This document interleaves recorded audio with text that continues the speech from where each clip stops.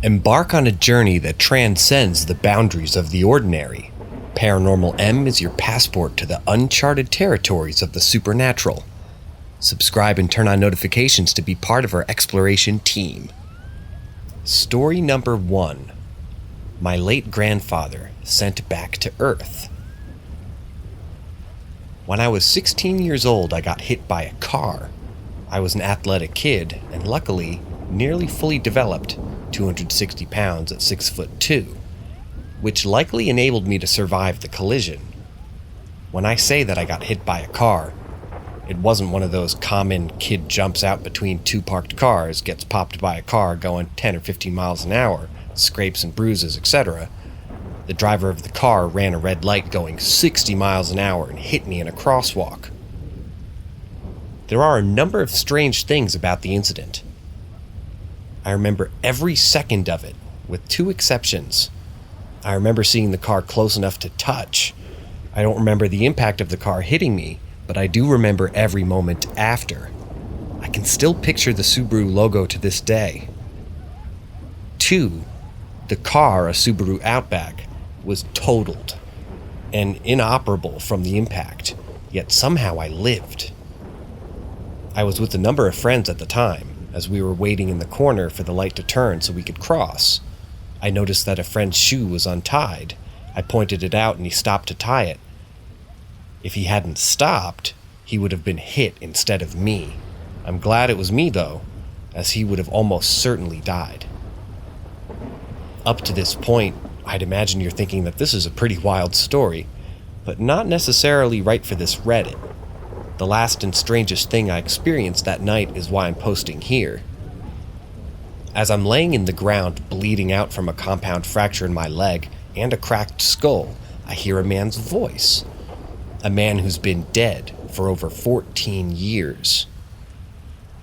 My grandfather, Pop, said, "Is that Timmy?"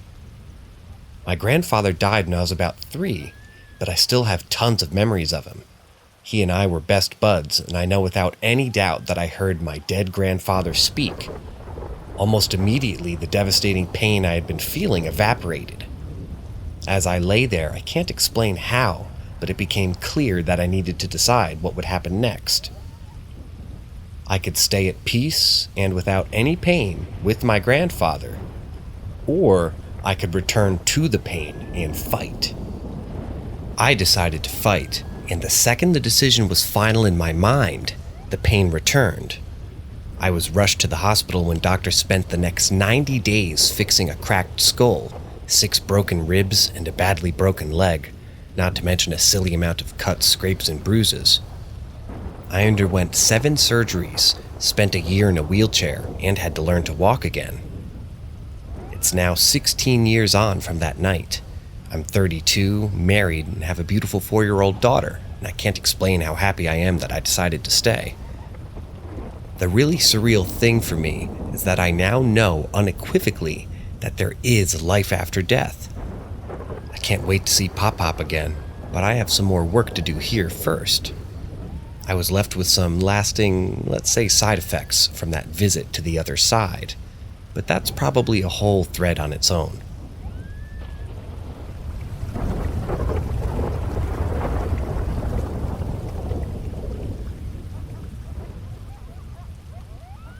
Story number 2. The Sound. I live in a small apartment with my 2 older siblings and my mom. We have 2 cats and a dog. Recently we had to move, leaving behind a memory of our old apartment that I doubt I'll ever forget. I don't quite remember what day it had been, but around 3 or 4 in the morning I headed downstairs to watch a short horror series, ironic I know, with my siblings. Specifically, one of the Alien episodes. I had excused myself to go get a snack from our kitchen just to the side of the living room, which had a TV up against the wall and our big black couch facing it. This unfortunately meant that each time I sat down, my back was to the staircase, and its inky black darkness never failed to unnerve me. As I sat back down, my siblings started up the episode, and I relaxed into the comfortable cushions, awaiting for the fun night of laughter. We were probably like 10 or 15 minutes into the episode, laughing and joking around as we usually do, and something happened that shook me to my core. The only way I can describe the noise I heard is as if someone was trying to choke a canine of some sort, and its final sound was a gurgling growl of anger. It was the most guttural, animalistic snarl I'd ever heard. I have a fear of dogs due to the past and my experiences, and I've heard my fair share of dogs' growls. This was nowhere near similar. My head had been leaned against the top cushion when it happened, and it sounded like it was directly behind me. It almost seemed to echo around me, causing me to freeze up in complete confusion and fear. I remember my shoulders tensing as I ever so slowly turned to my sibling, a look of shock on both of our faces. I swiveled around to look over at the couch, shouting, "What the fuck was that?" My brother had been in the kitchen at the time, rummaging through the fridge. He hadn't heard it. My sibling had. But when we both described the event, they described the noise as if it were quieter. Which makes me feel like it really might have been directly behind me. My brother poked his head in from the kitchen after hearing us freak out, asking what was wrong. We explained, and I remember him staring at us in disbelief and confusion. "It was probably just Scully," he said. Scully is our dog, and the idea that it might have been her wasn't exactly reassuring, but enough to calm me a little, since she isn't paranormal. I felt my shoulders untense momentarily, and a breath of relief escaped my lips. Before I heard thumps coming from the staircase, thump, thump, thump, I turned my head just in time to notice a familiar canine making her way down the stairs. She hadn't been anywhere near me when I heard the sound. I remember beginning to panic again, confusion and denial clouding my mind. Nothing made sense. If it wasn't Scully, what was it? What did we both hear? Why did it sound so enraged? Me and my sibling stayed confused and shooken up for a few hours after that. My brother retreated to bed, offering us some reassurance. At some point, I ended up sitting in the farthest corner from our couch, shaking and trembling like a leaf. My sibling joined me and comforted me as time passed. We likely sat there for an hour at least, because soon after I heard my mom start to come downstairs to get ready for work. She was doubtful when we explained what we'd heard, since she so closed herself off from anything paranormal. She comforted me, blamed it on the dog or something wrong with the couch, and got into the shower. My sibling went upstairs, leaving me alone with my thoughts. For as long as my mom took her shower, I sat in the same spot on the couch, my phone clutched in my hand. I had started filming. I wanted to see if I could catch it again. I was tense and on edge the entire time, just waiting for that unexplainable sound to happen again. The video ended up lasting 8 minutes before my mom came out and ushered me off to the other room. I didn't catch anything, but I had a hard time sleeping, and till this day, I can't get that sound out of my head.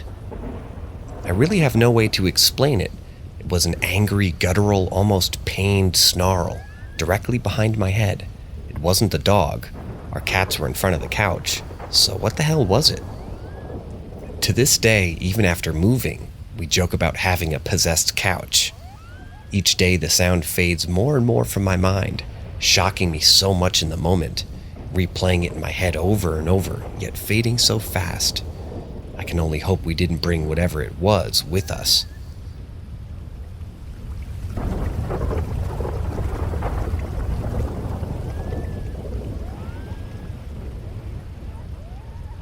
Story number 3. Me and my wife shared an experience, and now I'm really intrigued. I've dealt with sleep paralysis and EHS since I was a little kid. I won't delve too deeply into this, but it's not uncommon for me to either feel the beginnings of SP, which is the inability to move, or wake up seeing shadow people. I've maybe had 3 experiences in the past couple of years, so it's definitely become less frequent than when I was young.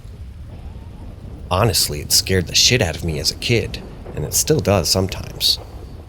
But I've grown almost used to it, and I figured it's all in my mind and not quote-unquote real.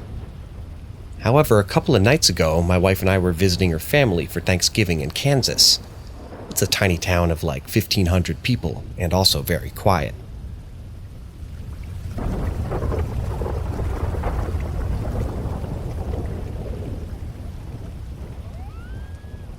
We were staying in the basement of an extended family member I hadn't met before, so I was already on edge being in a new place. Well, I woke up from a nightmare, the kind that sticks with you, when I woke up to an all too familiar feeling of being unable to move. I was able to move my head a bit, and upon waking, I noticed a figure about the size of a taller, bulky dude. There was no noise, but I watched it steadily move across the room from one corner to the next. We were sharing the room with my sister-in-law and her boyfriend, so I just figured it was her leaving. They had to head out around 5 a.m., so I thought nothing of it. What did strike me after a minute after seeing this was that I hadn't heard them leave. The house is a pre-manufactured one from the 70s. The basement ceiling is exposed, and it's 100% impossible for anybody to walk up the stairs and exit the house without hearing it. So I figured he'd gone to the bathroom, which is in the direction that I saw the figure moving. By this time, I could move my body, and upon positioning myself so I could see the bathroom, it was clear that no one was there. It was creepy, but what really did it for me is that when my wife, whom was laying on her side facing towards the bathroom, we saw the exact same thing. She said it went into the bathroom and never reappeared. So yeah, we're both a little freaked out. I'm naturally a skeptical person, and I've always felt comfort in knowing that my experiences were in my mind, but now I'm starting to wonder if there isn't more to it all.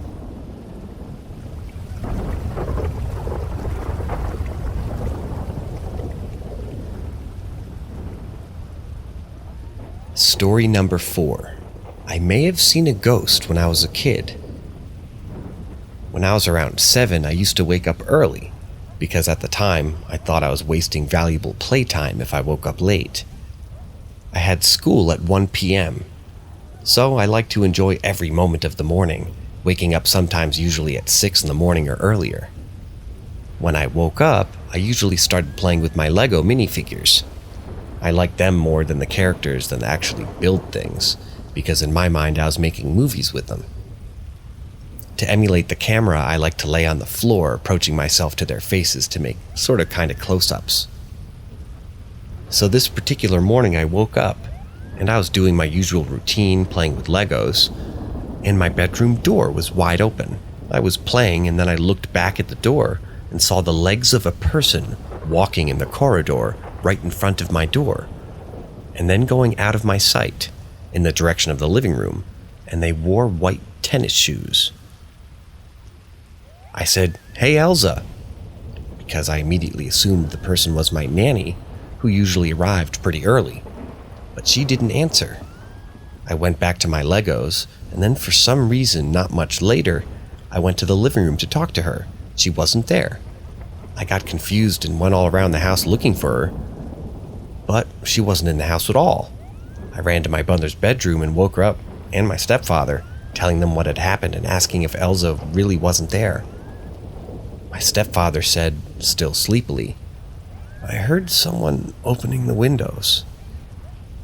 Then they went back to sleep, and I got creeped out for the rest of the morning. Sure, it could have been my active imagination, or maybe my mind playing tricks on me. And maybe my stepfather imagined hearing someone opening the window, or I had opened a window and I didn't remember. But at the time, I was very scared with the whole thing. My nanny only arrived around 9 or 10 a.m. that day, if I recall correctly.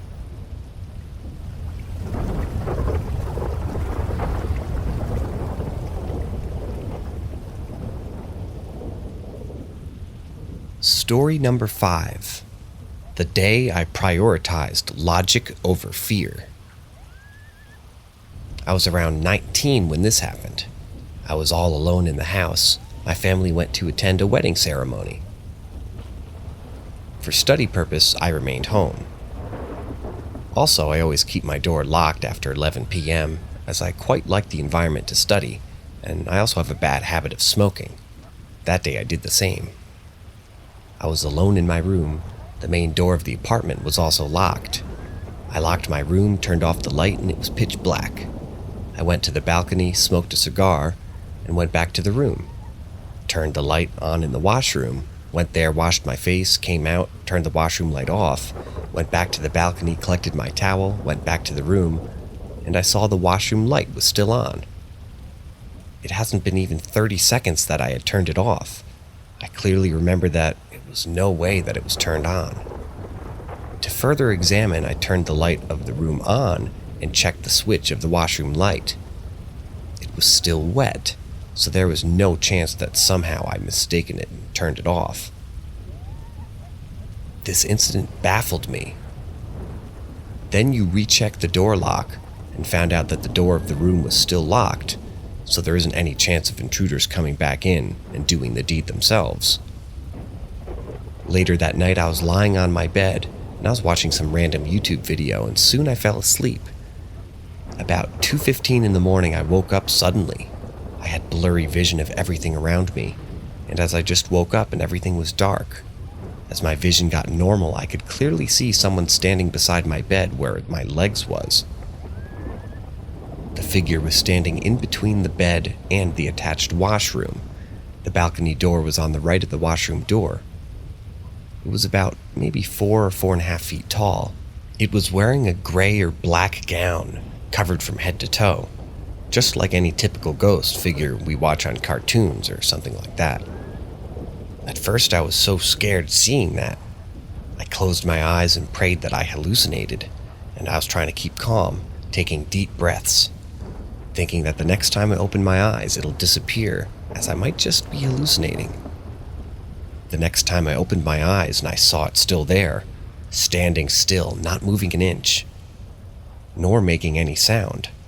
I was literally having difficulty breathing, could feel my body going numb, and every hair in my body was standing in fear. I again took the time to calm myself again by taking deep breaths, closing my eyes, and thinking that maybe any other rational explanation, really. A few moments passed and my inner skeptic kicked back. I was thinking of the possibility of it being an intruder, but then I thought, how could he enter the door to my room? It was locked. Then I realized the balcony door was still open and I forgot to shut it. But till then, I was too scared to open my eyes, so I kept on thinking. I came to a conclusion that there is only 2 possibilities. There's no way I hallucinated twice, and I saw the same figure. So it must either be a ghost or an intruder. In my mind, I gathered enough strength in those few moments to rationally think it through. But to me, the chances of it being a ghost was slim, but couldn't disregard it also. So I came up with a plan. Logically, I should defend myself from whatever is standing before me. I thought to myself that I should punch the figure as hard as I could. But if it was an intruder, a punch was enough force. Maybe I could just knock him down. And if the punch doesn't connect and rather phases through the body, then it's a spirit or a ghost or some kind of thing like that, and I should run the hell out of that apartment. It took a bit long to finally commit. In a blink, I stood up, gave the hardest punch I ever could, and it connected. I could feel that I've hit the target. But to my shock, it was the wooden chair covered with a towel I used early to wipe my face. There was no intruder nor any ghost, and the hardest punch I could give connected to a wooden chair. I was suffering from immense pain. The chair fell down, though. That day I gained 2 things. Firstly, rational thinking is not always necessary. And the second thing I gained was a fractured wrist. This incident was so embarrassing that even my family members don't know the real cause of my broken hand.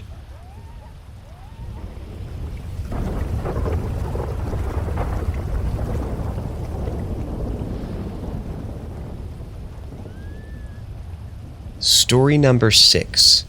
Astral traveling with my mom.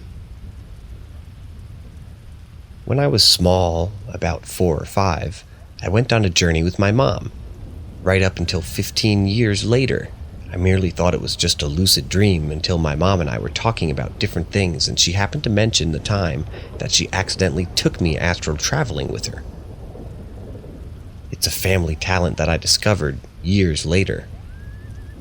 In fact, on many occasions before this particular time, Mom, who was 23 at the time, used to go astral traveling with my 19-year-old uncle, who was in his youth very well practiced in the craft of our ancestors, and taught me a fair bit about nature magic, quote-unquote, as he used to call it, and the positive magnetic energy of the planet.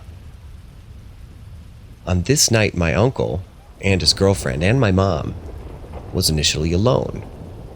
She told me that she felt herself slipping away from her natural state as usual, but remembered that I was laying in the bed beside her. So not wanting to leave me alone unattended, she linked our psyches before transcending to the other state of being, and it was there that I took on a dream. The first thing I noticed was the sound. It was a low-toned buzzing that I couldn't relate to or recognize. The nearest thing I can liken it to now, and even still it won't really be able to accurately describe it, is radio static. I was also aware of all the colors. They were all very muted pastels, lilacs, purples, blues, and pinks, all looking not quite real, dreamy. The light around and the color simmered and pulled gently. I felt the wind, a constant, chilly, silent wind, which slightly made my cheeks numb and fingers tingle. I remember Mom holding me tightly around my waist. It actually felt as if we were flying. That doesn't explain the sensations as well as I thought, though. There were several other feelings, too. I don't have much recollection of anything else, just waking up the next morning beside Mom and remembering all the really vivid, happy things in the dream.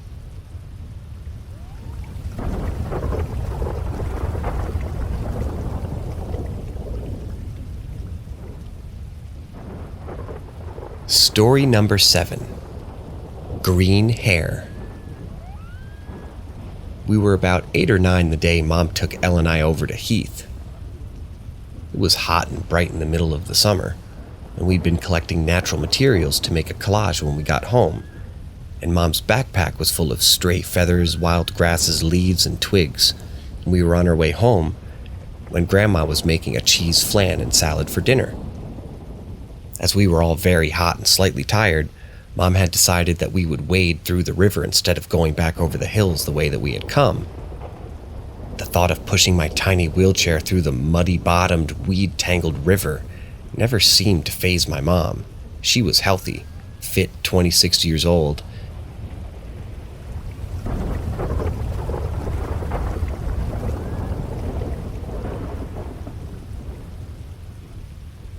and knew Heath like the back of her hand. The river wasn't very deep at that part, so Mom tipped my wheelchair back, told Elle to hold onto the handle, and we went in. The water immediately soaked our clothes through, and Elle and I started to scream and giggle and splash each other in sheer delight. Then we saw them. Weeds. Flowing with the current flow of the river, swaying back and forth like a woman's long, tangled, unkept hair, and I got the distinct impression that what we saw could have been either thing. I glanced at Elle and instantly knew that she was having the same uncanny notion. The weeds started to curl around our legs and the wheel of my wheelchair, making our progress a little bit more laborious. And our previous screams of playful fun changed to moans and squeals of unease and disgust as we felt the weeds gently tugging at our legs. At no point did Mom ever look anxious or fazed by this experience. She just kept saying, "It's only water weeds, you two. Come on, don't be silly. You've seen them loads of times." We finally reached the other side of the river, and as Mom dragged my wheelchair backwards up the riverbank, Elle climbed up and sat down beside me. We both just stared silently at the river and the sea of green for what felt like the longest time. But in actual fact, it was probably 10 minutes, before walking the rest of the way home. That night, after a hot bubble bath and cheese flan salad, in our flannel pajamas and slipper socks around fire drinking hot tea, we told Grandma about our adventure. Our grandma took a sip of tea from her mug and told us the story of Green Hair. She had been a real person, though her real name had been forgotten by Grandma, conveniently. Anyway, she had lived in the village around 1912, before the area was built up and modernized, and developed into what it has become now. She was young and kind, with a pretty face and beautiful long blonde hair, a daughter of a gentleman farmer, and was deeply in love with a handsome young soldier. They were to get married, but before they could, the Great War broke out, and the young man was called up to fight. He was killed by a hand grenade on the front line, and when she found out she was widowed before she'd even become a wife, she lost the will to live, and driven by grief-stricken insanity, she went to the same river that we waded through, and she threw herself in. The river was as wild as the land at the time, and by the time her body was discovered, it was blue, bloated, and half-eaten by fish. Her long corn-colored hair had become interwoven with the slimy algae and long strands of evil-smelling river weeds, which clogged and choked the bed of the river.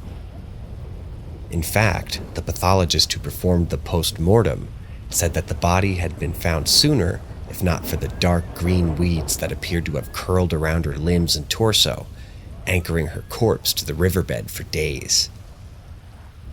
From that time onward, it was said that the river was haunted, cursed, or both. People claimed to see the spirit of the young woman kneeling beside the river and weeping bitterly. More commonly, people often saw the body of the girl floating to the top of the water, with long green hair and weeds streaming out behind her. And so she was given the name of Green Hair. Elle and I asked Grandma why we hadn't heard the story before. Grandma just smiled and said it's because it was an age ago, even before she herself was born. The area was developed and built up, and the river was tidied up and reconstructed, and along with it, the tragic tale of Green Hair was lost in the stream of passing time. We didn't altogether believe Gran's morbid tale, but when Elle and I talked about it in bed late that night, neither of us could dismiss the eerie feeling that we saw the green hair flowing in the river that day.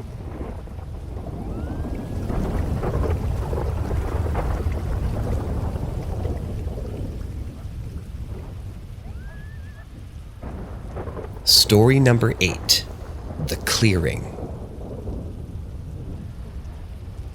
One Saturday when I was around 13, my uncle came round with his girlfriend and 2 younger cousins.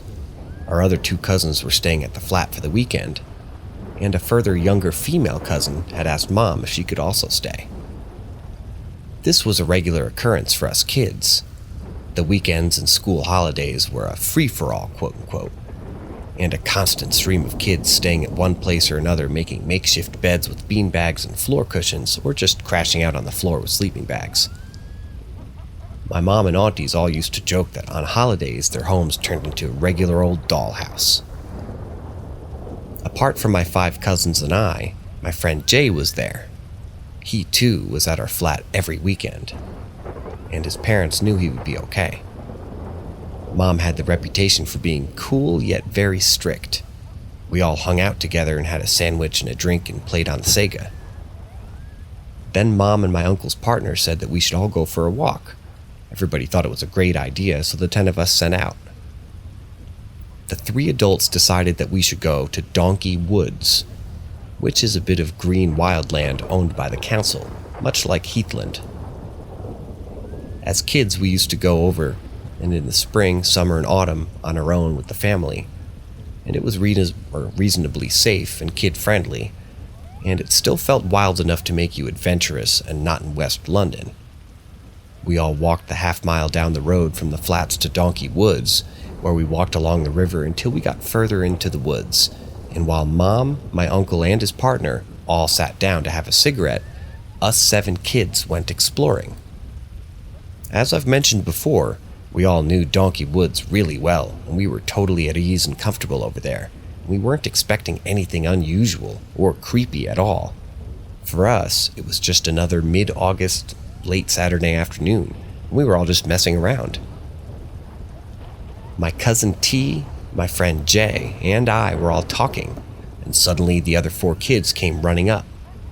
They hadn't been too far away, just slightly down farther to the river. They were all out of breath and they looked rattled.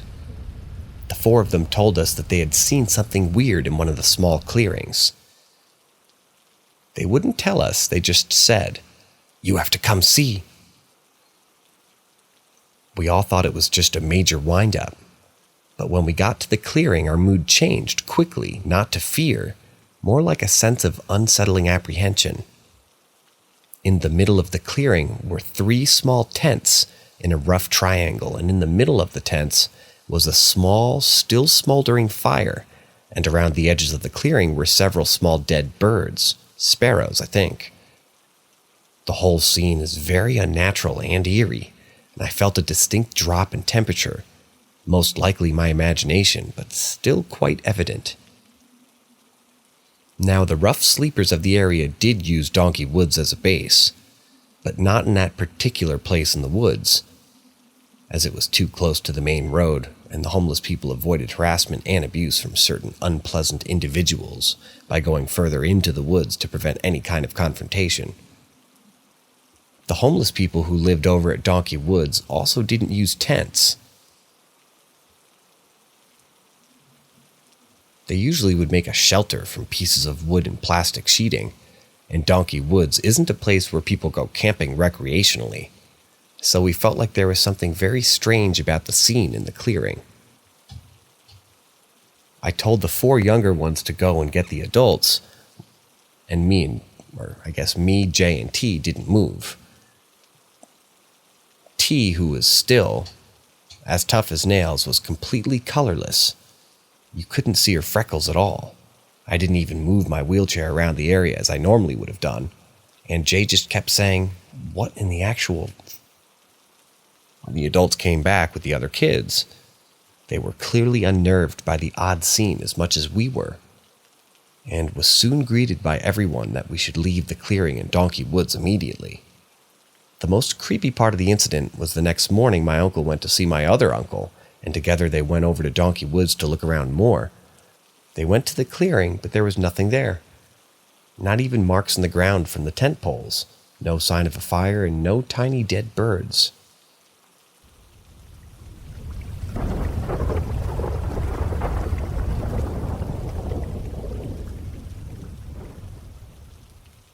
Story number 9. My mom's weird bus stop experience. A few years back, my mom was coming home after spending the afternoon at my auntie's cousins and their kids. When she got home, Mom told my husband and I about the incident she'd experienced waiting for the bus. We come from a family of healers and sensitives, so I've had paranormal and supernatural experiences all my life, as has the rest of my family.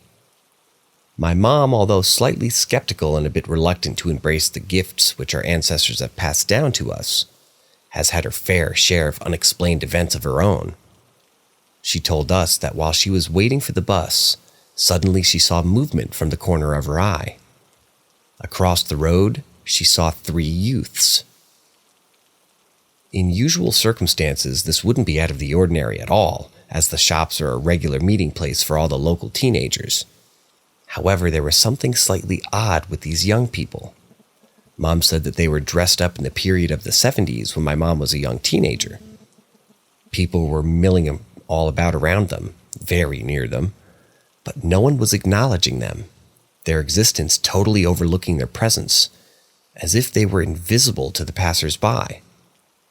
Mom was distracted for a brief moment, and when she looked back again where the mysterious youths had been, they were gone. She even watched the only open shop, as she thought they might have gone in. She waited until her bus came, 20 minutes, but they didn't come out. There was nowhere else that they could have gone in the time that my mom wasn't watching them. Mom said the most unsettling thing about it was the normality of the 3 figures and the fact that she was apparently the only one to see that they were even there.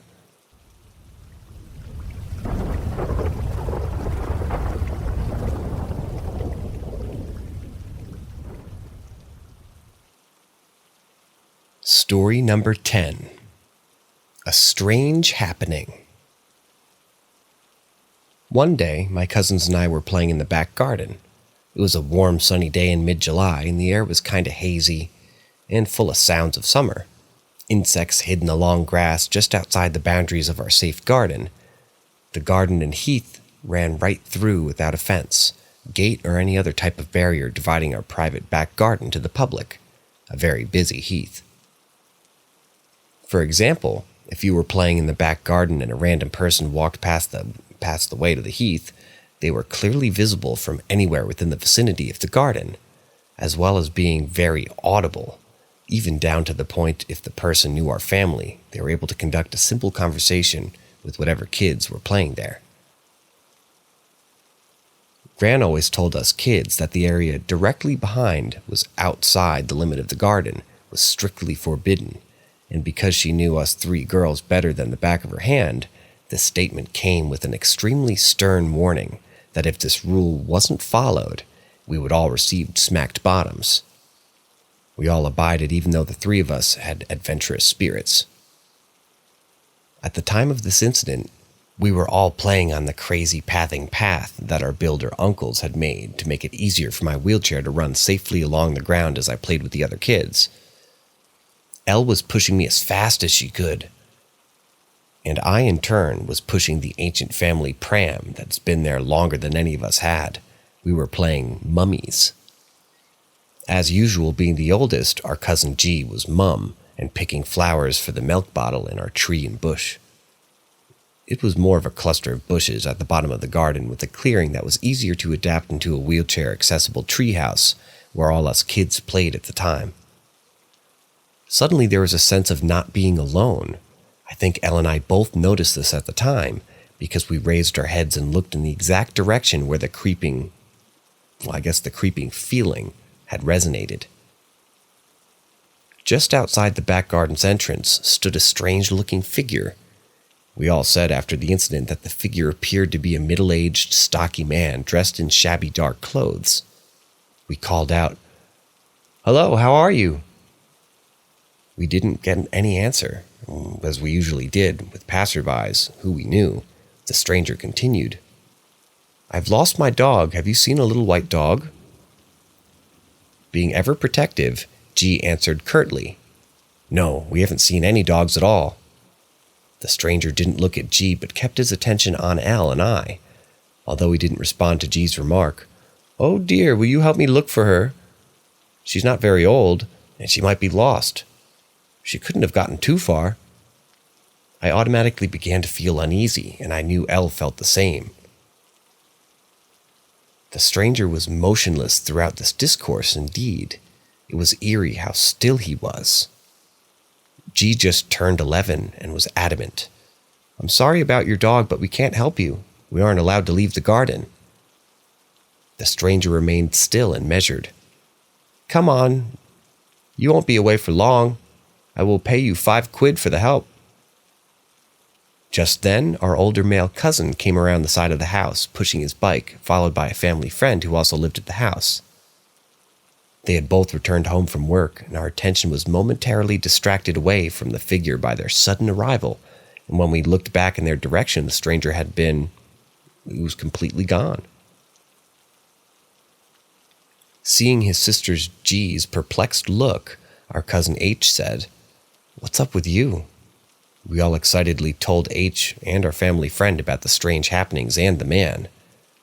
While the family friend, slightly unnerved by our account, rounded the three of us up and hurried us inside, H immediately marched out of the back garden in the direction of where he had said the man must have gone, cursing under his breath about dirty old men perving on little girls, quote unquote, only to return 20 minutes later hot, bothered, and cross. "Were you three having a laugh or what?" he said angrily. "There wasn't a man on the way that I went back, and the fact that I never saw anyone at all. It's too hot to play stupid games, little brats." The three of us were obviously indignant at this slur, as we had all seen and spoken to the same man. Later, when we were in the bedroom with my mom, she asked us about the incident. I still often talk about that day with my mom and cousins. We still have no idea where the strange man could have gone, or who he even was.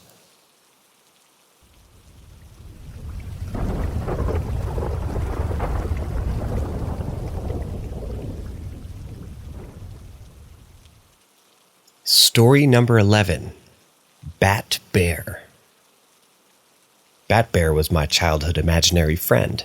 He was a small bear-type creature the size of a 6-year-old, with long bat ears, dressed in a red jumper and blue dungarees with gold buttons. He was with me from the age of 3 to 9, and he was what my grandma thought to be a puka, pronounced puka. It's spelled P-U-C'-A, however. The puka is a fae, a fairy, and a creature that's a shapeshifter, but it appears as a horse, a goat, or a dog, or a cat, a raven, maybe a rabbit, and most commonly a hare. It was believed that in the rural areas of old Ireland, they could bring ill or good fortune to the farms of hamlets that they haunted. Bat Bear never told me to do bad things, and never did anything creepy or crazy. If anything, he made me want to behave. When I got cross, naughty, or said something, he tried to calm me down and always led me to amend my behavior. Bat Bear wasn't good, nor was he bad, he just existed. He used to curl up at the edge of my bed to sleep, sit beside me on the floor as I played, and sat beside me when I was in my wheelchair and we read together. He was around for 6 years, and then he was gone as suddenly as he arrived. My grandma used to say that pukas were wild and Bat Bear was wild. Looking back at him now, I personally think that he really was a puka, a generous one. And I believe that Gran saw him too. I still like to think that he was there when I needed him.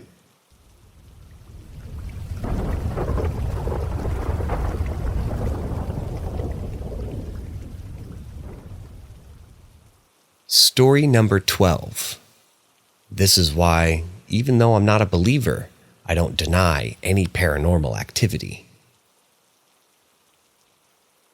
I think this happened around 4 or 5 years ago when I was 16 or 17, more or less.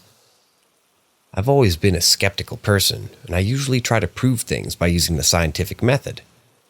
For example, when I was a very little kid, we had a cat, and I pushed her one day from a very high distance to see if it was true that cats always land on their feet. By the way, she landed perfectly. I'm sorry I did it, though. And I know this has nothing to do with the actual story, but I find it very relevant because it explains my initial behavior in the really weird parts of the story. So now the actual story. This happened in Spain, where I live, and I think it was at the very end of the summer, more or less. I went visiting a friend in town where we both live, and it was a really good day. Sunny, but surprisingly not hot enough so that I could wear large pants, which I love. We were hanging out like we usually did at the time, talking about whatever was in her room. It was the most normal and chill day that we possibly could enjoy. So she and her mom were the only ones living in the house that summer. And while we were talking to her mom told us that she was going to go buy groceries for the next week. So she closed everything in the first floor, windows and doors, and now we're alone in the house. We kept talking about our stuff when suddenly it starts getting really windy, and the windows in the second floor were all open because it was summer.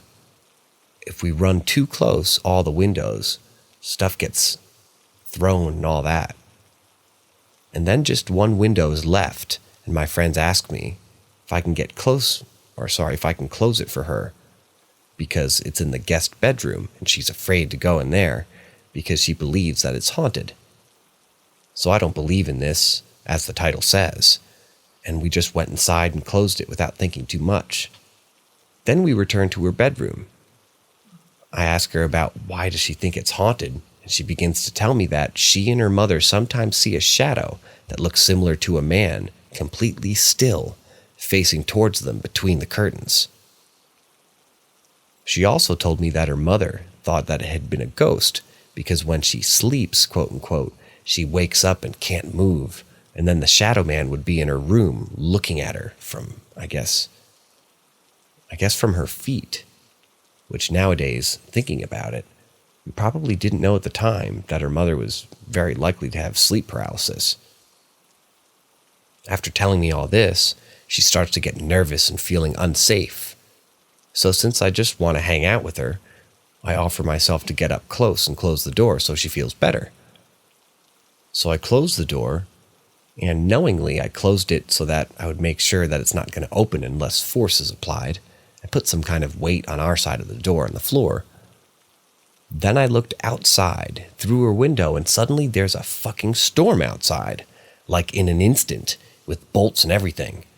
And I get a little worried because that might slow me when I have to walk her home later.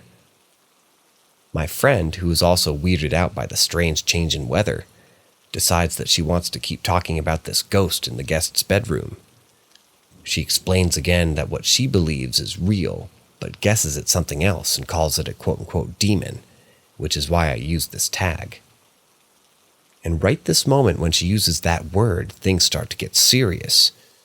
Thunders start to sound very loud outside, which alerts us. And out of fucking nowhere, we both feel it at the same time. This chill sat in the back of our necks, and suddenly it gets kind of cool in the bedroom. She suggests that we get under her blankets, which we do. And when we start talking about these really weird changes inside the house, the door that I had previously closed opens. And it was the fucking worst. I didn't open in a normal way. And it couldn't have because of the weight that I'd previously set on the floor.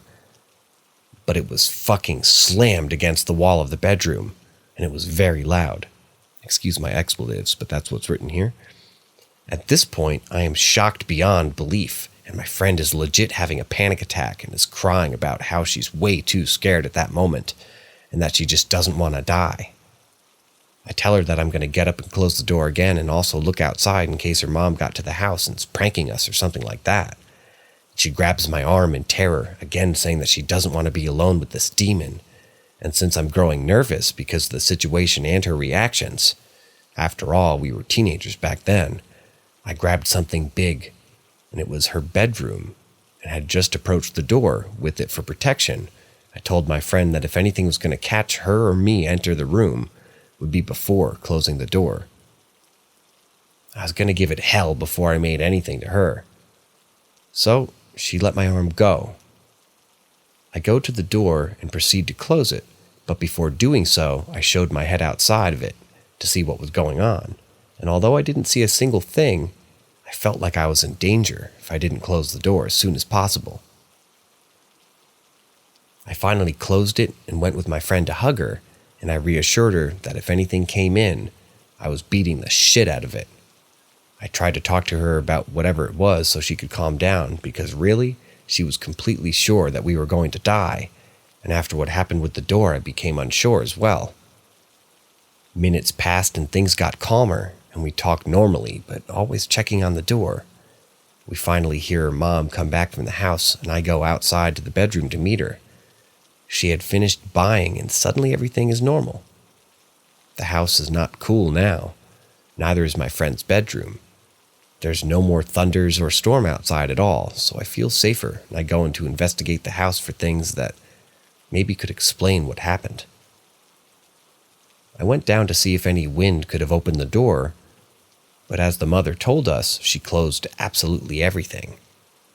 I entered the guest's room to see if there was anything weird or something unusual, but nope, found nothing that could explain the situation to me. And I know after all that, this may sound weird, but after inspecting everything I could think of, I'm completely terrified. In the end, because of our fear of my friend, and I decided it's better that I go home and I just leave almost immediately. When I arrive at my house, I see the time and it was still early in the day. I thought it had been my friend's for hours, when really it was just about a half an hour. The event happened around 20 minutes or something like that since my friend's mom left, and in those 20 minutes, even the weather changed and came back to normal. And that was it. Up till this day, I still don't know what happened. As the narrator, I apologize if some of that didn't make sense, but I'm trying to make sense of the text as it comes at me here.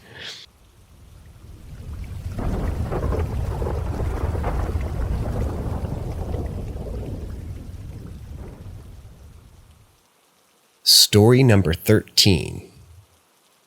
Could eye floaters be the answer to why animals, like cats and dogs, sometimes act as if interacting with something invisible sporadically?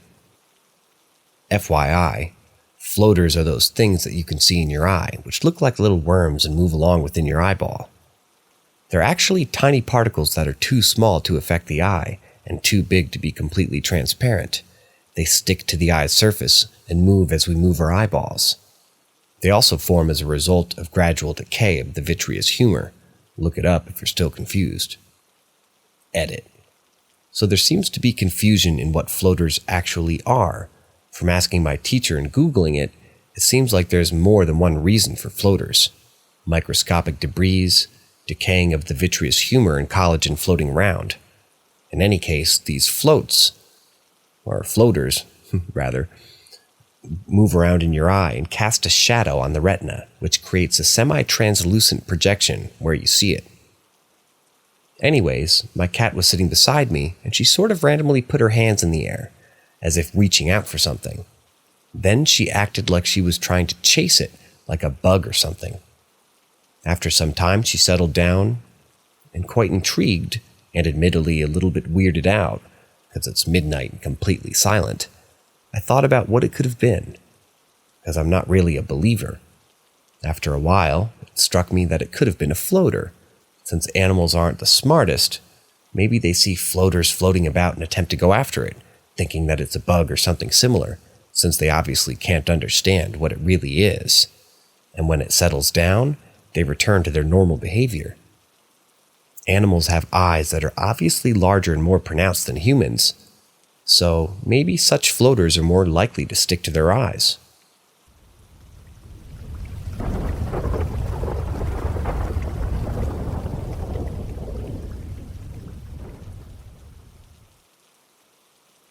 Story number 14.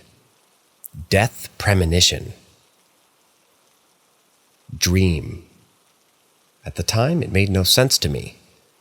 In the dream, I was walking through my garden, and not far from me, I could see my father. He was sitting in a sofa, but his facial expressions were blank. He was staring at nothing, and his head was tilted to one side, arms beside his legs, and he wasn't moving. I could see a lot of people I didn't know walking behind him, talking about where they would get his car and who would keep his watch and other belongings. After I heard this conversation, I felt angry and I started to yell that he wasn't dead and to go the hell away for acting like vultures over his possessions. That was the end of the dream. A few days go by and I told my best friend about it. It made no sense to us because our dad was alive at the moment and he was healthy. 3 months forward, I was at another city and received a call from him. My sister and I lived together. But when we reached the cell phone, it was too late. We tried to call him back, but he didn't answer. Later that day, our mom called us to let us know that my dad was ill, and a car would be picking us up to come home. We arrived home early to learn that my father passed away that very day. A few years before, there was one day I couldn't find him. My parents were divorced, and I was living with my mom.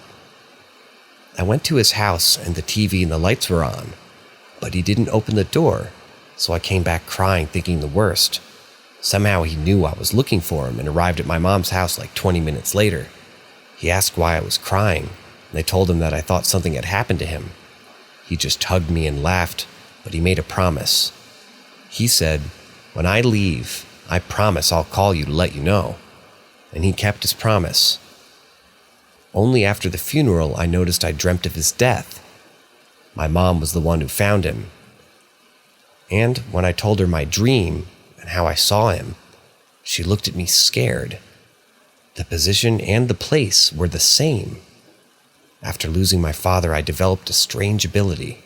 I can now tell if someone has a long time to live or if their time is almost up.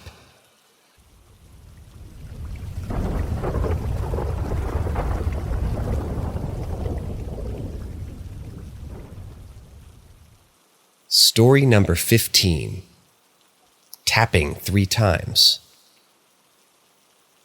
Me and my partner have been experiencing some paranormal activity over the 3 years that we've been together. We're currently living in a new flat, so no one lived here before my partner, as it's his flat and I'm sort of living between his and my parents. At the beginning, our experiences just started out with the kettle turning on and off, so we thought it might have just been faulty, and we bought another one to find out that it does the same as it had done before. After that, it progressed into objects moving around and finding themselves in places that we know are definitely not where we put them. For example, finding keys in a sock drawer or something silly like that, and even things that have been thrown at us from the wardrobe and onto the floor in the early hours of the morning, which is the worst. It really gets my adrenaline going. A few moments back, I bought an EMF detector and began working with it. Of course, it goes off quite a lot to the yellow and red zones for a few minutes. And then, it'll be it for about around an hour. I wrote this section, but just to give the range of what the spirit can do so you guys can give me some information, hopefully. This month, it's decided, I'm a proper shake things up.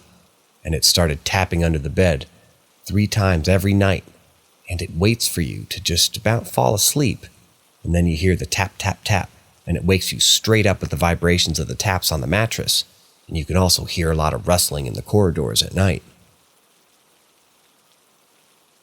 I went home the other day to my bedroom at my parents', which is miles away from my partner's. I has a bunk bed from when I was younger, but without the bottom bunk and the desk instead. So there I was at 3:30ish in the morning, cuddling my cat in bed, going to sleep, and tap, tap, tap. And this time I shot straight up because I was processing the fact that I'm in a different household, and it was literally following me home to tap at me.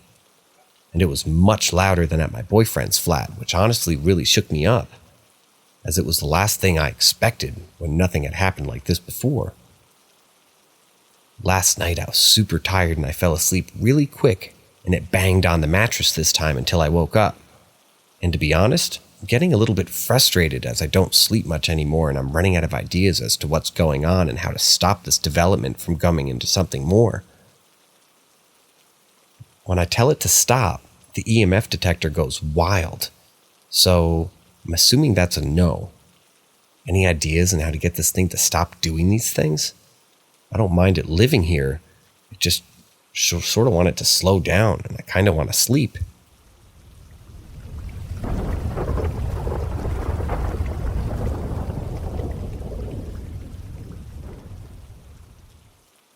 Story number 16. Possibly contacted my boyfriend's dead relative.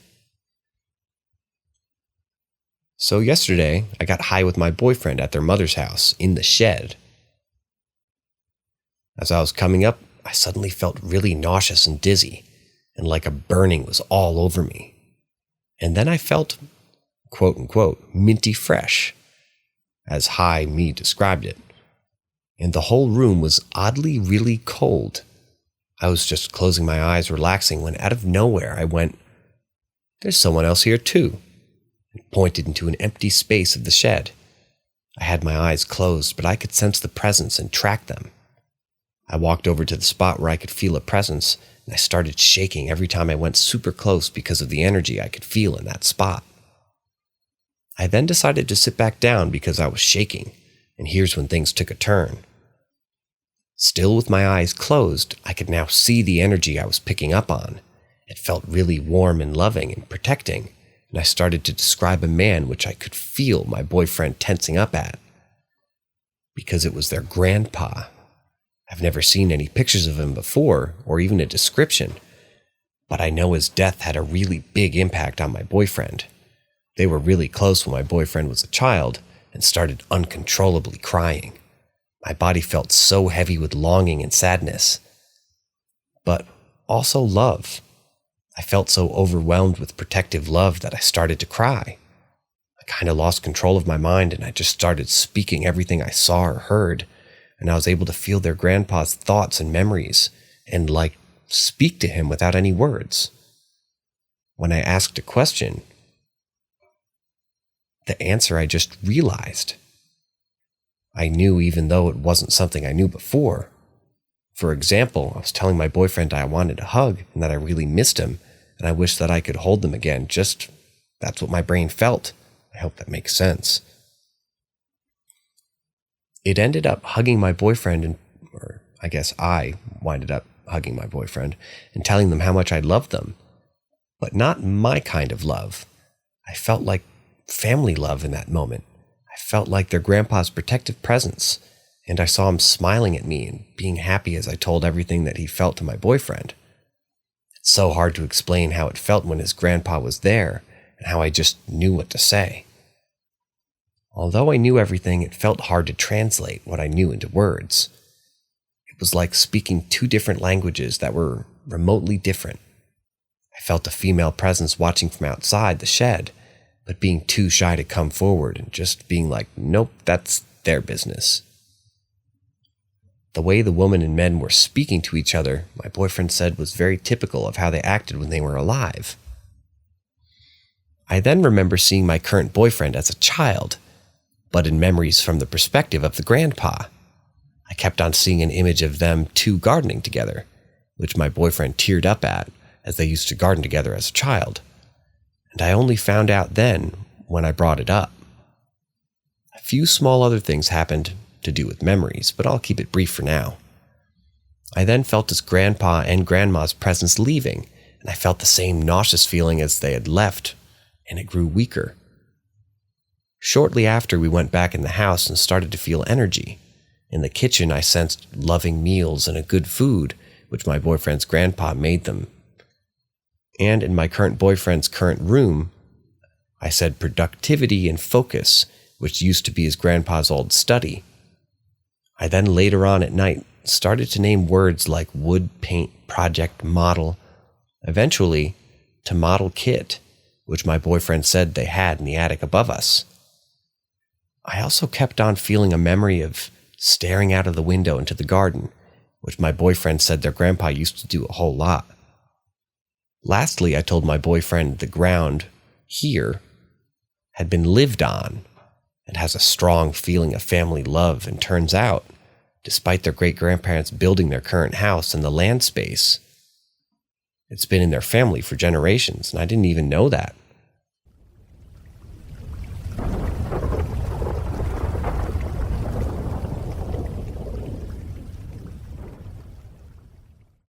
Story number 17. Scary experience the other day. My friends and I were hanging out at a little park in our hometown, which is right behind a Taco Bell. We were just chatting and having a good time, and then one of my friends decided to go to the Taco Bell to use the bathroom. We live in a small town in Northern California where no crime really happens, so we let her go on her own.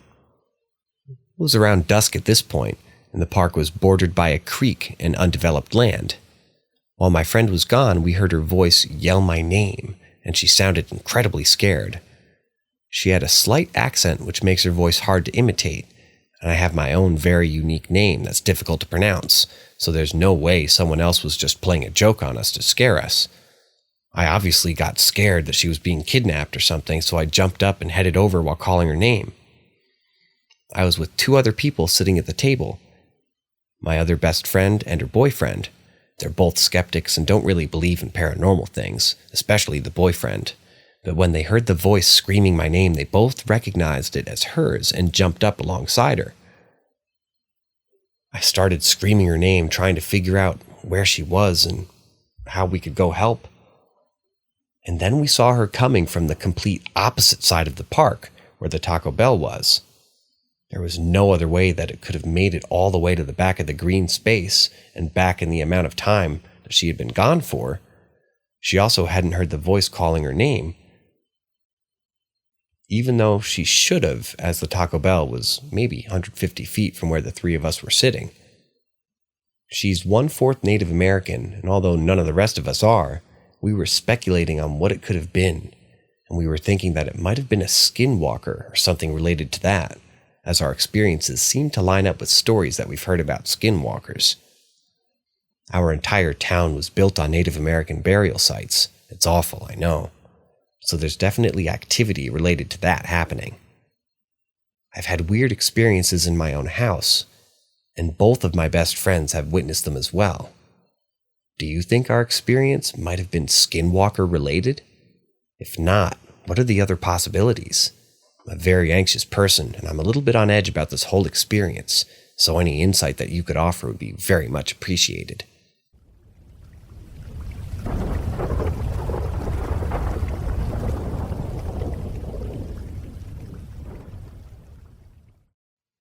Story number 18. Feel like my dad tried to contact my family. My dad passed away in August 2020. Not from COVID, he had a serious heart disease. I'm 20 and live with my boyfriend in another town. My sister is 16 and lives with mom, so me and my boyfriend went to my hometown together for funerals. Anyway, I'm kind of a person who prefers to ignore pain as a defense mechanism, so I tried to keep the atmosphere as light as possible. I really tried to distract everyone from grief. So we spent some time watching movies and playing video games and talking about normal stuff. The first weird thing happened a few days after our arrival. Shortly before that, I began to get interested in 3D modeling, and I spent a lot of time in the computer and phone studying this very topic. One morning I woke up and scrolled through some memes on Reddit and then saw that my battery's low and decided to put it underneath my pillow, and I perfectly remember how I did that. From the morning till about 12 p.m., without even visiting a bathroom, I was in my bed with my boyfriend. We were making 3D models. No one visited the room, and I'm 100% sure that no one tried to grab my phone from a pillow. But yeah, a few hours later, I decided to check it out, and I didn't find it. We searched everywhere, and then I found it right next to where my dad's portrait was in his bedroom. My mom wasn't even home. My sister said that she didn't leave her room. We know that she didn't come out of her bedroom. I asked everyone a few times, and they all said that they didn't touch it. When my mom came back, I told her this story, and she jokingly said, "Remember how Dad just hated that I was on my phone all the time? Maybe he's just trying to say, forget about that phone, spend some goddamn time with your family." My mom looked at us with all the seriousness and said that I might be right, and she didn't even think of that. Turns out she had been crying for a week every night she talks about my dad, about how difficult it is for her. We went to the kitchen and spent a few hours discussing things. In the end, she said that it was Dad, and that he was right, and that we needed to talk. Later, after we came back home, we all saw Dad in our dreams in the same night. I saw him in the apartment where I grew up, and he was in a white suit that he never had in real life. I run to him in tears and hugged him, and he said, "Hey there, why are you crying? We're all going to the restaurant, it's going to be okay." I heard my mom and sister's footsteps, and then I woke up. I immediately messaged my sister about this when I woke up. Surprisingly, she said, "Oh my God, I saw him in a dream too." She saw him in our old house working, like he had always used to, in the same white suit. She cried and immediately hugged him and calmed her down. Or he calmed her down. And finally we told Mom, and she said that she saw him too, same white clothes. In her dream, she was in her current apartment, and they accompanied me to another city.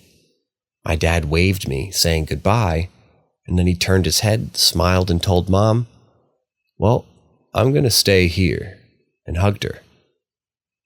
Mom even said that her dog was surprisingly happy that night. He was running and barking while sleeping. Maybe my dad visited him too.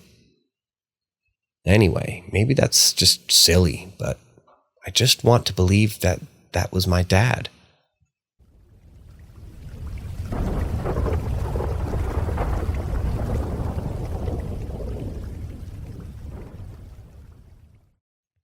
Story number 19. Something was watching me sleep through my window. Last week, I was at home watching a movie. I was reclined in my chair, which faces a window that faces another building with a small amount of grass in between. I live in a basement apartment, so the windows are at ground level, and they're about 2 feet tall and 3 feet wide. I dozed off and fell into a deep sleep. My dog is sleeping on my lap. I'll mention that my dog barks at any animal or wild rustling leaves outside my window, No people ever walk by it given its location, but occasionally a bird will come by. I wake up abruptly from my sleep with intense alertness. My eyes open wide quickly like an instinctual response. I remember immediately feeling like I was being watched. Simultaneously, I look straight at the window. I'm staring right at this face. Our eyes are locked on each other. I remember feeling nothing but extreme alertness and fear, but also very calm. I had this absolute knowing that it had been watching me sleep for a while. It felt more curious than threatening. It was bizarre, and I felt like I couldn't move, like I was hypnotized. Anyways, we stare at each other for a solid 20 or so seconds. I'm just lying there still, unblinking. My mind was shifting through possibilities to rationalize logically what it could be. I wanted so badly to believe that it was an animal, but its face was bare of fur with human-colored skin. It was very small. No way that it could have been human. It maybe had to be the size of a 1-year-old child, if that by the size of its face. I couldn't see its body because it was dark outside, but my apartment was lit by Christmas lights. It looked like it was leaned on its arms with its face as close to the window as possible. It was strange to me that my dog wasn't barking. He lied there still with me. And this is when I didn't feel like it. It felt more like a trance state. I felt connected to it somehow. I get the nerve to remember my thought process being in slow motion and clear. So I looked up and I mumble, "What the fuck?" Then it backs away. I tell myself to listen closely to see if I can hear 4 legs or 2. It gets up and runs away, and this is when my dog starts barking. That's when I know for sure I'm not imagining it. I hear it run, distinctly on 2 feet. It sounded so small, and I could tell by the sound that its gait was very small. I sit there confused. My dog just goes crazy. I check the time, and it's 4:47 a.m. Guys, I have no idea what to think. It does not correlate with anything, except for one thing. In late August, I started building a shrine and temple type thing out in the woods at a large nature park. It was my favorite spot to go to meditate or practice my harmonica, or write. I became an encompassing spiritual ritual to go out there. The whole thing was a meditation type practice, and it's basically a big teepee made of a dead tree, trunks and branches, with stacked circles of sticks inside. I had worked tirelessly out there, being in a kind of union with nature in my mind as I built it. I meditated and carried out the meditation, and I guess that meditation was through action of building this thing here. I remember one night at 1 a.m., a friend and I were sitting out there, and we were in the middle of a conversation when my friend's face turned into panic and worry. I stopped talking and I can hear footsteps coming toward us. It was already loud and distinct as if it was closing in on us. But we sat and listened for a long time as it kept walking closer, but it never got to us. We decided to leave, and she doesn't like talking about it because of the feeling of the energy in the air as we acknowledged it. Anyways, someone totally destroyed my shrine in October, and I left it as it is. It crushed me, and I would often visit the ruins heartbroken. To wrap this tangent up, the day this happened, the creature watching me sleep, was the same day I went out there and suddenly felt a strong urge to rebuild it. I cleared everything and started again. After a few hours, I came home and fell asleep, and then this happened.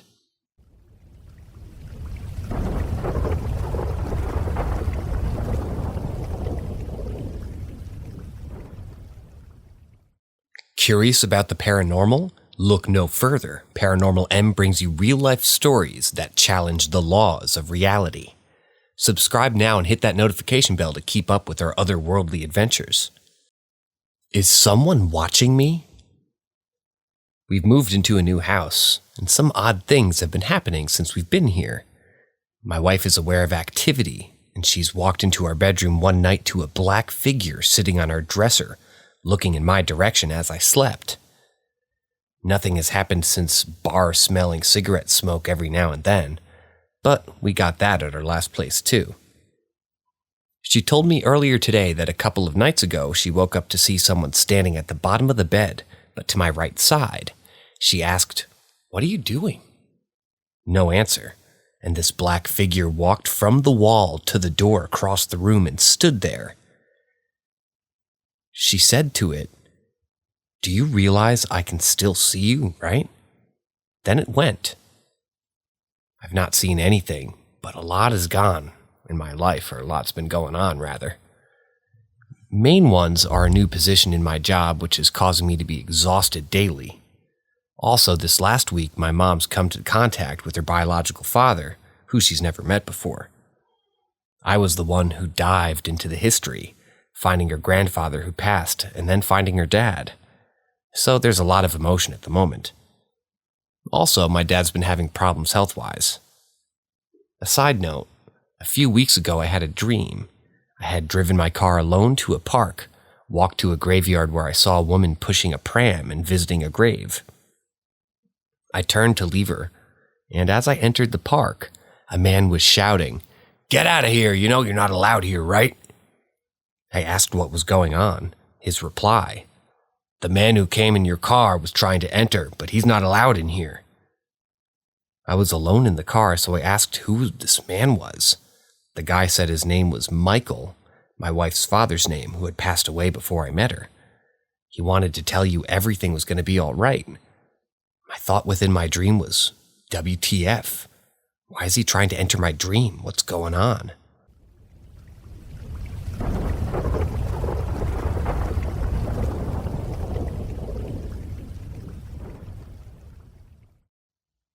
Signs from my father. When we got to the hospital, the morning of the 22nd, he passed within 30 minutes of my mother and I arriving in the room. He was medically brain dead and hooked up to so many machines that were keeping his vitals stable. What I thought was the craziest part was a minute before we lost him and we were saying our goodbyes. I noticed he had a small tear come from his left eye and pointed it out to my mom. I'd like to think that he was saying his goodbye to us as well, even though we couldn't hear him. I had my phone on a table that was about 4 feet away from us. A couple moments after the passing, Siri was randomly going off. I took comfort in knowing that he held on to us for so long that he could still say his goodbyes. The next morning on our drive home from the hospital, roughly 2.5 hours away from our hometown, right when we got off the exit to get home, I get a notification from eBay. Last summer, he got a couple of NASCAR jackets to flip on eBay. One sold back in September, and the notification that I got was the second jacket sold. I thought to myself, this is too much to be a coincidence for it not to be a sign. Over the next few days, when we were figuring out life insurance policies and such, my mother got visibly angry because she took out an extra policy for him. But supposedly he didn't have any extra for himself. Don't get me wrong, we aren't greedy or anything like that. Hell, I don't care if I get a dime. I just want my mom to be taken care of and minimize her worries. I was about to get ready to meet the priest. The phone rings and it says invalid number. That's what shows up on the caller ID. I never answer unknown calls, but I didn't want my mother to deal with it, so I picked it up. I said hello a couple of times, and then the sound of a broken cell phone comes through, and the voice sounded like that of a man in his mid-20s that was real sad. It said, "Don't worry," or "No worries." Breaking up noise. "Where are you? Miss you." Break up noise. "With Grandpa, love you." I said what a couple of times, and then the phone hung up. I was baffled. I looked at the number again, and instead of a 1-800 number, the number was 11-800. I did a reverse lookup of the number, and it was some communication company. I decided to call the number, and it was a standard touch menu. I stopped at that. Turns out, since time has passed, more things were sorted out, and she didn't have to worry. There were secret accounts or policies or anything like that. I've had signs here and there from him. He's even shown up in my room once when I was sleeping. My mother's signs have been things that she had disappear only to reappear. Her big one that she got, and took a bit for her to realize it. My parents' lawn was one of my dad's pride and joys. He wouldn't let anyone touch it at all and was very particular on how it was cut. He would joke with my mother, "When I'm gone, who's going to take care of the lawn?" To which she would just hold up the phone and say, "Hello, lawn boy." About 2 weeks after his passing, a landscaper called and left a message, asking if she would like a price for the quote for the lawn. She didn't call back, and a couple of days later, the person called again and left the same message. Then it clicked for her. That was a sign for her. Mind you, it was December in Wisconsin. No one is worried about their lawn at that time. Here's some other things from different family members. The day after his passing, one cousin shot the biggest buck of his life. My father had his heart attack while he was out at deer camp. One of his sisters he's close with said that he found a white feather on his writing desk the morning after he passed. One of my other cousins, who was the funeral director and worked with a few years toward the end of his life, had a dream that seemed too real. She said that she went over to the house and he was in the garage putzing around having a cigarette in his usual habitat. She said to him, "Uncle Mickey, what are you doing here? You're dead." To which he said, "Yeah, I know, but I'm doing just fine." Like I said, she said it seemed like one of those dreams that was too real. Now for what we found out today. My dad owned a barbershop for roughly 30 years. Today my mother went to the shop to give the guy he mentored one of his clippers as a memento. He showed her a picture. It was a picture of an old customer, or rather one that an old customer took. The picture was of a hearse parked in front of the barbershop. I guess the guy took the picture because he saw it there when he went into the store. When he came out 20 minutes later, it was still there, so he snapped it because he thought it was funny. Well, the date of the picture, November 21st, the day my dad had his heart attack.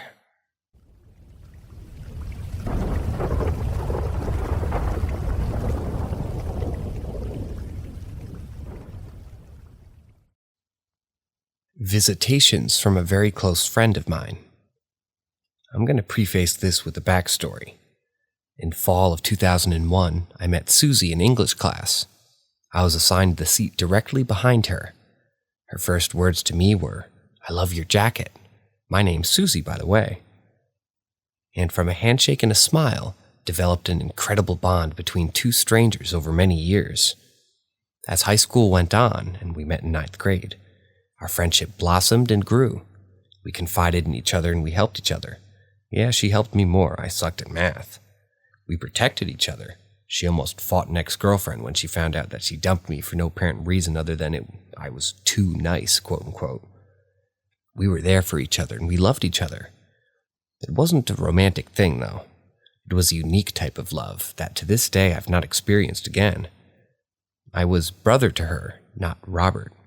And to me, she was my baby sister, something I still cherish to this day as I never had a sister.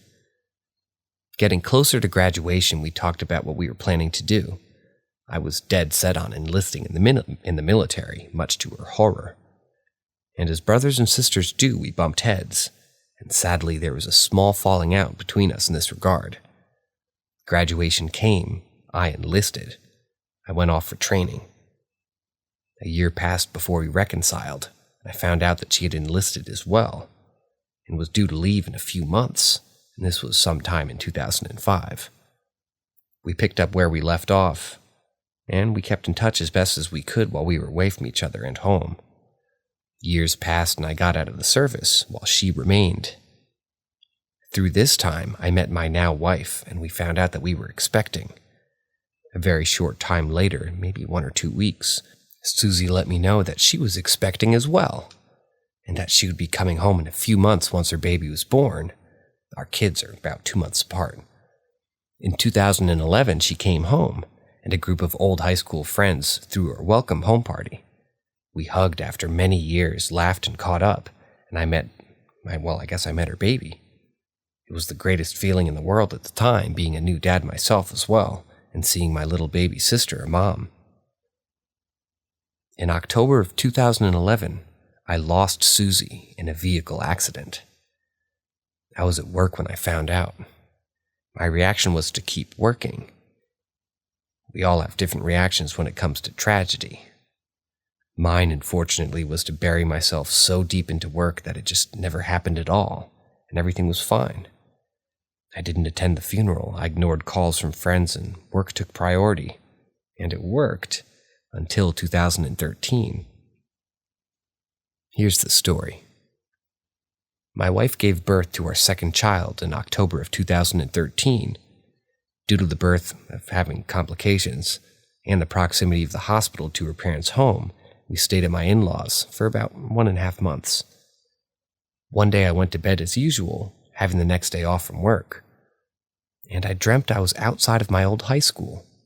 In this dream, I could make out details. I could see people and faces, colors and smells. I knew I was waiting for someone because I was across the street from the dismissal gate. I heard the bell ring announcing school is out. I saw students stream out, street signals turning red and green, students laughing and talking, very vivid details. And all of a sudden, every sound was toned down to a gentle whisper. And I see Susie walking out from the dismissal gate. Purple blouse, purple backpack. Yep, purple was her favorite. And jeans, holding a book to her chest. She crossed the street towards my direction, and she should have seen me directly in front of her, but it was almost as if she was in her own world and I was just a ghost in her world. She walked past me and I kept calling her by her name, but she didn't reply. I must have called out to her at least 6 or 7 times, and she finally turned. Her eyes met mine, and she came back running to me with the biggest smile ever. And she hugged me. I can't describe the feeling, but I felt it. I physically felt her body and her grip. I held her tightly, and she pulled away and said the following. "Brother, where have you been? I've been wanting to come and have you visit me.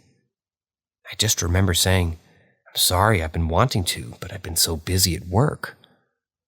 As I was responding to her, she let go of me, backed away, smiled, and started walking back in the direction that she was heading, north. I told her to wait and asked her where she was going. She said, "I'm sorry, but I have to go. We'll talk soon." She just kept walking. I started to call out to her again, and she just kept walking. By this point, I remember I started to cry while I was calling out to her, and the next thing I knew, I woke up from my sleep. I sat up in bed and saw my wife feeding her newborn, looked at my oldest son sleeping next to me, and just started bawling in a way I haven't since I was a child. It must have been at least 30 or 45 minutes worth of crying. My wife put her baby down in his crib. They came and asked what was wrong. I told her what had happened and how real it was, how real it felt. She said it was a visitation, and it was meant to finally bring peace and closure to the fact that I never said goodbye to Susie. A few weeks afterwards, I finally visited her resting place. It took me at least a year after that event to fully accept the fact that my little sister was gone. I've had 2 smaller things that happened after this. Around 2014, I decided to get a memorial tattoo with her name and a quote from a song that struck a chord with me while I was still healing from this. The day after I got the tattoo, I dreamt I was at work, and again it was vivid. The smells, colors, faces, even the heat. I could tell it was summer. I was taking a break and sipping some water, and again the volume on everything became toned down. And I see Susie walking towards me, the same big smile on her face. She says nothing, grabs my arm, looks down at the tattoo, looks at me and says, "I love it, thank you," and walks away in the same direction that she came from, north again. And I wake up, but instead of crying, I smiled and just said a quiet thank you to her. Just last week was my most recent experience. My wife said that she was tired and asked if it was okay to go get takeout. I said, yeah, that was fine. I told her if she could get Burger King, since it was close, maybe only a half mile away. She said it was fine, but she'd rather get something else. I think it was chicken. Anyways, this meant that she had to go in another location, that was out of the way, maybe 2 miles away, I believe. She came back and asked me if I could get the food ready for the boys while she went to go use the restroom. I obliged and began to unbag the meals for the kids. A kid's meal with a toy. And I paused when I saw the toy. I stood there and I was just smiling and laughing. My wife came back and asked what was funny. I showed her the toy. It was a Powerpuff Girls toy. She said, "Okay, so what's the big deal?" I told her, "Well, this is Buttercup." Funny story, these last 2 days at random times I've been remembering Susie. I've just been having memories flood back, and Buttercup was her favorite character from the cartoon. I'd like to think that Susie's been saying hi, and not just this week, but for the last few years. Could these experiences be chalked up to the guilt of just having ignored her passing? Maybe, but I know that it's not. I know somewhere my little sister's keeping an eye on me and saying hi from time to time. A bond like that we shared doesn't just disappear when, So wherever you are, Susie, I love you and I miss you. Not just on Memorial Day or your birthday, but every day. But I'm happy knowing that you're around. And if you made it this far, thanks for your time, and I apologize for the long story. I hope it brings a smile to someone who needs one, especially with everything going on around us. Reach out and tell your family and friends that you love them and let them know how much they mean to you. If there's one thing I learned from this, it's to say to those around you that you love them while you're alive and let them know while they're still here too.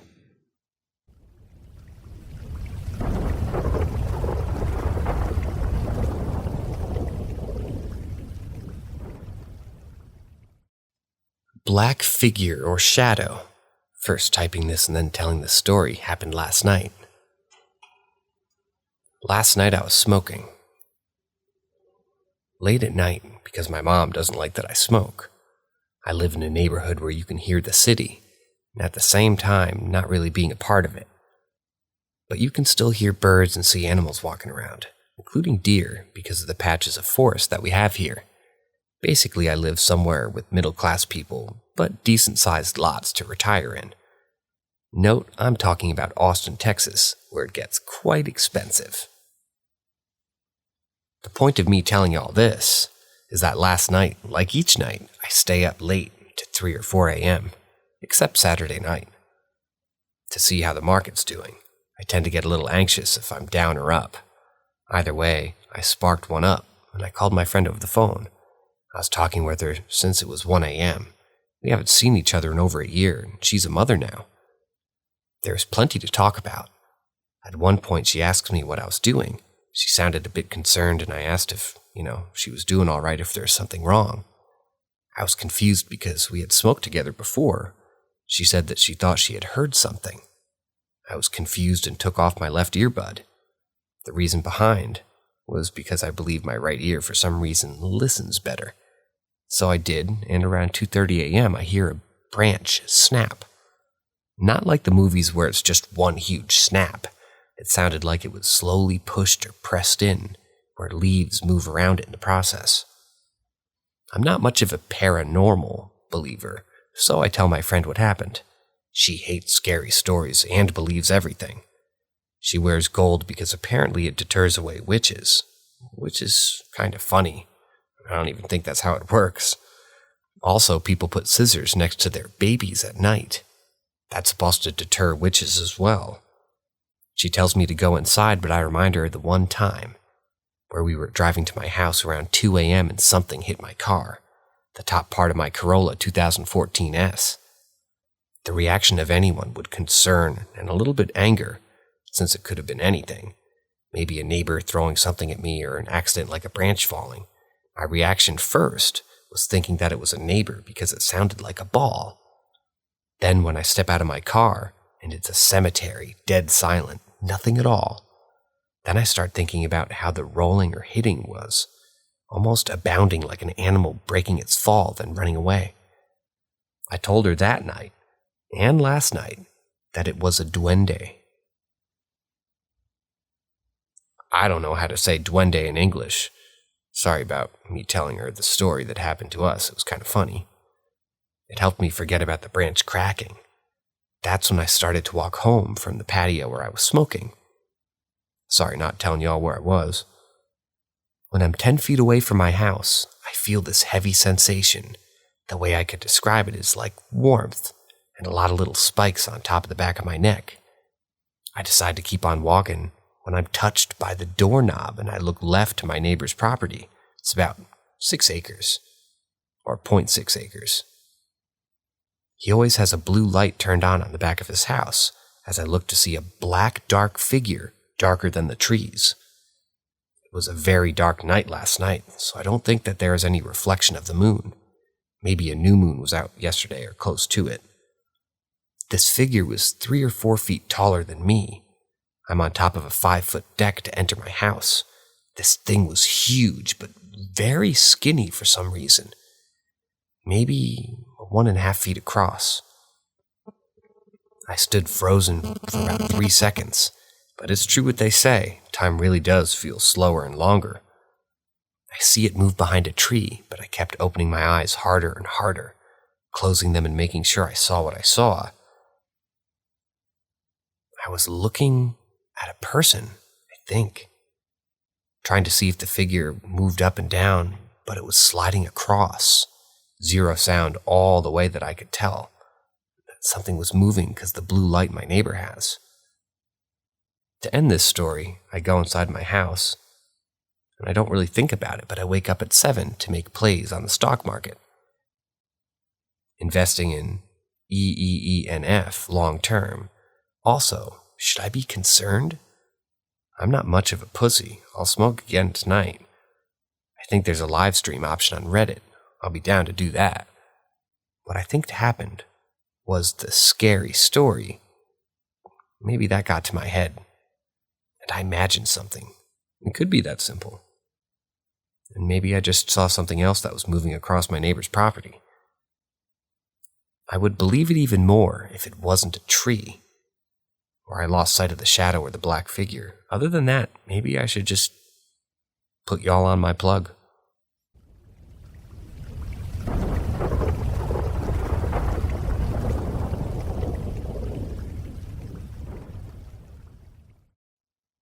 Is there any truth to the suggestion that emotional distress invites or facilitates paranormal phenomenon? There have been a few times, probably a dozen occasions over the past 5 years of our relationship, where my fiancée was swept into a serious, dire headspace. It was and is a pretty dramatic departure from the person that I knew. She's bipolar and emotions are a lot more than just emotions for her. She's currently having a rough time, the worst in 9 months. And 2 things happened just this evening. A single wooden chair that sits adjacent to us as we lay on the couch made a thud and a whine against the tile floor, as if someone had slumped down into it. Our eyes were on the TV at the time, but we both jerked our heads towards it. The other was when I was alone in the study. A piece of folded paper at the end of my desk darted a few inches my direction. It was in the corner of my eye, granted, but I know what normal paper behaves like under gravity. This was flicked. Prior to these, I caught a door moving on its own and a trash can lid. Those flip ones, flipping on its own. It's only ever small and innocuous things, but it's always during these severe, depressive, or mixed episodes. I'm pretty rational, and I'm an intelligent person, but I also think instincts counts for something. I've spent 30 years around everyday objects like chairs and paper and doors, so I'd like to think I'm pretty familiar with how they should and shouldn't operate. She herself experiences much more distressing phenomenon too. Regular sleep paralysis, guaranteed hallucinations if we don't have a nightlight, and of course, they always get worse when her emotional stability declines. Her mother has a habit of sporadically declaring deaths as soon as we walk into a particular building. Sometimes she won't do it for months, and then she'll announce, insert person here, died, at this location, the moment that we cross the threshold, as though it's spoken through her rather than by her.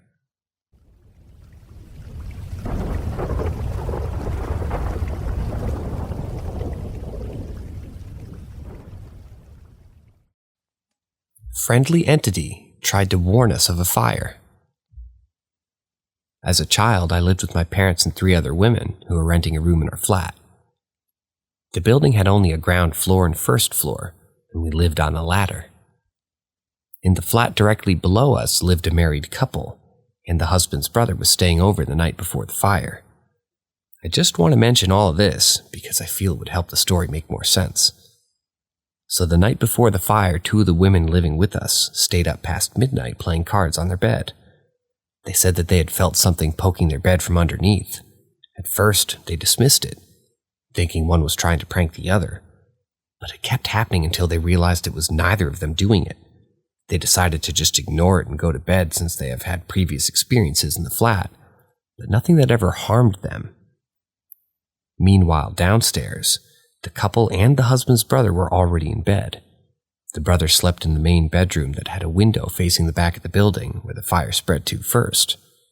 He got up and complained to the couple that his bed was being shaken by something and he couldn't sleep, as he was obviously freaked out. The next morning, the fire happened, and only our flat and the flat below us were damaged. None of the other neighbors had any damage from the fire, and none of them experienced anything weird the previous night. It was also while we waited for the firefighters that the couple and the 2 women told my mother what they had experienced. My family likes to think that it was maybe an entity living in our home trying to warn us, since we already knew that it was living with us for the few years by then. And although it's shown itself a few times, it never did anything like that prior to that night.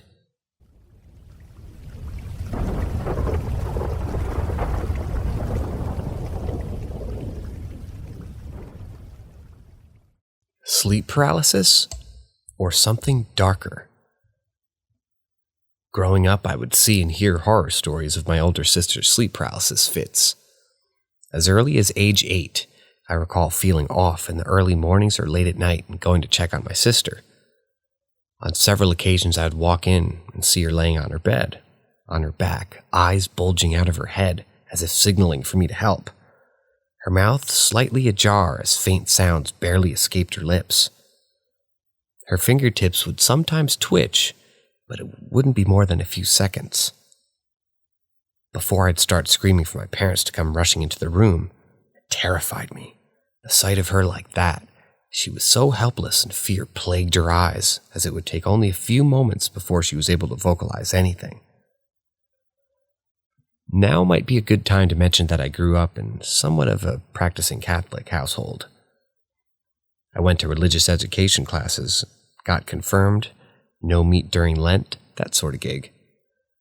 The only one of my parents' 3 kids, I might add, to be confirmed. Now I say somewhat practicing because while my mother did her best to drag us to church every Sunday, my father wanted no part in it as we grew up Or I guess my father wanted no part in it, as he grew up with my devout third world grandmother, who had him attending grade school with the nuns paddling him and whatnot. He was a burnt out, needless to say. He was, and still remains, however, a man of science and reason. When things went bump in the night, my mom was in front and center with a rosary while my dad laughed and usually debunked whatever mystery was there. Regardless, every time we were scared at night, or if we had bad dreams we couldn't wake ourselves up from, my mom would tell us to pray and that we would all wake up fine. I would opt for an Our Father or a Hail Mary when it felt warranted. As my sister and I reached our teen years, she unfortunately got involved with drugs. I won't go into too much detail, but at its worst, she was utilizing heavy stimulants to support her multiple jobs and a full caseload in college. The only exasperated the fits that she had. It got to the point where she started sleeping with a crucifix underneath her pillow. This sounds crazy, I know. Even more so considering this course of action was being taken by the same person who dropped out of religious education classes for her fear of her edgy atheist boyfriend in high school maybe would judge her for it. As an older teen and then young adult, my parents, or more so my dad rather, after becoming aware of her past addiction, would blame her previous drug abuse for the reason that she suffered these episodes, for lack of a better term. He would shrug them off as maybe the mind punishing itself for the gift of personal afflictions that our family sustained during the course of her using.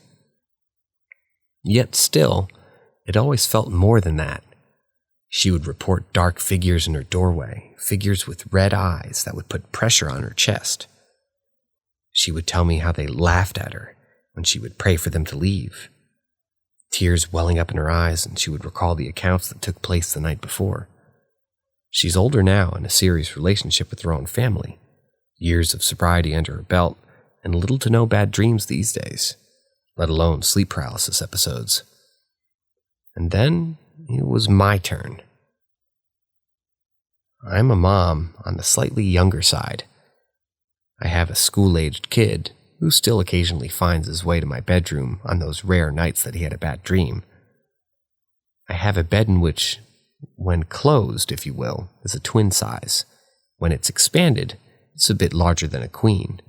I mention this because while I don't move much in my sleep, it gets a bit cramped when I wake in the middle of the night to my son trying to squeeze his way in. One night, same as many other nights before, I felt him climb in. We sleep opposite each other when my bed isn't extended. And per typical 7-year-old sleeping behavior, he donkey kicks me throughout the night. Being a light sleeper, I wake up to the slightest whisper. Call it mom instincts, I guess. As such, I wake up frequently throughout the night, maybe 8 to 10 times on average due to discomfort or stress. Whatever might be happening, what have you.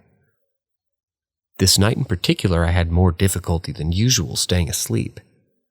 As a habit, I check my phone every time I wake up just to know how much longer I have before my alarm goes off. On this night, the last time I recall checking the time, it was about 3:09 a.m. I'm a side sleeper, and I was facing my wall and son as he slept.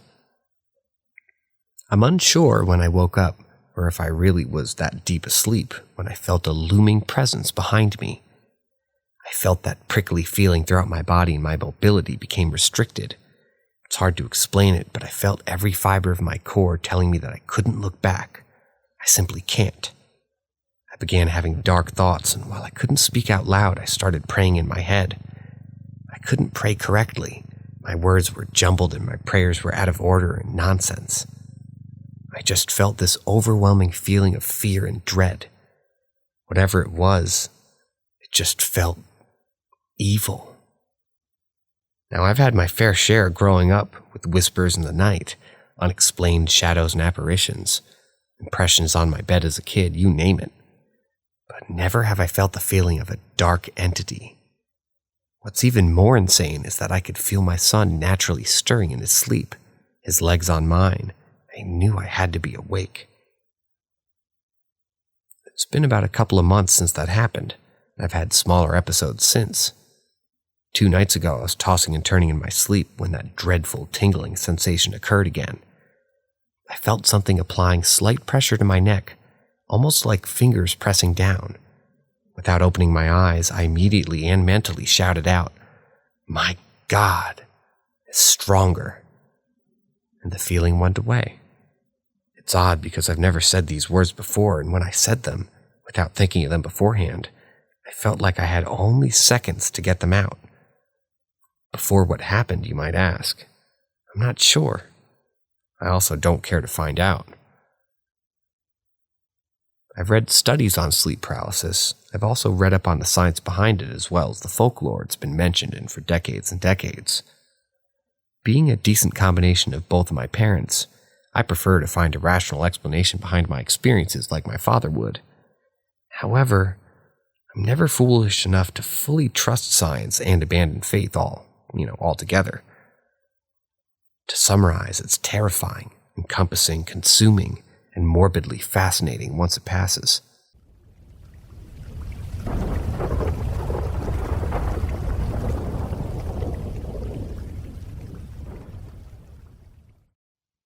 Impossibly bright, human-shaped figure down the hall. When I was around 8 or 9, I lived in a large house that was built brand new.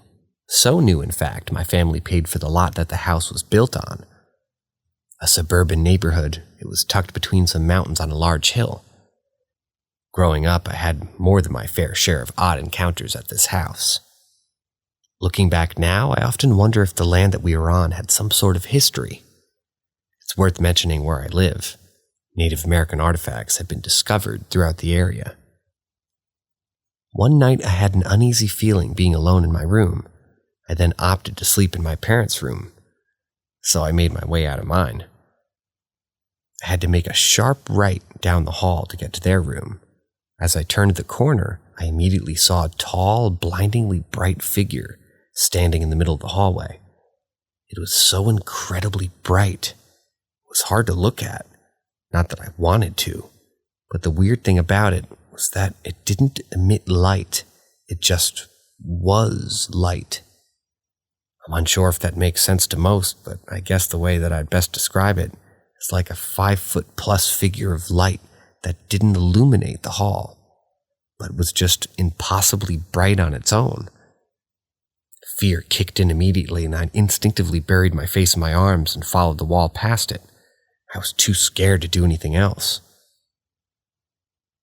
To this day, I've not seen anything like it since. I've tried to rationalize it for a long time, but I come up with little explanation. You know when you're in a bright room and then once it goes dark, you see those bright flashes for a second while your eyes adjust? I thought it just may be that, but it doesn't make much sense for it to be the reason, as my bedroom is fairly dark, with the exception of a small nightlight in the wall. It doesn't seem drastic enough to change light to see spots. Also, this didn't occur right as I left my room into the dark hallway, but when I was walking down the hall and made a turn. I don't know. I've never looked much into it, but might do some research now that I've found this thread, and I've seen some of its users have explained something similar.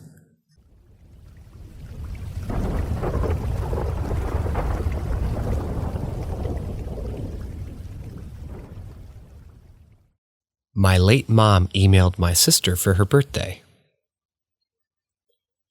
A couple of years back, I met up with my sister for her 35th birthday, and she told me about something very strange that happened that day.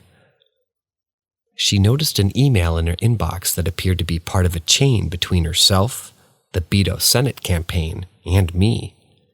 It looked strange, so she opened it, thinking that she had mistakenly forwarded a campaign email to me and that I was now replying to her.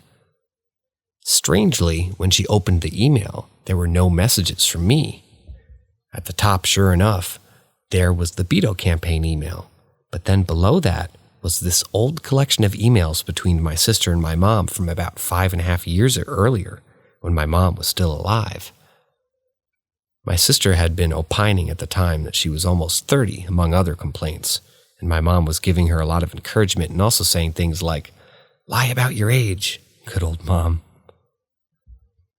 My sister showed me her email on her phone, and I saw exactly what she was talking about with the email chain thing, and I got to look through them a bit. Unfortunately, she wouldn't let me read through in detail or forward it to me, because she was too embarrassed about the admissions that she'd been making to my mom so many years before, which I get. But it's too bad. I recently asked her if she could find the emails again, but they seem to have disappeared now, which is also pretty mysterious. At any rate, my sister felt, and also I feel, like this was our mom trying to reach out and give my sister this gift for her birthday. I mean, it doesn't seem like a huge thing at first, maybe a glitch. But in addition to the auspicious timing, this is just not how email works. I've never heard of an email glitch like this. Have you ever had a very old email chain show up in your inbox just short of attachment to a new email from a different person for no apparent reason, but it looks at first like it came from yet another person? 'Cause I haven't. And the timing of this friendly ghost email isn't just notable because it was her 35th birthday. The other reason has to do with where my mom's ghost might have gotten the idea. Because when my sister told my dad about the emails, he sent her a screen snap of a text conversation that he had been having about my mom only 2 days earlier, in which he wrote the phrase, "Why can't we send emails to heaven?" I've often heard the idea that spirits are more on a level with electronics and technology, and they can manipulate it more easily than other things. So I just wonder if she got this idea from his text and somehow seized an opportunity. Ever since this happened, I find myself really pondering the nature of the afterlife. Is my mom literally always hanging around her family now that she's passed? What's that about? Honestly, it freaks me out a little bit, especially when I'm doing things I don't think she'd approve of. I feel a little weird even writing out this story. Hopefully, she's just around for special occasions and when people talk about missing her.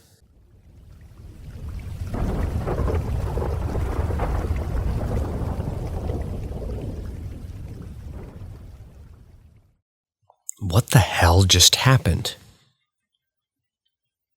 I ordered 2 playbills online and had them delivered to mail to me. They're incredibly special to me. I keep them in a sealed bag. I would never be careless with them. I haven't had these playbills for very long. They came right at the end of January, at some point in February. I wanted to take a look at them, but I couldn't remember where I put them. I live alone in a small apartment. There aren't too many places to look, and there's no roommate around screwing with my stuff. I searched everywhere and the playbills were just gone. I remember while I was looking, I kept thinking, oh, they've got to be here, only to find that they weren't there. I have a pretty extensive collection of crystals, have an entire bookshelf dedicated to them. I don't keep anything on that shelf that isn't a crystal or doesn't have something to do with my crystals. I know every crystal in my collection, and I know where their precise spots are individually. So while searching for the playbills, I decided to check my crystal shelf. I was confident that they wouldn't be there, but I didn't know where else to look. On the bottom shelf, I have some small bags that I use to carry crystals, and I was unzipping them to look inside to see if somehow my playbills were in one of them. Gets weird here. I looked through a few bags with nothing, so it was on to another one. When I opened the next bag, I felt as if it had something inside of it. I pulled it out and it was revealed as another, smaller bag that I had no recollection of. Inside that bag were 2 crystals that I'd never seen before. Like I said, I know all of my crystals and every crystal has its place. I have no clue where these 2 came from. Another thing I should add, I'm schizophrenic. I was so confused about this whole playbill crystal situation that I went into a psychotic episode. It was like 2 playbills had materialized into 2 crystals. My brain got pretty delusional with that. After that episode, I just tried not to think about it too hard. I knew that if I started thinking about it again, I'd go into another episode. Every time I had a thought about the playbills or crystals, I would quickly distract myself with thoughts of something else. So flash forward a few weeks till tonight. I was on my bed in my bedroom watching a video on my iPad. Out of absolutely nowhere, I had this urge to get up, walk out of the room and ask for my playbills back. So I did. I walked out of my bedroom and basically said to nothing and no one that there'd be no hard feelings if they could just put my playbills back somewhere I could find them. Then I walked back into my room and continued the video. A couple of hours later, I was on the couch and I started to get this sort of tingly sensation. It felt like my feet were falling asleep, but it wasn't sitting on them or anything weird or anything like that. I wanted to find a code for an online thing, and I knew that I had a code on a piece of paper in my room. I left the couch to go to my room and get the code. The code was in a drawer in a small table. I know I checked that exact drawer for my playbills. I know I did. I absolutely know it. I opened the drawer, and there was the paper with the code I needed, along with my 2 missing playbills.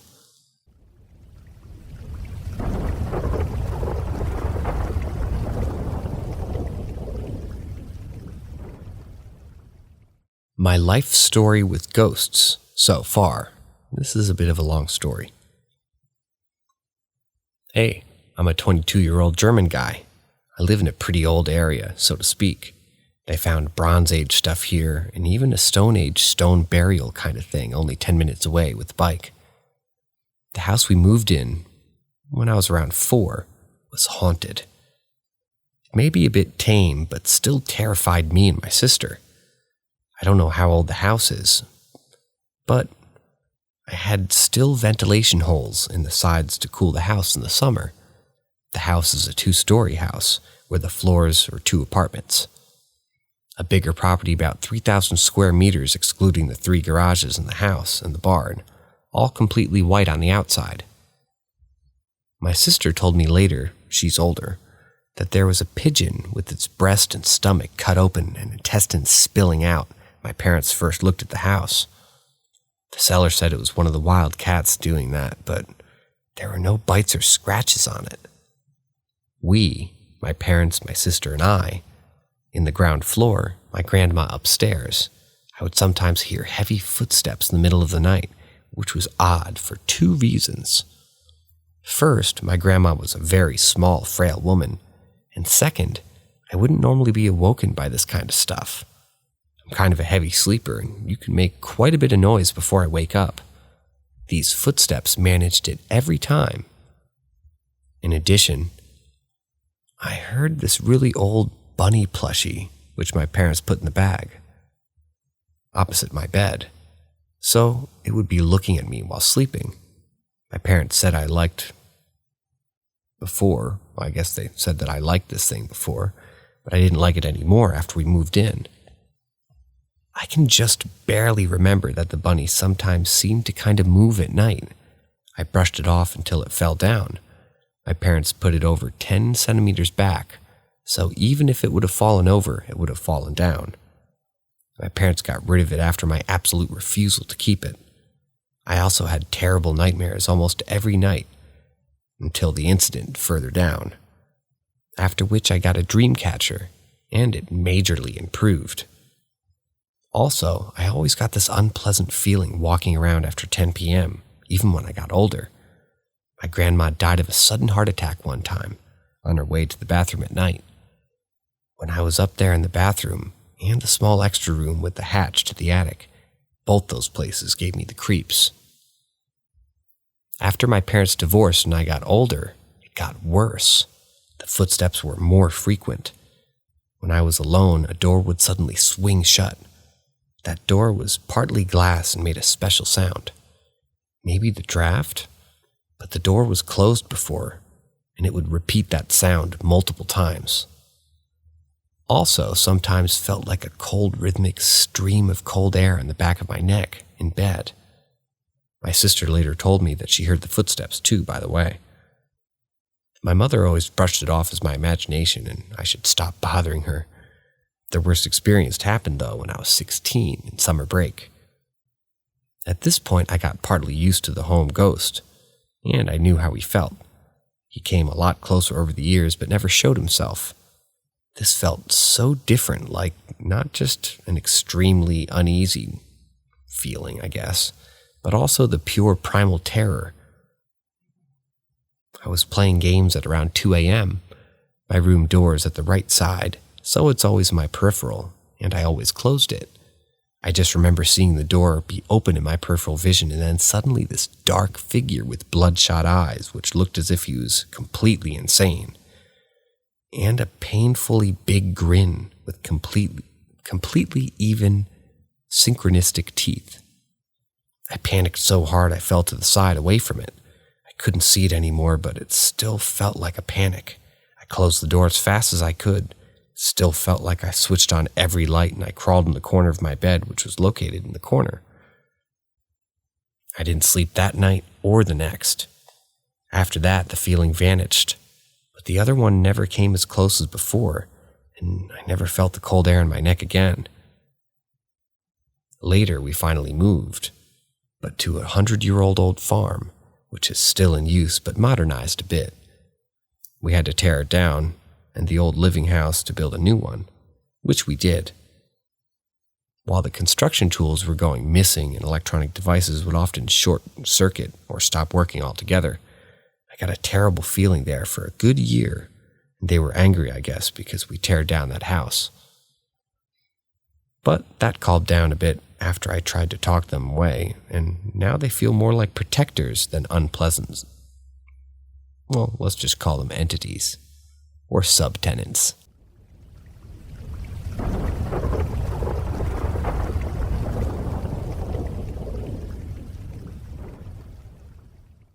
Have you experienced something like weird pitch black shadows or other apparitions? 13 years ago, my dad and I moved into an apartment here in Germany. I was 12 back then, so it took me some time to realize something was off. I had a pitch black shadow in my room, exactly in the corner over my bed. From time to time, I would feel random discomfort or even feel scared a little bit. One time I showered at night, and upon entering my dark room, a bright white light, almost like a ball, flew from the right corner, where the shadow was, to the other side of my room. I was just so shook. I immediately closed the door and I went to the living room to sit with my dad till I wasn't scared anymore. It didn't even bother him by telling him. Anyway, that's when I realized that maybe something is off. I asked my neighbors, and it turned out that an old man was living in our apartment a very long time before us, and he supposedly died asleep in his armchair. I immediately knew where that must have been. I started to also realize that the shadow I mentioned before was actually really strange. I always assumed that something was throwing shade, since the light from the streetlights and the moon would always cast different shadows into my room at night. Like a lamp and a shadow resembling it. But there is actually nothing to throw that shadow in the corner, and it was, as I said, pitch black, unlike the other shadows. Well, some years passed, and one day I realized that nothing scary had happened for some time, and the shadow's gone, just gone. I guess the old man finally left this realm or something. Maybe this isn't the place to make jokes, but maybe he was disturbed by my puberty, my awkwardness, and the first sexual encounter, who knows? Anyway, years later, 2019 actually, my dad passed away. 2 minutes away from home, and we still lived in this apartment, and for the first few months I could feel his presence. I felt like he would come around the corner any moment, or I could swear I could hear the sounds that he would make. Sometimes I felt like I saw him in the corner of my eye or a shadow or something. It was getting actually jump scares from that. Like thinking that there's something standing there walking past me, and then me screaming at nothing. But that suddenly stopped a few months after as well. The dark shadow in my room is the strangest thing I've ever experienced, especially since I was seeing it every night for years, and then it just randomly disappeared.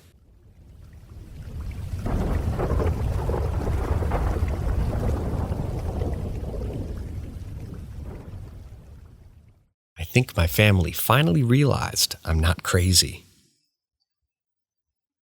So, since I was 13 or 14, I've been having episodes of sleep paralysis, and I kept seeing different versions of the same generic black smoke humanoid creature. I didn't really think too much about it, as I thought that those were only hallucinations. So fast forward a few years later, and I was 17, and well, I saw it. I was awake, and because I was bored, pandemic had me dying. I was just sitting at my desk in one of those chairs that can spin and go in circles. At some point, I saw this tall black shadow at less than a half a meter away from my chair. I stopped spinning and turned to look at the place where I saw it in, but it was gone. I 100% saw something. I wasn't dizzy because of the motion. I wasn't tired nor dreaming. It was legit. I went upstairs to tell my family, and they looked a little scared but brushed it off as maybe one of the possible reasons that I stated above.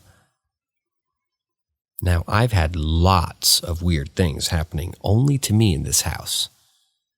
There were things like objects launching from their place to the floor, or disappearing and reappearing later in different places, or weird sounds in the night. Scariest experience happened when I was I was having one of those girl nights with my sisters. Just us watching a movie and then sleeping in the same room to talk and spend more time together.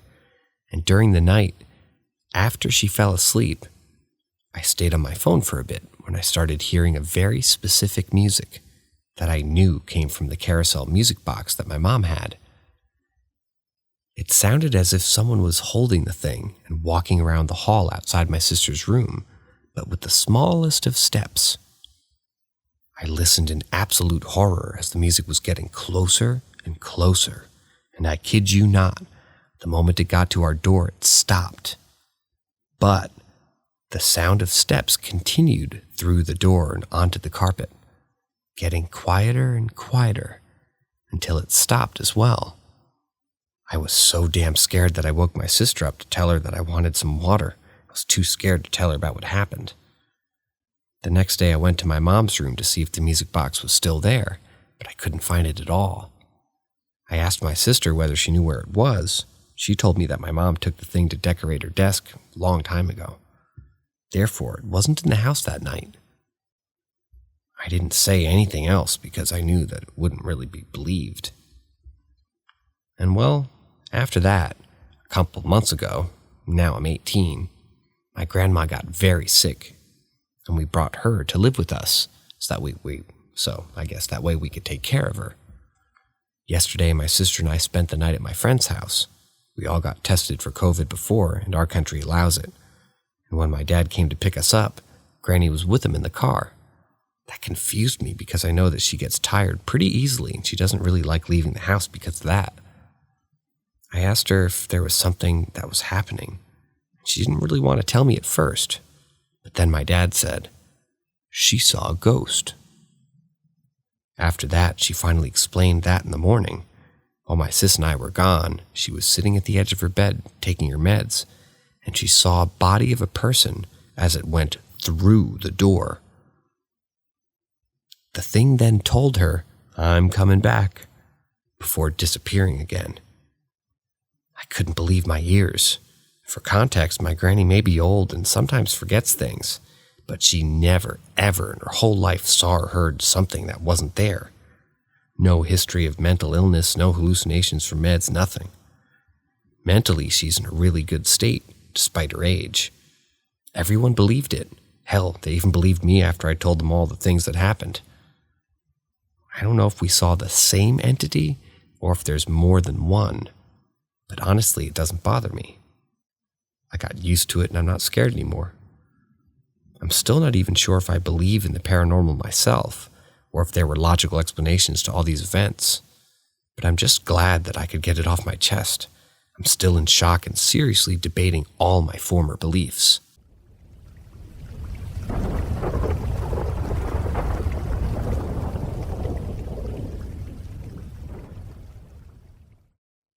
Hoping my sister played one last prank. A couple of months ago, I did just that. Completely conscious, trying to convince myself to just go back to sleep because the trek to the bathroom always ends up keeping me longer. Bathroom lights are insidiously bright and rude. I closed my eyes and I willed myself to go back to sleep. I worked on ensuring myself that I would pee later, but getting up was more convenient. When I sleep in my bed, I face a wall with the closet fully open. It is a closet that you'd expect a cheap sliding door to cover, but curtains cost less. I leave them drawn because I'm lazy. I'm just a bit of a divot in the wall with a dowel hung up, not a walk-in or anything fancy. These details are important to this experience, though. So I'm laying on my side, facing the open closet, trying hard to coax myself back to sleep by closing my eyes, when the loudest noise I've ever heard erupts from the wall. It sounded like someone scratching a heavy winter jacket, but in stereo. It was like a speaker on full volume had picked up something trying to scratch an itch while bundled up, but it was rhythmic, similar to the 5 knocks one would expect as a secret passcode to gain entry to a childhood fort. I was terrified, frozen in place, thinking that I must have started to doze off and dream when my fiancé woke up out of a dead sleep and turned over in my bed with a groggy, "What the fuck was that?" As soon as the noise had started, my eyes opened and I was actively surveying the room. I was on high alert, and I was 100% awake when it happened because my brain told me that it was an intruder. It must be said that it's common for me to fully wake up at this time of night, but mind you, the sound was only a quick couple of seconds. The fear that gripped me when my practically comatose husband woke up out of his dead sleep. Had I been standing, I'd have taken a hard seat. I desperately pawed at my phone and turned on the flashlight to hopefully catch the villain in the act, but I saw nothing. To be completely honest, I expected to see a person rummaging through my dirty clothes pile for treasures. But nothing, not even a hint of movement. started to get angry, thinking that it was our 14-year-old cat scratching clothes hung up in the closet for attention. So I scanned the room with my flashlight, and I woke the cat out of her very comfortable slumber in the hamper on the other side of the room. Still confused but awake, my husband and I conferred briefly about the sound, and I turned on my bedside lamp because, well, I was terrified. Eventually I fell asleep, but my mind couldn't get that goddamn rhythm to go away. The next morning I tried everything to debunk the quote-unquote noise. He was absolutely convinced that he had figured it out when he tugged on a small piece of exercise equipment in the closet. It was in my full view of the fateful night. It rocked, swayed, and scraped the wall with surprising volume, but it never held the cadence or static that the original sound did.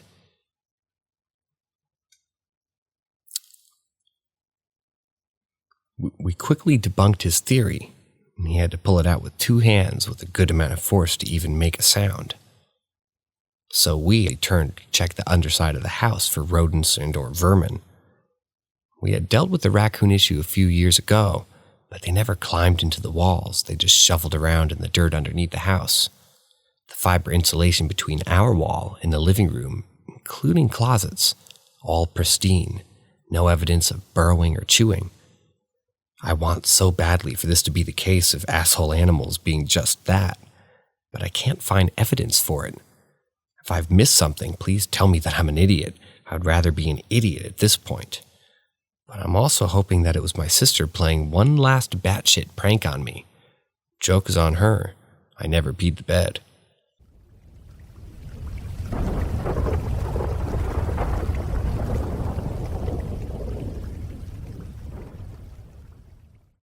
Does anybody know what this thing was? About a year back, I had just gotten back from my shift, and it was about 2:15 a.m. by the time that I got all my stuff and put it all away and changed into some comfortable clothes. I was the on-call guy, so I would be coming and leaving at random hours. I had trained my dog to wait by the door when she needed to go out and do her business, and by the time that I'd walked back into my living room, she was whining, a sign that she really couldn't wait any longer. As soon as I opened up the door to my backyard, she took off into the darkness, and I sat there, looking at something on my phone, probably Amazon, but I can't remember.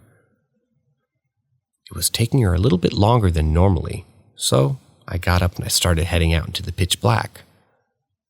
It wasn't unusual for her to chase crickets or lose track of time, so every once in a while I'd have to go looking around for her to go back inside. When I had just left the back porch and onto the grass, I heard my dog yelp. I couldn't tell if she had been spooked or hurt. My neighbors were real pieces of work, so I assumed that they had been out messing around and threw something at her, which I'd have to then yell at them for on a couple of other occasions. I ran out into the yard and barely saw her outline by the light of another neighbor's lanterns that was just strong enough for me to discern her from the shadows. She was crouched low in the back by the fence between my yard and my neighbor's yard, and as I got close to her, I saw that she was shaking pretty bad. I'm by no means a pushover. I'm 6'1", and at this point weighed around 270 pounds, but seeing her shaking like that made me immediately nervous. By the way, I've since lost 100 pounds and I put on more muscle, but I was still not someone people messed with. She was a German Shepherd Chow mix, and even though she wasn't as big as typical shepherds, I'd seen her stand down some pretty tough characters, so her being scared was a huge red flag. I tried to guide her toward the house, deciding to take a look at her, and came back later to look for whatever had her so spooked. But as soon as I stepped towards her, she started growling and fixed her gaze on something to my left. I turned, and not 50 feet away on the other side of the fence was the biggest dog I'd ever seen in my life. I could only see its outline because it was between me and the lanterns, but the thing's head was barely below the 5-foot fence. We get coyotes around where I live, but this thing dwarfed them, and coyotes never went to people's backyards. They just wander around the streets looking for trash or neighborhood stray cats. We all just stood there for a good 2 minutes before I came back to my senses and slowly reached for my dog's collar. I got a death grip on it, pulled my dog around toward the house, and took off in a dead sprint. My dog was hesitant at first, but once I got a bit of distance between us and the back fence, it was like she broke out of a trance, and she beat me to the back door. By the time I got there, she was whining when I flung the door open, and we both barreled into the living room, and I double-locked the door. Needless to say, I didn't sleep that night, and she didn't go outside that night again for the rest of her life at that particular location. She was about 13 when this happened, and passed a couple of months ago. Aside from this night and a couple of other occasions, she lived a really happy life. I've looked up every big predator in the area. I live in Arizona, by the way, and I haven't found anything that comes anywhere near close to resembling this thing.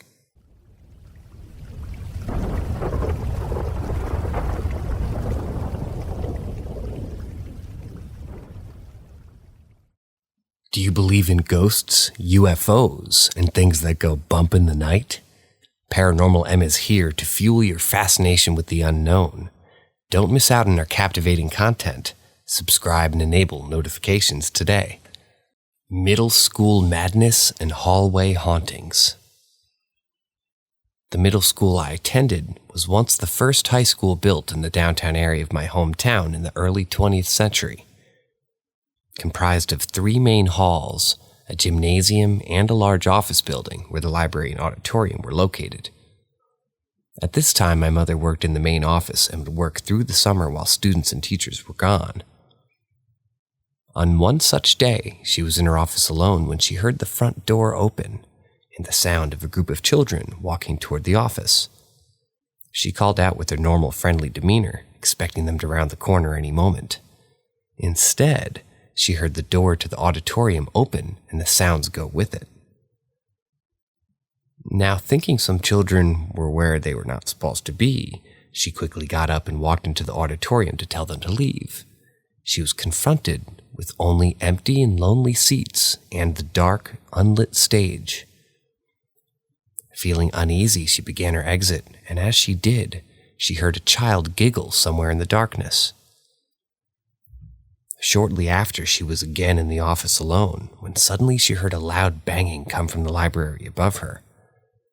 Worried but dutiful, she made her way up the stairs and opened the door to the library. Every chair and table was tossed and tipped upside down in a haphazard and cluttered fashion. Scared and annoyed, she quickly reset everything and made her exit. She would go on to complain for weeks about this repeating in that location. The final and most extreme of her experiences happened in the office. She was filing paperwork and organizing things for the assistant principal, who wasn't on the school premises at the time. She was walking back and forth between her office, the conference room, and the assistant principal's office. She had just walked into the conference room and felt a sharp and aggressive tug on the back of her head. She whirled around expecting to see an assailant, but there was nothing. Determined to stand her ground, she mustered up her courage and shouted out that she would not be bullied or made afraid, and that she had work to do, as if reprimanding a child. After which, things calmed down in that building. The 8th grade hall was a whole other matter entirely. The summer going into 7th grade, we decided to do a little ghost hunting of our own. A trio comprised of myself, my mother, and my grandfather entered the empty hall in the late afternoon. We sat on the old steps in silence for a while, looking down the hall with our backs to the entry to the girls' gym. After a while, we began to hear what sounded like footsteps on the old basketball court in the girls' gym. Startled but, excited, we quietly walked into the empty gym. The court creaked and whined as we walked across it until we came to a halt in the middle and just stood there for a minute. An eerie feeling came over us, and a creaking sound began to come from the court, as if footsteps were circling around us. Feeling uneasy, we began our exit. As we opened the double door to the gym into the main hall, all three of us looked down at the end of the hall that connects to the 7th and 8th grade halls together, and we saw a tall, thin, and inky black figure swiftly glide across from right to left and out of our sight. Filled with hormonal courage, I charged down the hallway toward it, but by the time I reached the end of the hall, there was nothing to be seen. Freaked out, we called it a day. Sometime later after school hours, I had just finished training with the track and field team, and I was walking up to the main office where my mother was. As I was walking, I began to hear a loud and repetitive banging noise. Confused, I looked around for the source. I looked up, and through the high windows of the girls' locker room, I could see a locker door opening and slamming shut repeatedly with force by itself. I stood there for a minute in bemusement, thinking it was a vent or something causing it, but no other locker doors near it moved. It continued to slam loudly as I made my way to the office. I don't know when it stopped. The final tale I have from this location is the one that creeps me out the most. Over summer going into 8th grade, while the buildings were mostly empty, a group of electricians and custodians were tasked with climbing into the crawl space above the 8th grade hall to solve a problem. They were going about their casual conversations in the front office where my mom was, drinking coffee and laughing as she heard them exit and head to the hall. About 20 minutes passed, and she said that they all entered the main office. None of them were talking, no laughing. Their entire demeanor now off. These big burly men are now pale as paper and avoiding eye contact with her. She approaches the main custodian, a friendly and usually a candid older gentleman, and asks him what's wrong. He brushes her off in a somewhat rude manner that nothing is wrong and that they're just working some things out. 2 years pass, and none of these men will speak a word about it until the day that my mother confronts the main custodian, demanding what made him act so craven that day. He breaks and finally tells her. Says that he and a few of the guys went up into the crawl space that day. They had been working for maybe 10 minutes when they saw something. Something that scared these men so badly that they would rather be reprimanded for not doing their job than go back up there. Men who pride themselves on their integrity, turning away from their responsibility out of fear of what was up there. When she pressed him for more details, he refused and told her to drop it, never speaking about it ever again.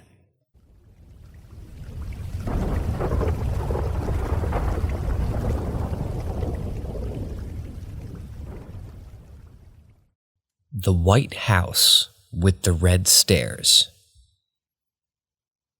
When I was a young child, 3 or 5, my father moved around a lot. He's ex-military, and at the time, we had just settled into his second marriage and moved on to a house in Pocatello, Idaho. I remember how excited I was the first time I saw it. A real house. Not an apartment or a manufactured home, but a real house. Old and sturdy. The thing that stuck out the most was its paint job. Snow white over the old wooden paneling and scarlet red stairs leading up to a large black door. Something about the red stairs weirded me out, but I was so excited because it was such a big house in a town I liked, and I was given a room all to myself. Weeks passed, and by the way my father tells it, little things began to happen. He would stay up late into the night. When he would get ready for bed, he would notice the basement light peeking through the old black wood floors. He would go down there and turn the light off, only to be confronted with the light shining through the floorboards upon reaching the top of the stairs. This little game continued on and off for a few weeks, with his frustration and concern growing. Then one day, something happened that changed the atmosphere of the house completely. It was around midday, and I was in my room with a friend from school. We were playing with the realistic little animal toys that you could usually find in craft stores. My father's wife came in to tell us that the boy's mother was outside waiting to take him home. We said our goodbyes, and I heard them exit the house. I began to clean up the toys that I usually kept in my closet. As I turned to carry the box of toys into the closet, I looked out the window into the garden where my father and stepmother were having a conversation. Alone in my room and my back to the door, I placed the box in the closet and began rummaging through more toys. That's when I felt two large hands on my upper back. A powerful shove sent me tumbling into the closet and the door slammed shut behind me. Alone and in the dark, I could hardly comprehend what had just happened, when I felt a horrible and overwhelming sense of dread and a strong compulsion to not turn around. I began to do what most children would do, scream and cry. My father heard my panicked screams from outside and charged into the house and bolted from my room, grabbing the closet doors and attempting to yank them open to no avail. He began to beat on the doors, shattering them with his strength and commanding whatever it was to release them. Then, as if nothing had happened, the doors just opened. After this, the house seemed to become darker and feel colder. A looming sense of dread or being watched began to grow, and none of us liked being alone in the house anymore. My father, who's a fervent believer in Christ, didn't want to talk about it and would spend much of his time in the workshop or outside, hoping that denying the situation might solve it. My stepmother took a different approach. She took to spending most of her time in the kitchen and began reading about cleansing the home. She eventually saged the house with my father's permission while he was at work. After that, things seemed to go somewhat neutral. Months passed, and I left to visit my mother. Upon returning to the house, I no longer felt the excitement I once did. The feelings of pride that such a lovely home was ours were replaced by the dread of walking up those scarlet stairs and looking down the dark hallway by my room. I could tell things had gotten worse, but my father wouldn't allow discussion of it until one night the final straw broke. According to my dad, he woke up in the night and got up to go get some water, figuring that he would check in on me in the process. He walked to my room and opened the door to see me, his son standing on my bed with my eyes rolled into the back of my head. Nothing but the whites showing, wording something but audibly speaking anything, my arms just jutting out in a stiff manner. Terrified, he grabbed me off the bed and immediately began praying and commanding whatever it was to leave in the name of Christ. Shortly after that experience, we moved in with my grandparents for a short while. 20 years later, my father's surprised I remember these events with such detail, given that I was so young. It is still talked about in hushed tones. The only thing my dad will really say about it is that he thinks I was making the sign of the cross with my body, but he always described it like I was making more of an arrow with my body. I have some theories of my own, but would like some thoughts and opinions as well as to what the whole wording but not speaking when it happened was all about.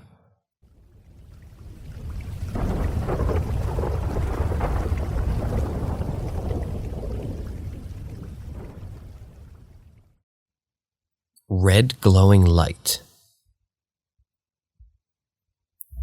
So I need some help on an incident that took place last night. Little backstory. I've lived in my current home for 10 years.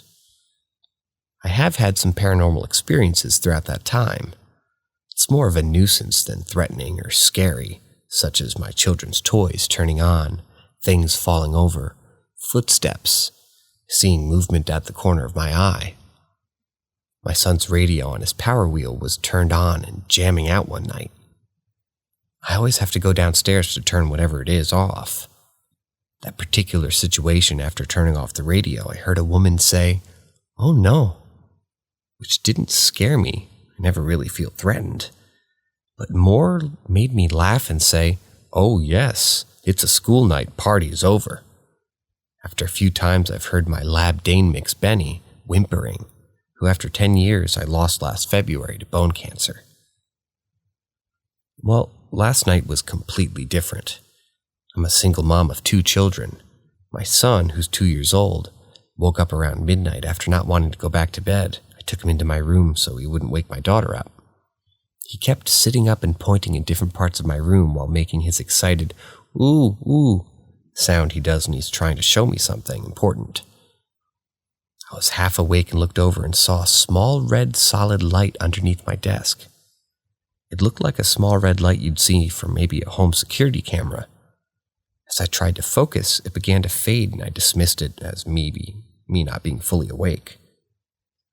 Then I kept catching it out of the corner of my eye over the next few hours while trying to get my son back to sleep. But every time I would look in its direction, it seemed to fade into the dark, causing me to question what it was that I was seeing. The final time I saw it, my son sat up, oohing, while pointing at my closet, which is wide open. This time the red dot of light didn't fade, and it was about 4 feet off the ground inside the left of my closet. I'm fully focused in and trying to process what I'm seeing. My curtains were closed. There was no reflection or tracer you'd see if it was a laser. After a few seconds of trying to process this, I thought, oh my God, is that an eye? Even though there was no light to reflect off of it like an animal's eye would. Scared, I turned my phone's flashlight on and then my TV just for light because I was too terrified to move.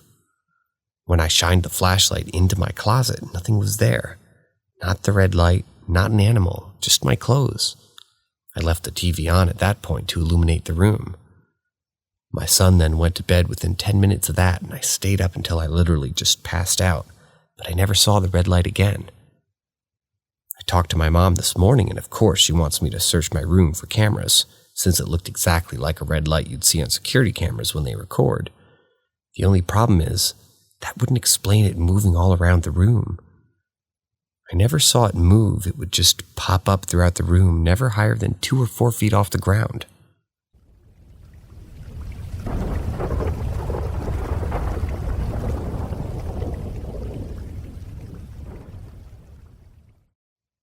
I had a very creepy experience at work last night. I had a very creepy and unexplainable experience last night at work. I work in residential care at a house where 5 people with autism live. Yesterday, one of the girls called A was in a very bad mood all day. She was throwing tantrums, screaming, and hitting herself.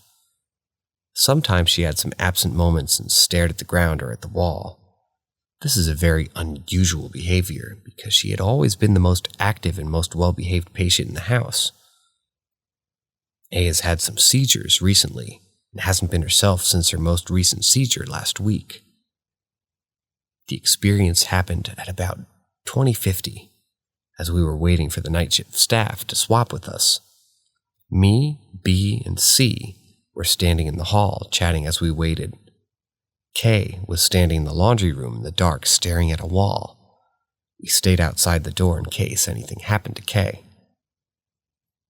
We were at the end of the hall, and behind A was 3 doors, the kitchen door to the left, the sitting room directly behind, and the playroom door to the right. The kitchen and playroom door were open and held open by specialized door stoppers. The door stoppers are designed to lift and let the door close when lots of noise is made. The reasons for this is if a patient is trying to attack staff and closing doors slow down so the patient and everyone can run.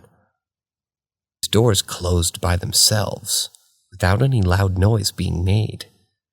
First the kitchen door closed, and then the playroom door. We thought nothing of it since the playroom door stopper is faulty anyway. As soon as the playroom door closed, a vintage radio inside the room started playing static at full blast. B went into the room and took the radio out and showed it to me and C.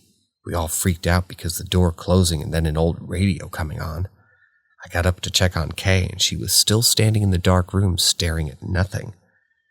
I was so freaked out and I couldn't even look at her because I had kind of an idea that maybe she was possessed or something. I have no reason to believe that, but my imagination didn't. Night staff arrived and I ran for the hills. I was told the house I worked at was haunted, but I always laughed it off. I've seen shadows in the corner of my eye in one of the bedrooms, but I always came up with an explanation for them despite being very unsettled. This event has unnerved me badly that I'm afraid of what I'll see in the house.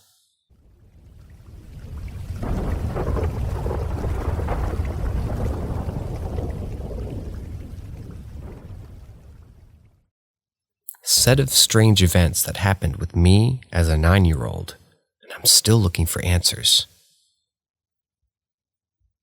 Maybe when I was 9 or 10 years old, my dad used to go into the office on his motorcycle or bike, and he used to come back in the evening at like 5:30 or 6:30.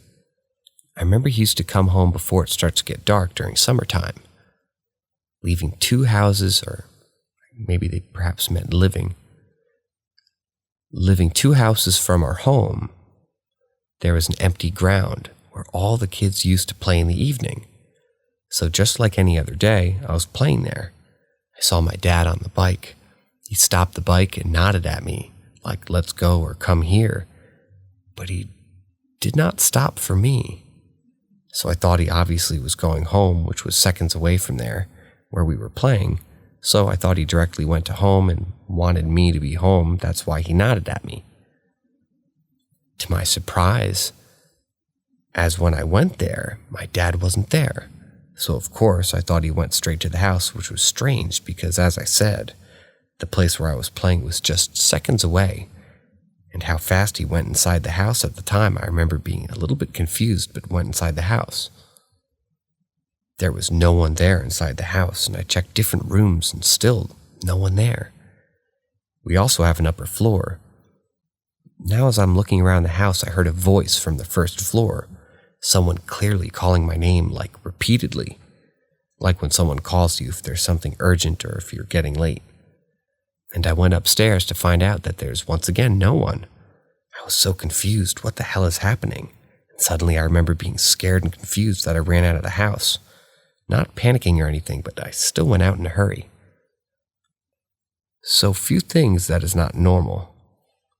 Number 1, that was not my dad because my dad arrived later that evening. Number 2, when I said that I was playing, I remember my mom and brother also used to be out with me, so our house was locked as no one was there.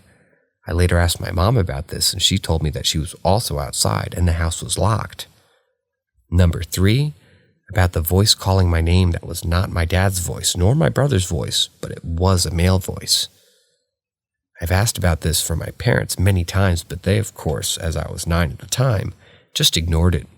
And I'm currently 22 to this date, and I still don't know what it was that set that course of events off.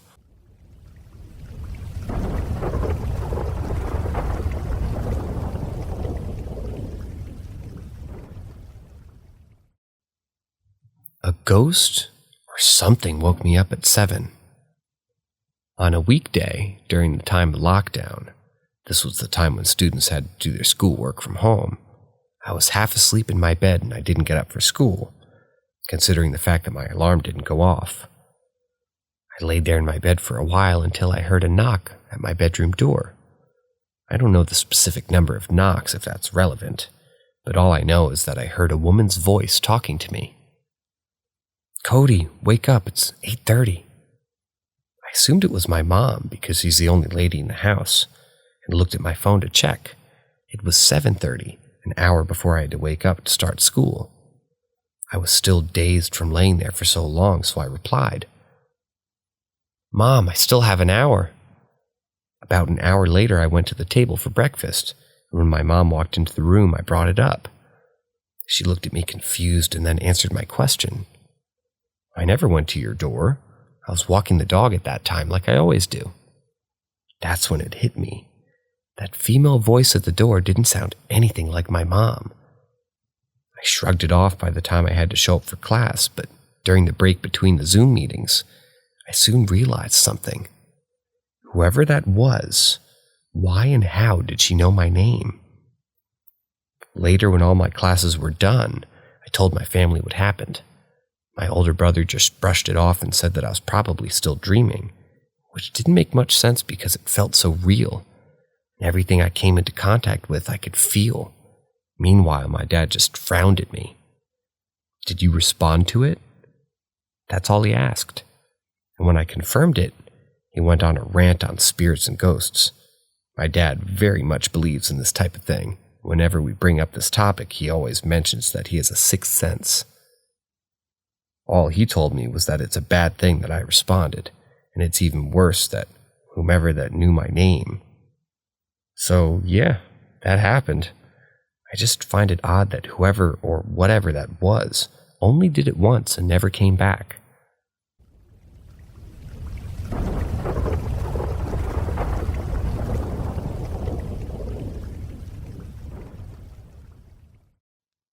Late night parties and Ouija boards. Sometime last year in September, I was at a party at my relatives for someone's birthday. The party went as any would, with a sprinkle of chaos here and there. Taking the opportunity of everyone being distracted, me and my cousin Robbie went into one of the unused rooms and hung out.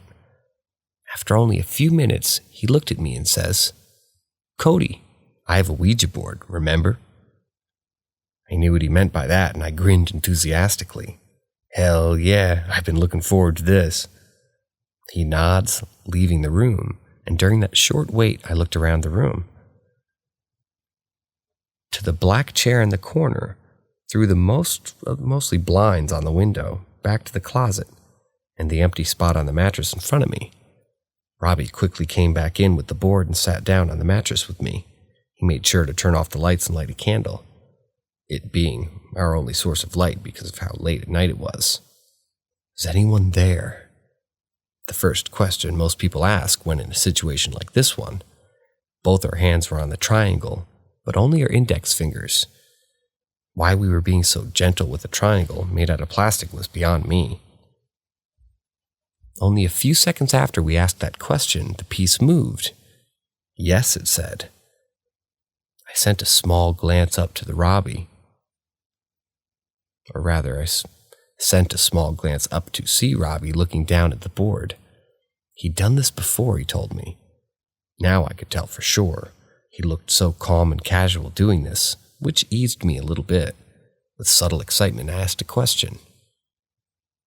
"What's your name?" The triangle piece moved to the two characters, ZD. Question after question, she never failed to reply, not to mention the little time that she took in answering. Robbie asked a few, but not as much as I did. Suddenly, though, Robbie came forth with one. "Are you in the room right now?" The triangle slowly moved to yes, and Robbie and I looked up at each other and back down at the board. We asked where exactly she was inside of the small room. Slowly, a word formed, but only a single one. Chair. We turned our heads to face the black chair, and I half expected to see a dip in the leather to tell where the ZD was. There was nothing, though. Without thinking, Robbie blurted something out. "Damn, you must have really long arms." I burst out laughing at the random comment. As we continued, Robbie and I moved to the floor after discovering that ZD slept on the mattress where we were sitting on. I asked a question that had wriggled its way into my mind. "Do you have the ability to touch physical things? Like us?" This time, the triangle took more time than usual in replying. It dragged down the board and landed on yes. Curiously, I asked if she would touch my hand, as I've heard that a person would usually get the chills or it'll be cold. She silently gave me a yes, and I put forth my hand, waiting. Turns out it's true. I felt a subtle cold on my hand, and I looked over at Robbie, confirming his silent question. We continued this little conversation before the subject turned dark with 4 words. "How did you die?" Her reply made me shudder and remember the cruelties of this world. Slowly, one by one, the letters began to form a word. MURDER. I asked about it, trying my best to choose my words carefully. "Was it by someone you knew?" She revealed it to be her brother, and I quickly went over to my phone to find him. I did indeed find the guy. But then I snapped out of it and I asked if she was uncomfortable with me doing it and if I should stop. I was going to regardless, but she said yes. After I closed the tab, we continued. I remember so much from that night. It was thrilling to say the least. However, the one thing that's been lingering on my mind is the answer to one of her asked questions. She said yes to being able to contact physical things. Despite being able to do so, she doesn't and prefers to be a peaceful spirit. I could only look up to this person who'd already passed away. She even mentioned her forgiveness for her brother. I can only wonder why such a person had to die.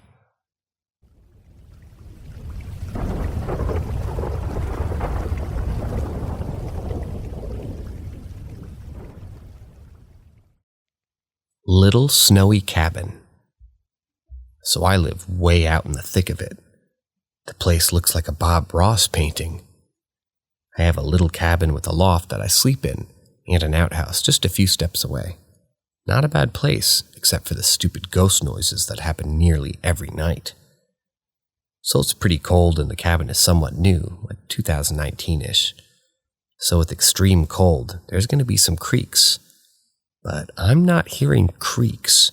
I hear footsteps in the snow just outside the windows, despite there being no footsteps in the 10 inches plus snow that's around my cabin. There's thumping along the walls, even though there aren't any trees that are close enough to touch the cabin. And even if there were, for the whole time I've been here, there hasn't been wind faster than 5 miles an hour. They act like to do their thumping, maybe by my heating oil tank, which makes a nice metallic clanging sound.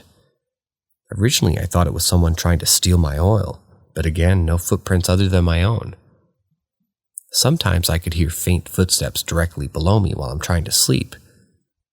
Ever since I put on one of my spare Bibles down there, where the ghost activity's been contained to, outside of the cabin. If you think I'm going to apologize for formatting, please fill out the apology request form. It can be found in your butt. So at this time, I'm pretty used to it. But it's annoying when I hear something banging on the side of the cabin while I'm trying to sleep. Is there a way I could at least get them to help with the rent since they won't leave? In all seriousness, I don't really know what to do. I was raised in the bush, so I know that if I hear some weird noises in the wood during the night, that I should mind my own business, and I know that I don't want to get mixed up in ghosts and spirits. So how can I make it clear to them that they're not to go in the cabin?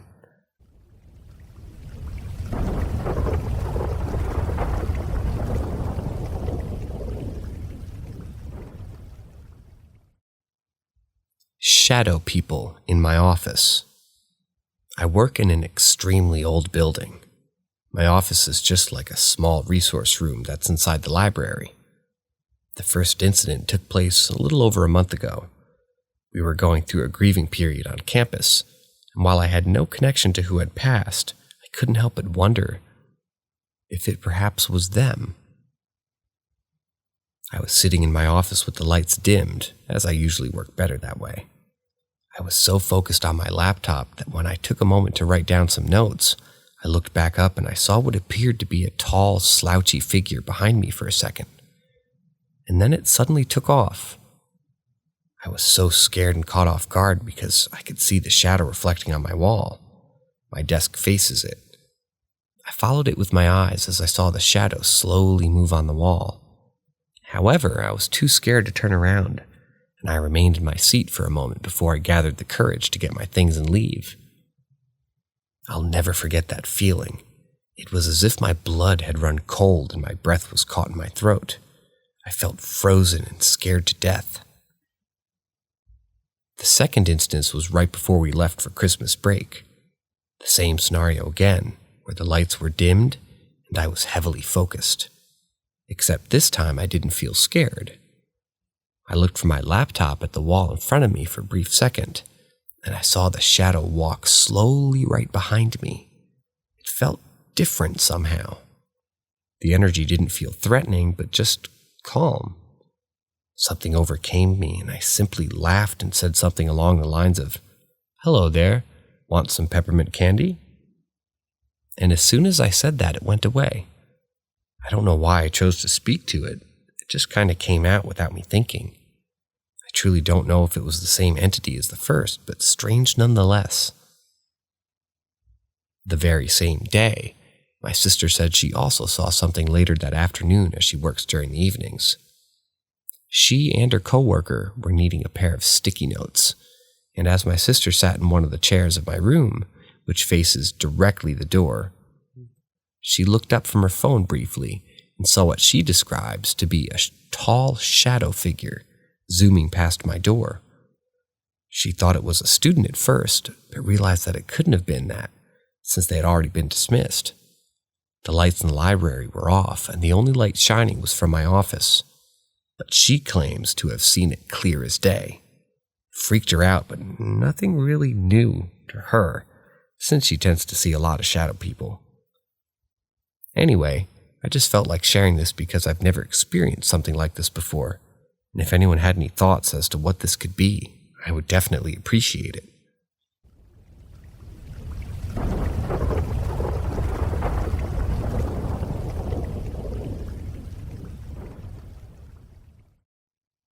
Haunts me to this day. My friend and I walked home together every day. We'd always finish our school day, change into our normal clothes, and head out. We were 14 years old. Instructed on always taking the same route home, we were running late, so we decided to take a different route. The normal route has a bridge for cars and pedestrians. It crosses a 6-lane highway, but closer to school. There is a pedestrian bridge that heads into the woods, but it's faster than our normal route. We head to the bridge, get there, no one to be seen, so it's all good. We go over the bridge, approaching the other side. We see a man sitting next to the bridge with his head between his knees. As we get close, we hear him mumbling. We approach him. His back is facing us. We don't know what to do, so we decide to leave him because he's probably drunk. In the corner of my eye, I see something. I turn to see a man in work clothes, his arms in front of him, one hand holding the other, just standing behind us. We leave, we don't look back, and this guy came out of nowhere. As we walk through the forest, we talk about school and sports, and my friend stops, points, and tells me that he wants to check out the weird rocks to the left of us. I agree, and we approach the area. As we got closer, I see that there's a bunch of these rocks, stacked one on another, forming a circle. A round slab stones in the middle of all of it, symbols engraved. Dry blood covers the stones. Small metal figures of some sort placed into the earth, with what looks like human hair on the ground. I stand in shock, as I'm not sure of what I'm even looking at. This screams caution, but I'm unable to move, so I can't leave. My friend makes a weird noise. I turn to see him looking into the distance. I see something getting closer. He grabs my shoulder. It sets me free from my status as a statue. We take to running. I hear movement of bushes behind me, breaking of branches on the ground, as if something is chasing us. I look back, but I can't see shit. I'm running as fast as my legs can take me, my friend pulling away slowly but surely. We kept running till we got to my house. It was about 5 kilometers from the stones and blood. My friend slept over that night, not wanting to walk home alone.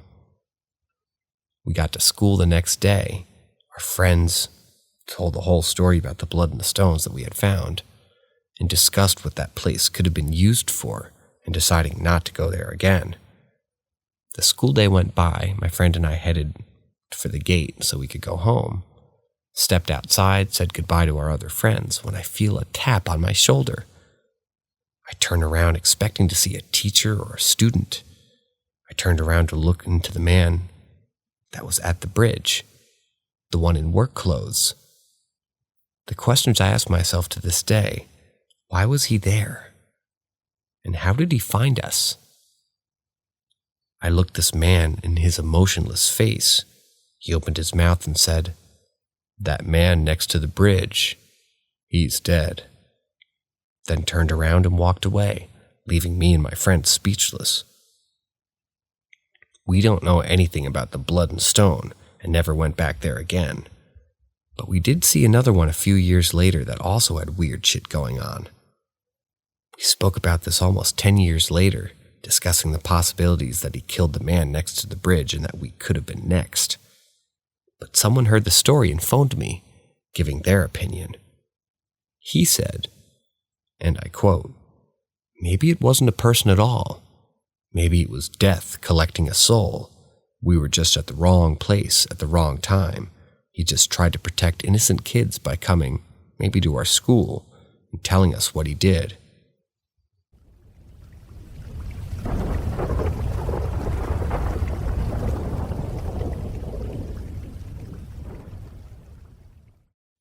Scarily tangible.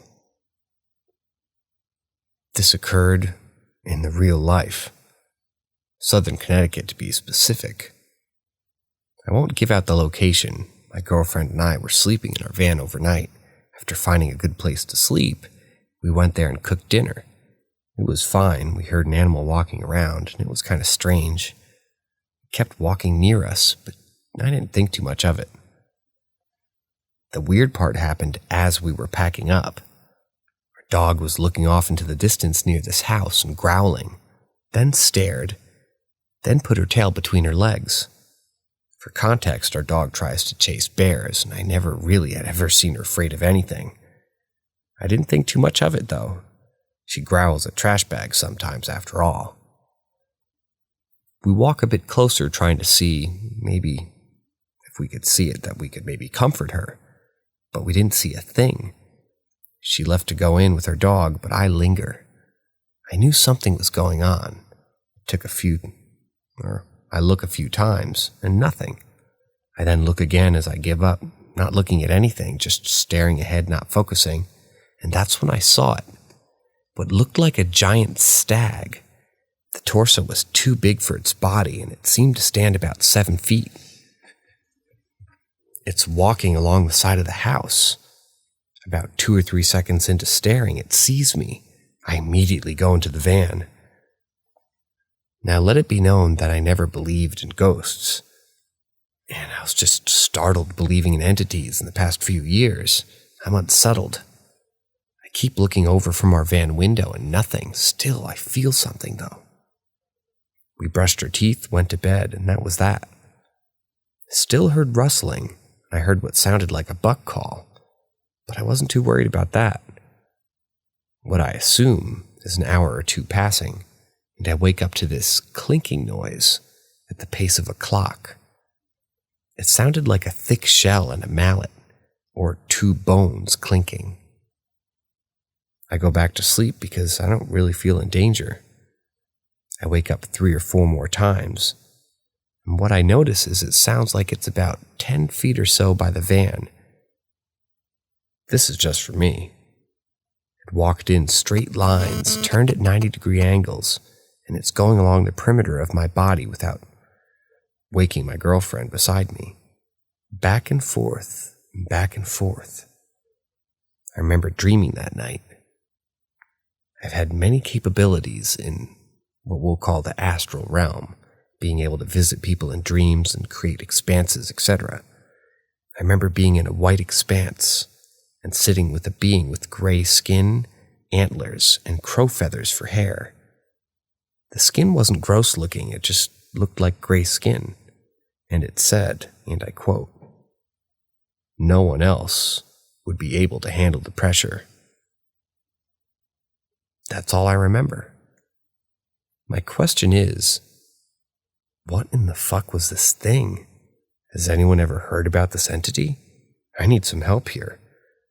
I'll also say that for the few nights after in different areas, I heard movement, and 2 of the nights I heard the same buck call, and something hit our front window. There's also scratches on one of our windows on the exact door that I was sort of fighting the thought of coming through. These scratches are no way from a rock. They're intersecting and angular in basically a vague circle.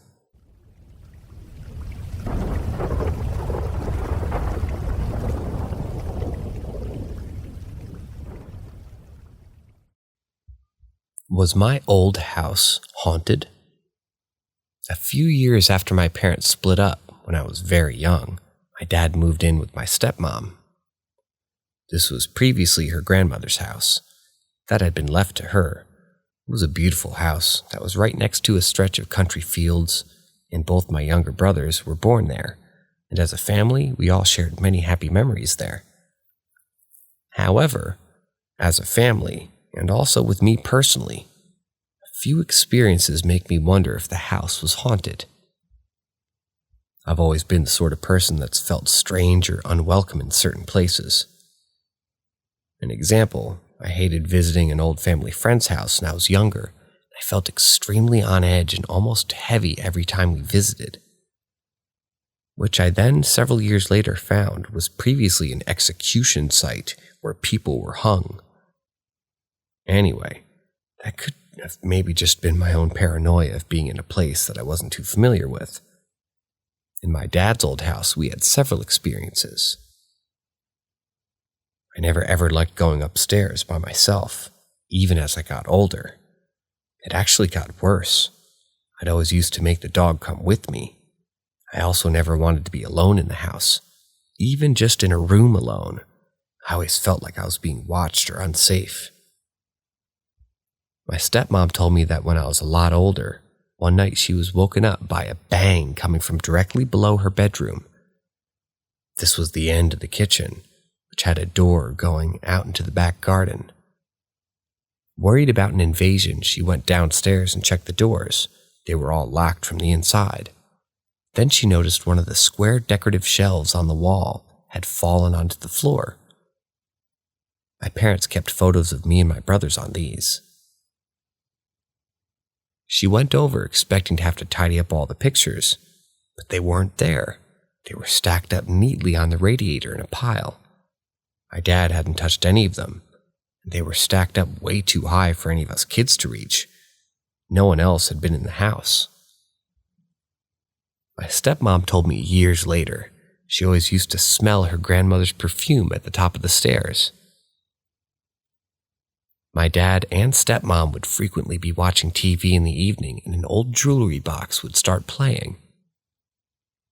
I would always feel like I was being watched in my room once it was pitch black before I fell asleep, and I felt the pressure of someone sitting on the end of my bed. My dad built me and my brothers a treehouse at the bottom of the garden. My brothers were slightly too young to play in it unaccompanied, so I mainly played in there alone. But I always felt a sense of dread and immediate danger there, like I was being watched.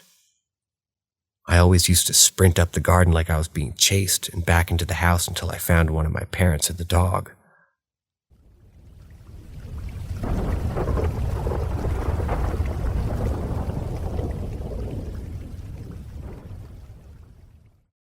My brother finally sees it.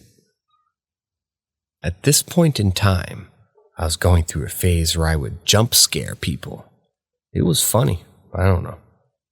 My brother got the majority of the jump scares, so he was paranoid at every turn because I could be hiding behind something.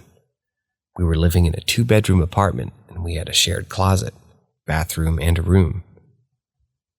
So one summer night I'm outside in my car smoking a cigarette and talking to some people. My phone rings and it's my brother. He asks where I'm at and I say I'm outside the apartment smoking. He keeps asking me where I really am and to stop lying. I'm getting pissed and scared because I hate being called a liar and he never acts like this. So I ask him in a serious tone, "What the fuck is going on?" He says he thinks he saw it. I parked my car and I go home. I asked him what happened and why does he think he saw it. He says he saw our bedroom door slightly open. As soon as you open the door to my bed, well, basically, as soon as you open the door, my bed is right there in front of you. The room was dark, but he says he saw the imprint of someone sitting on the edge of my bed. He says he spoke to it thinking that it was me trying to scare him. He told me, he said, "Nando, is that you?" "I know it's you. Stop playing. Stop trying to scare me. I can see you, bitch." Then the figure gets up and walks into the closet. He continues, "Nando, stop playing. I know you went to the closet. I'm not stupid." He turned on the lights and went into the closet to look for me, but it was empty. That's when he called me. His opinion on the paranormal changed after that. He knew not to mess with any of it.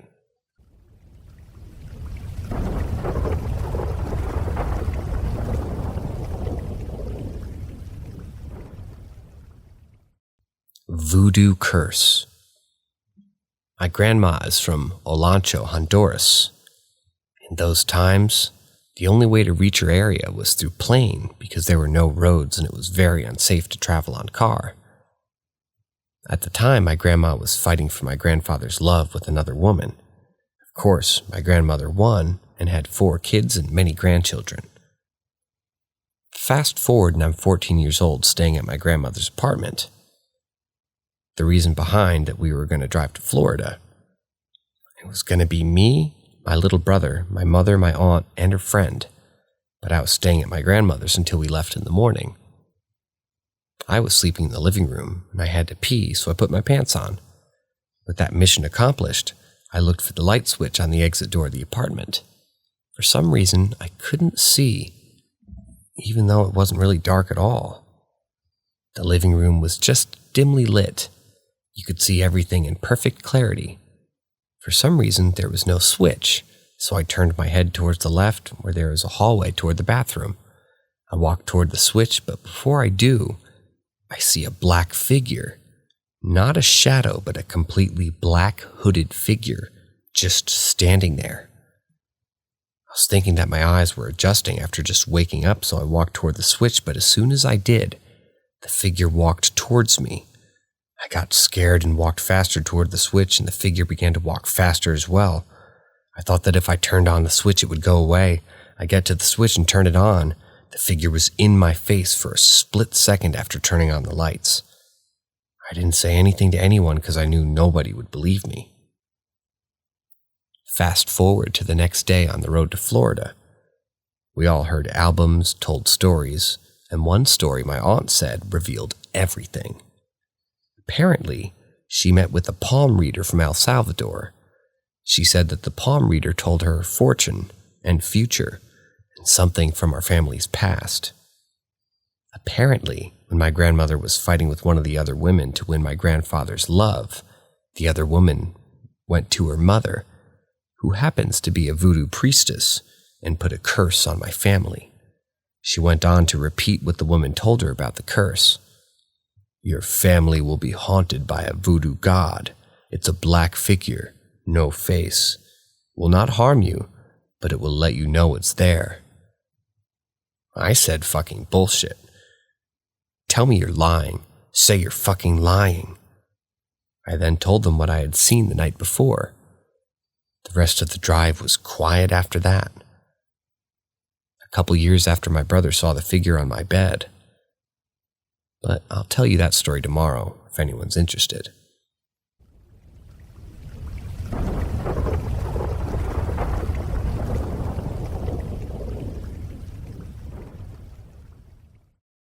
Poltergeist, the disappearing cross.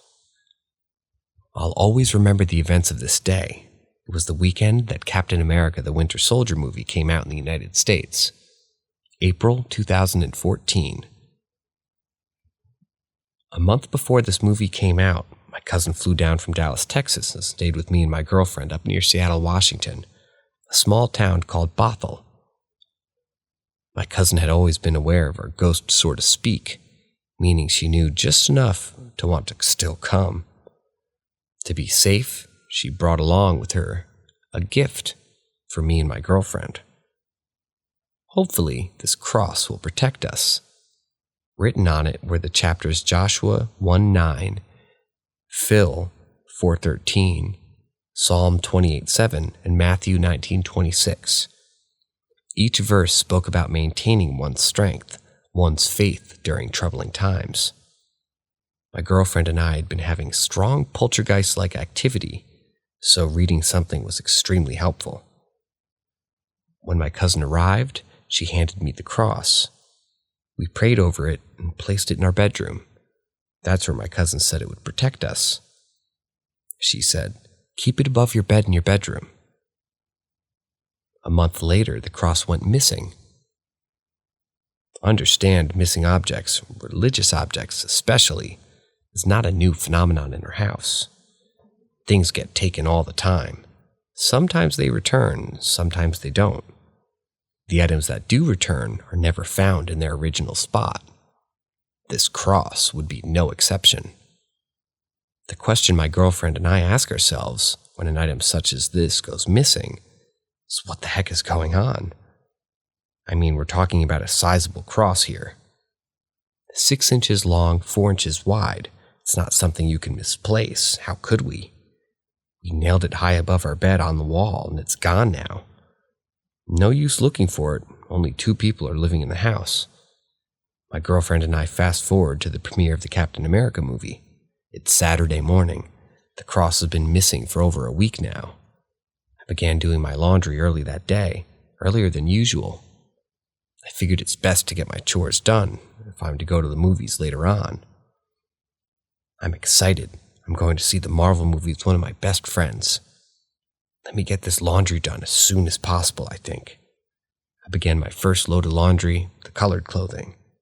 My girlfriend, Tina, is walking around the house doing her own thing, and I decided to go to my office and watch TV and wait for my clothes to wash. About an hour later, I noticed something peculiar. My first load of clothing was still washing. Now I know that there are long wash cycles, but this was weird. My brain knows how long it takes for my clothes to wash. I'm pretty sure I didn't set the washing machine to the long wash cycle, and it's taken exceptionally long this time. How unusual. I glanced toward the washroom, hoping to hear the beep. You know, the noise the washing machine makes when it's done. So I glance at the washroom and I look at the clock on my computer. I think to myself, what's taking my clothes so long to wash? A few minutes later, I hear this knocking sound. You know, the sound the washing machine or dryer makes when something's big inside, like a shoe or something like that. The noise I'm hearing is coming from the washing machine. Once again, I'm glancing up from my PC and I look at the washroom. What could be making that noise, I wonder? At this point, the wash cycle had been running for nearly an hour, far too long from what I put inside. Normally, I would get up and see what the commotion was all about. I didn't this time. I kept watching TV. Finally, the washing machine beeps, informing me that the load was complete. Time to remove the clothing. I'm passive as passive can be. No hurry whatsoever as I pulled out my clothes and tossed them into the dryer. I immediately grabbed hold of something solid. Not clothing, not shoes, not anything except a metallic wooden cross. I didn't know what it was until I pulled it out of the washing machine. There in my hand, in 2 pieces, is the cross my cousin gave me. Now some might say, well, that maybe the cross was just in there to begin with. Not so. As I mentioned prior, that would have been heard really early on. The thumping noises, I mean. The knocking noises I heard began 15 minutes before the washing was complete. Secondly, the washing machine was empty when I used it. Some might say, maybe you accidentally put the cross in the machine when you loaded the clothes. Wrong again. I sorted my clothes carefully, meaning items went into the machine almost one at a time. A cross this size was not going to be grabbed by mistake, and even if it was, I would have heard the bumping noise way sooner than I did. Maybe your girlfriend put it in by mistake. Well, my girlfriend was nowhere near the washing machine that day, and I never left my office. The washroom sits right outside my office. She would have had to stop my wash load regardless. I do my laundry, she does her laundry. It's important that I get those particulars out of the way for fear of people gravitating towards the obvious explanation. And that is understandable, though. Now allow me to paint the picture as near perfect as possible, because it even hasn't begun to get weird yet. In my hand is the cross my cousin gave me. It took a sort of beating in the washing machine, you could say. It's broken up now. I then called on my girlfriend in the room. We both examined the cross from top to bottom. Here it is again, after being gone for about a week. This cross would disappear and get thrown a few more times before finally being left alone.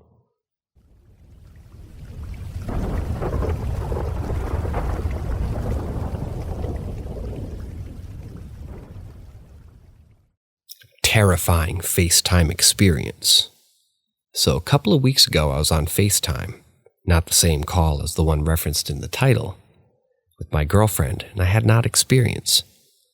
From behind me in my room I heard an odd noise that sounded as if someone was pressing their hand against the window furthest from me in my room, and was moving it from one side to the other.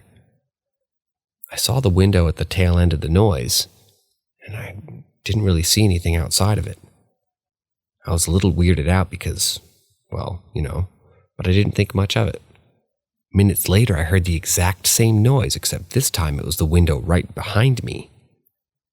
This time I was able to see out the window through almost the entire duration of the sound, and I saw nothing whatsoever that could have caused it.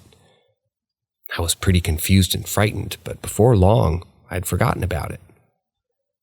Fast forward a day or two, and I had my second encounter, and this time it was much scarier.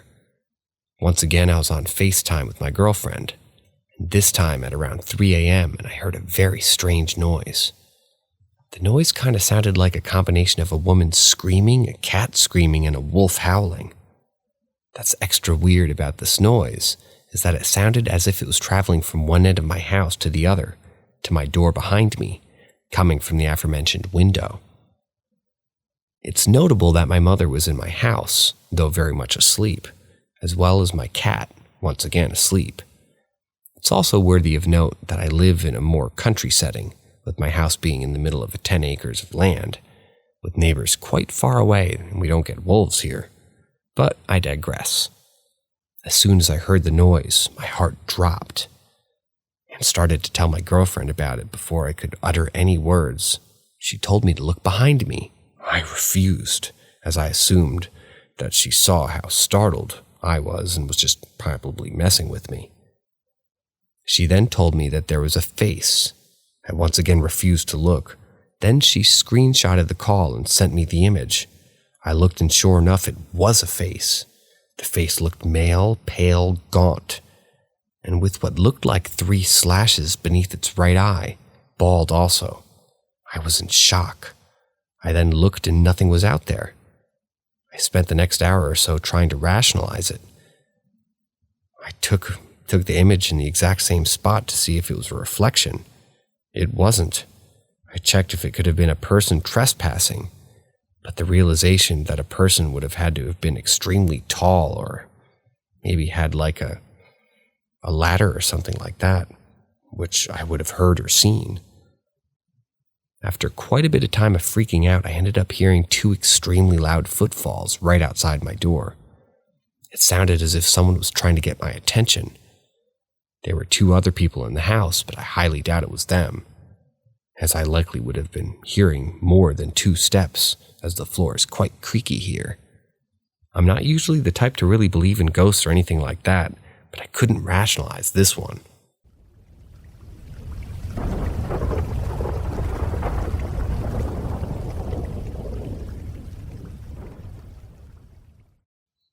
Haunted Mine in California. Near Central California, there's an old mining community that you've probably heard of, called the Mother Lode. It's an area of California that has a large part to do with the gold rush. That's where this story takes place. On the way out of town, down a long road almost like a stretch of highway, you suddenly veer off to the right and go down a rough older road, less than a quarter mile down. The road dead ends into a circle parking area with a gate at the end, which is kept locked by the city. If you were to go past the gate, you would end up at a popular lake in my area. When you park at the end, you are basically surrounded on one side by steep hills dotted with poison oak and tall pine and oak trees. The other side is a steep downhill slope to the lake, so basically you're in a bowl. We were told that if we were to go up to the left, up the steep hill, that there would be an old mine long abandoned by the miners that the country didn't close. About 250 feet up the steep hill, we found the old mine, almost hidden in sight. A slight divot in the hillside that you wouldn't see unless you walked right up to it. To get into the mine, you had to climb down a slight slope into the ground and go over some medium-sized rocks, left over from when they blasted into the mountain. The mine itself was about 7 feet tall and 6 feet wide, which formed a tunnel that was about 250 feet into the mountain. The mine had rough rock walls with a colorful vein running along the left wall. This vein is said to indicate the presence of gold by its ribbons of color. The tunnel followed along that vein, taking at least 2 turns with a couple of short dead ends and offshoots. As you got deeper into the mine, you sort of had to step carefully to avoid mud, which is what the, old ore cart tracks were handy for.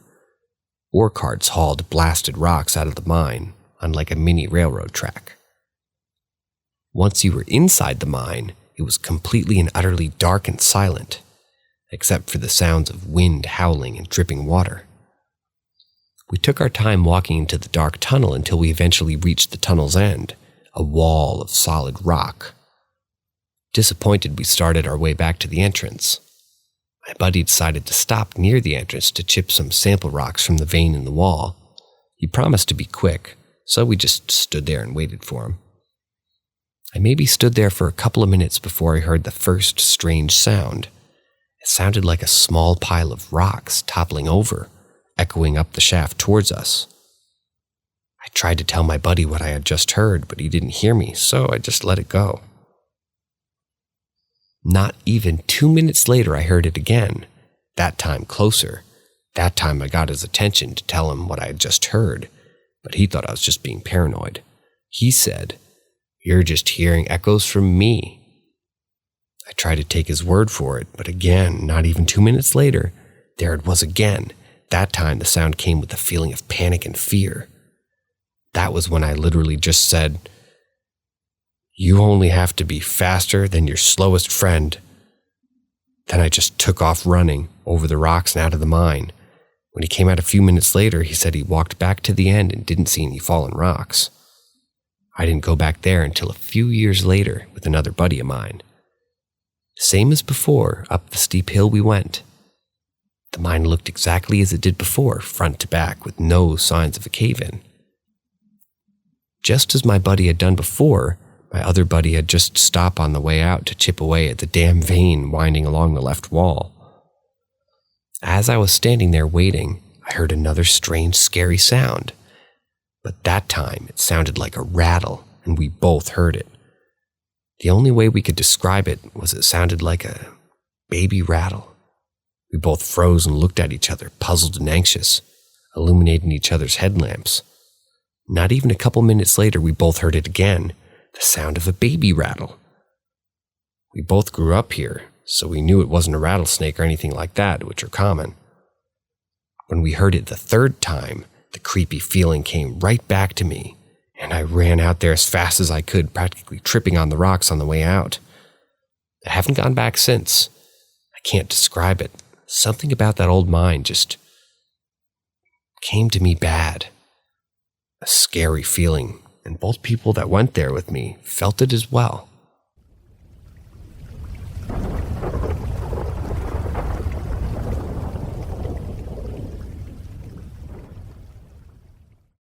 Knight's Ferry Ghost. Later in the evening, at around 7:30 one night, a buddy and I were bored, so we decided to go to Knight's Ferry, California. Knight's Ferry is an old preserved small town on a river for tourists to whitewater raft or explore the old bridge and brick buildings, which have bars on all the entrances and windows for obvious reasons. Since it was after dark, the small village was all ours to wander and explore as we pleased.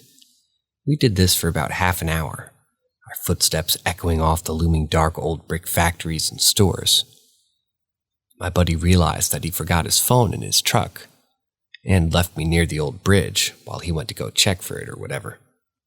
About 10 minutes later, I was just starting to wonder where the heck he was when he suddenly came jogging up to me, pale-faced, Through his huffing and puffing, he managed to get out that we had to leave because something had spooked the shit out of him. He waited to tell me until we were back to his truck and on our way out of there. He told me that he had seen a shadow of a shape of a man with glowing yellow eyes standing in the doorway on the other side of the bars in one of the main buildings. He said that when he lit up his flashlight, he could see right through it. Of course, I made him turn right the hell around so that way I could go check it out. When we got back there, he absolutely refused to get out of the truck, so I grabbed his flashlight and went alone back to the building to check it out. I thought I heard a couple of strange sounds, and I definitely got chills and an eerie feeling, but unfortunately, I didn't see anything.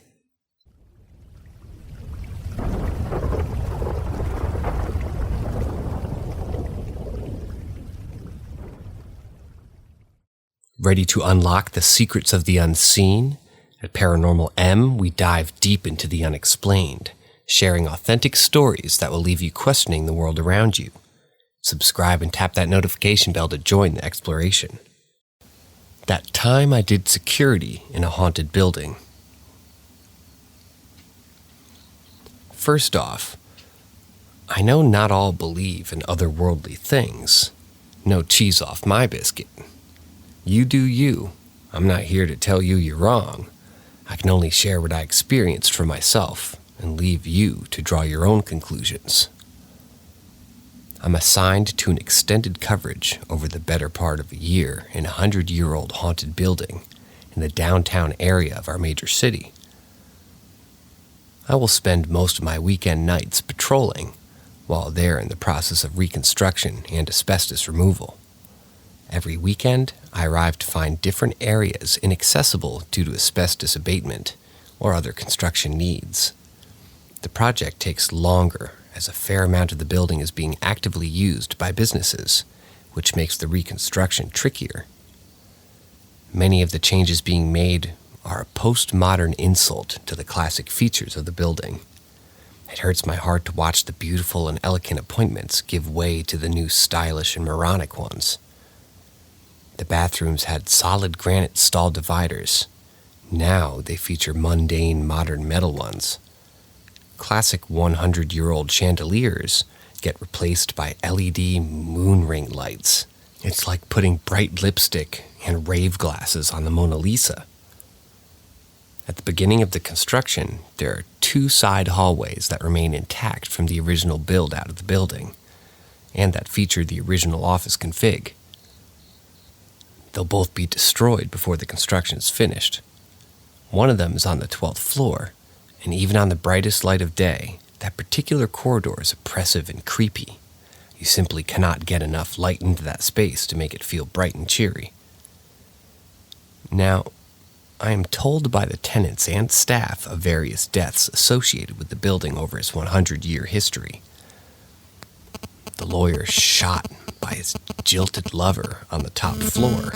It was the long-forgotten trial of the century from the same century that saw the O.J. Simpson case. She was also acquitted, despite having confessed to doing it.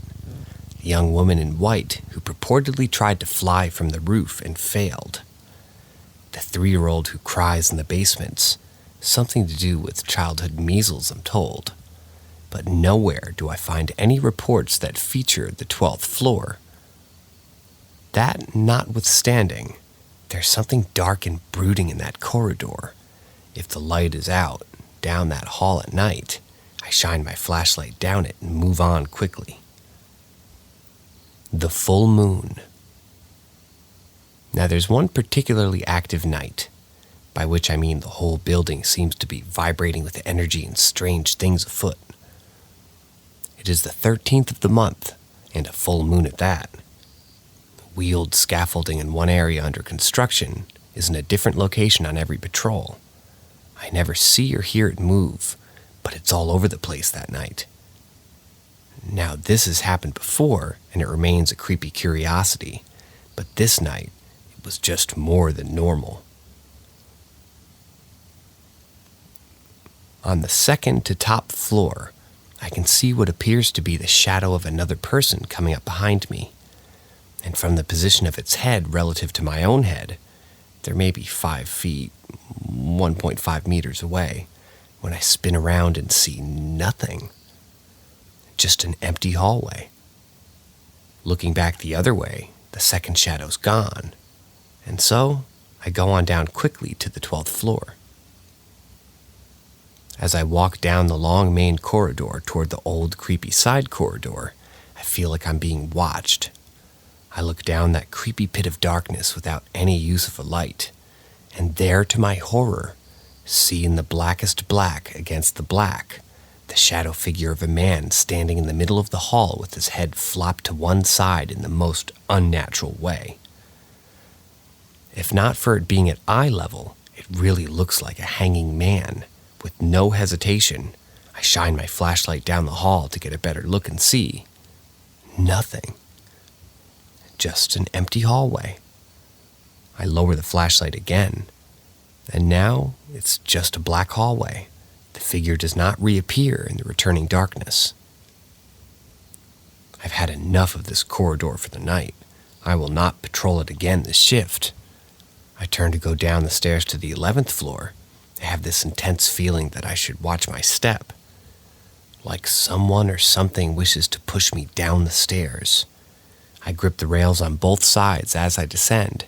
A few steps down, I feel a gust of air on my back. There is nothing in the building that can produce a draft on these stairs. This weekend is the only time I ever feel a gust of air on any of the stairs in the building. But now, while feeling like I need to watch my step, I do. In the early morning, shortly after sunrise, I turn the keys over to my relief for the next 12 hours. I say nothing to him of the events of the night. When I return 12 hours later for my next shift, he shares with me having felt unsafe on one of the stairs in the building and even feeling wind on his back. He can't figure out where it came from. I ask him which stairs. Of course, it's the same stairs from the 12th floor to the 11th floor where I had felt it the night before.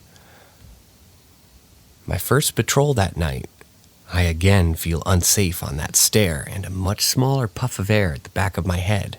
I turn and yell, "You've got to do better than that if you really want to scare me."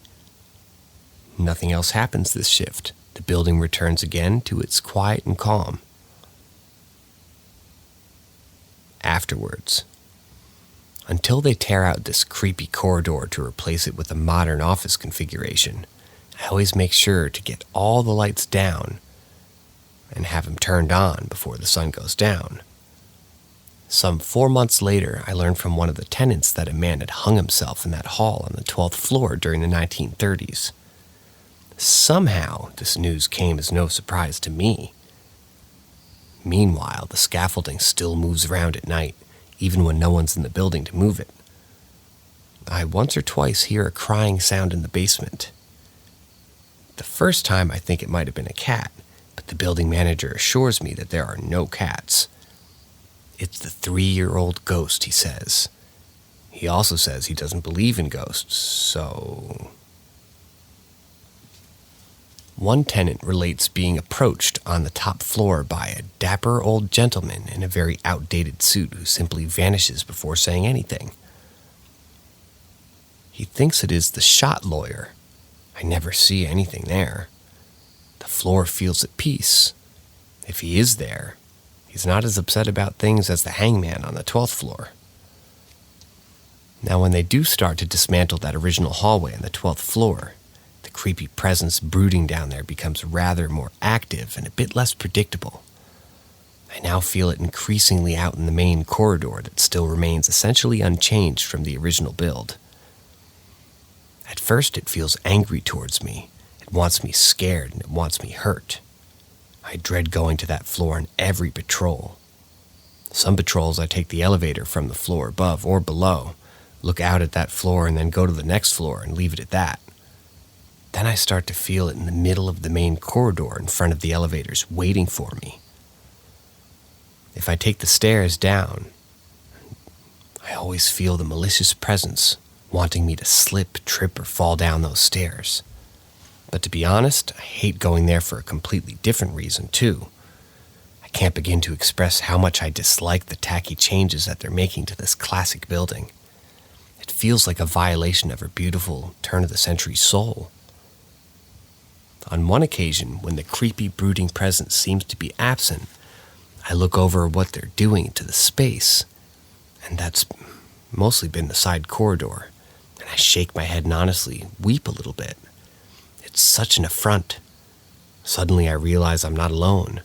That unseen being is there, but it's no longer angry toward me. Seems to have decided I'm not part of the problem, but feels the same way about the changes as it does. It follows me down 2 more floors before it withdraws. As it leaves, it feels to me like it just can't stay away from the 12th floor. Its floor for very long at all. This changes my patrol for the remainder of my time I'm working at this site. It's never again an angry, creepy experience to visit that floor. Despite the door next to the new office in the area of the old side corridor constantly unlocking itself, I have to relock it at least 3 times a night. I often feel its presence a floor or 2 before the 12th floor, and it stays with me for a floor or 2 after. Sometimes I feel thoughts in my head. It's sort of like the experience I often get, where I'm about to open my mouth and say something, just to have a friend or sibling say the exact same thing, like they had thought of it first, and I had somehow gotten it from them before they spoke. Or like the way I always know when my children are lying to me. They really hate that. It feels like the being wants me to know that he hadn't killed himself. This was done to him by others. This is repeated often, but then a few months later, a quiet admission. I did it. I can't take it back. Accompanied by a wave of a feeling of sorrow, regret, and remorse. Then it feels like it wants me to leave here and maybe go home with me. I simply say, that will never work. My family won't want you around. The floor feels very sad the rest of that shift. I look into it. I can never find his name or likeness in the full story of his hanging, only the rumor shared by a tenant of his death. I never have a name to call him by. Since this particular contract ended, I never been back to the building. I suspect if I ever do return, I'll still have a strange friend waiting for me there.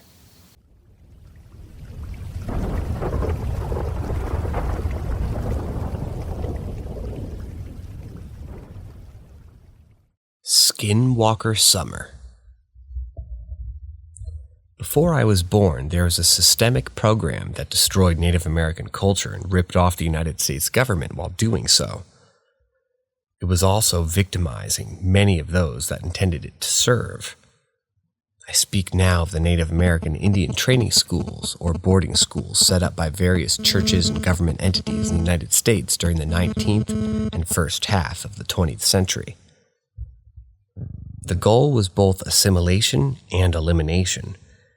Teach the Native Americans housed in the school how to be good Christians and Americans with useful skills and abilities with English, but at the same time suppress their own language, religion, and culture, and get paid by the state to do it. Now don't get me wrong, there's some good that came out of the system. There were job opportunities that became available to graduates that they would never have had otherwise, but the cost to benefit was ultimately not worth it. Many participants were victimized in every way that a child can be victimized. In my own ever-be-humble opinion, the best thing to come out of this program was the rejection of forced assimilation and the resurgence of interest in traditional languages, cultures, and religions. But like I said, this was way before I was born. During my life, there was a weak continuation of the program in many areas of the country. Some churches continued to propagate a Christianization of Native Americans by offering their children placement in good Christian homes during the school year, where they could get a white man's education. Yes, that's the term they used, and it is offensive, and learn English as well as be taught quote-unquote proper religion. This program has now been largely discontinued. Current efforts are to build up the educational opportunities available to the reservations to where a proper education is available to all. I have personally volunteered time and money to such enterprises and will continue to do so. Early years. In my early years growing up, my two older sisters often complained about seeing things in the house that freaked them out, that none of the rest of us saw. I personally thought it was all in their heads, because whenever I would come in the room, they claimed it would stop. I never saw anything. I won't venture to describe much what they did. That's their story to tell if they ever care to.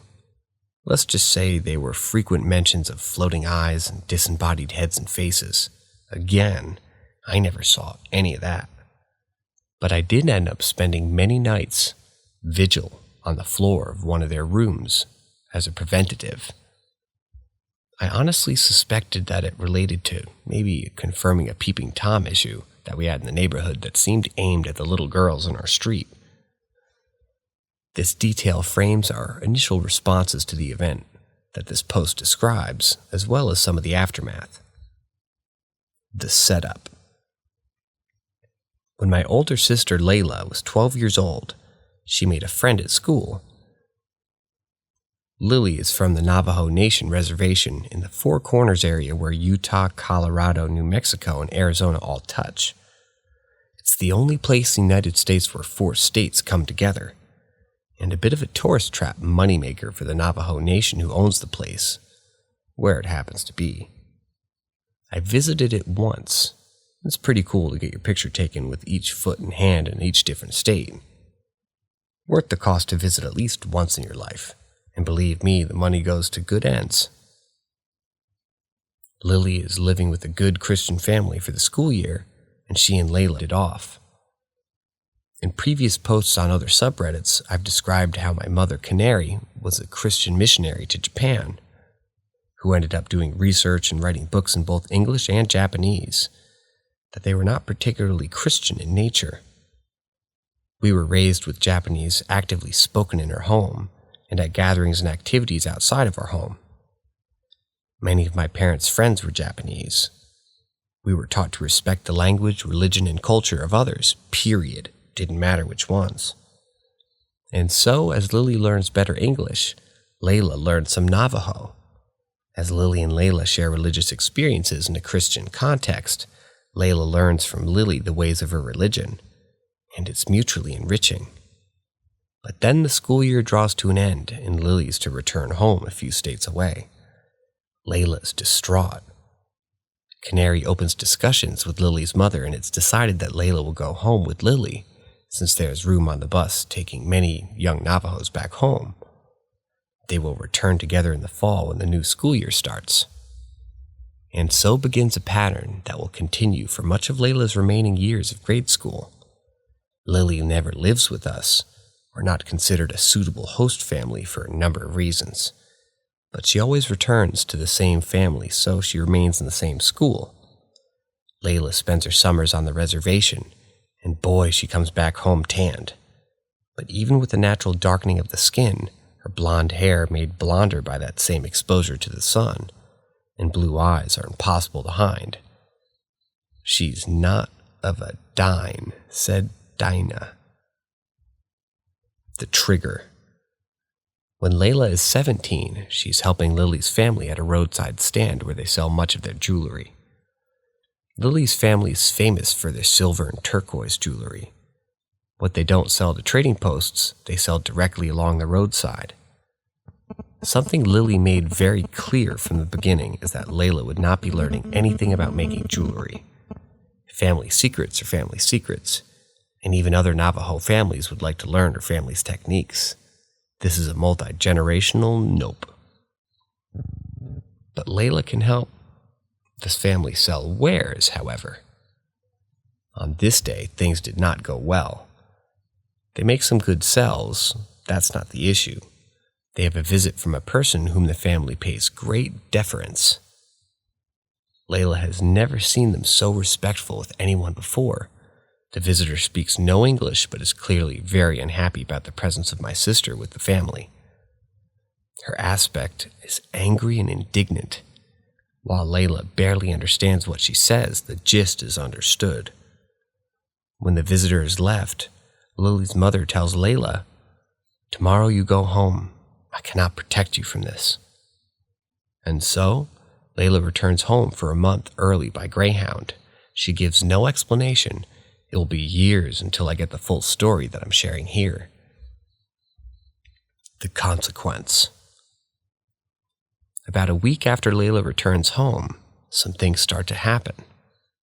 To understand this part of the story, you need to understand a bit about the layout of our neighborhood. Our house is on a 3/4 acre, 0.3 hectare lot at the end of a circle with a farm on one side and a small river running behind it. At this time, the other side of the river is mostly fields and horse pastures. There's animals we normally see here. We have about 100 cats living in and around the property. We have dogs, we have frogs and muskrats and other creatures that need the river to live. We have snakes and every kind of insect that you can imagine. We're too far into the populated area to ever see any large predators, though. No mountain lions, no coyotes, no wolves, no bears, no foxes, not really even many raccoons. There are cows and horses in the neighborhood, and a rooster crow will wake us up most mornings. But this night, I'm awakened from a deep sleep by Layla. We all gather into the highest room in the house, the room where Layla sleeps when she's home. There's a howling in the breeze coming from somewhere beyond the river. I'm not clever enough to know the difference between wolf and coyote howls, but it's definitely along those lines.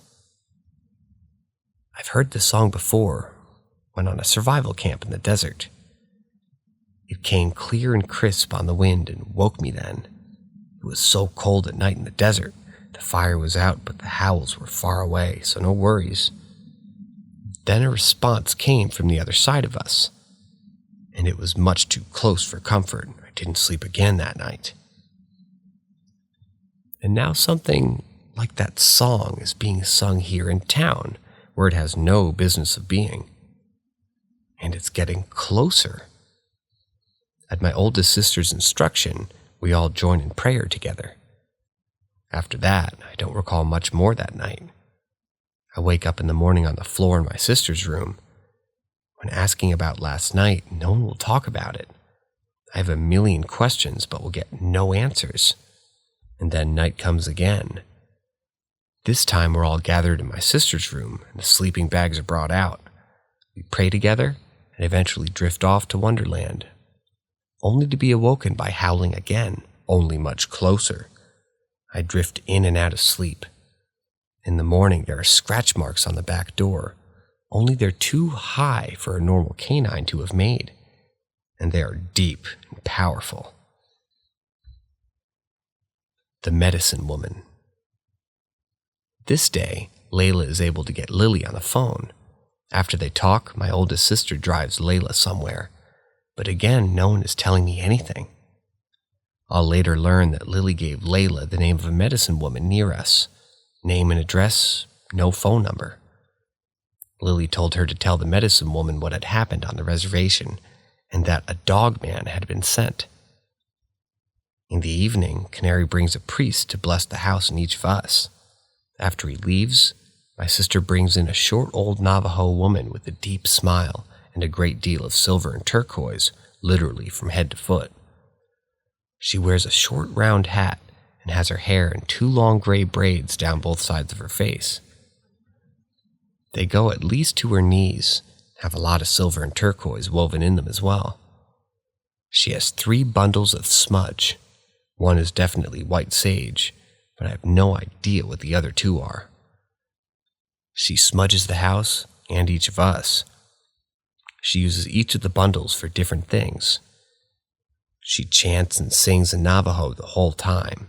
My sisters go into my sister's room with her, and you can hear talking and more singing. I'm not allowed to see it, and I've never spoken of it again. We again huddle in my sister's room that night. We pray together and sing church songs together. The old Navajo woman sits in a chair in the hall beside the back door and watches and listens and hums to herself. When the howling starts, she gets up and walks outside. Tonight, the howling stays distant. It never approaches. In the morning, the old woman smiles at me kindly. She says, 3 more. Layla explains that we all need to do it again for 3 more nights. And we do. Smudge and chant and songs and prayer. The howling seems further each night. The last night is not heard at all. Howling of that kind will never be heard again in my neighborhood. In the morning, Layla makes a gift to the old woman, some beautiful pieces of jewelry that Lily and her family had given to her over the years. They are accepted gracefully. Looking at one that had particular emotional importance to my sister, she shakes her head and hands it back. No. She keeps the rest. Her smile is rather deep at me as she leaves.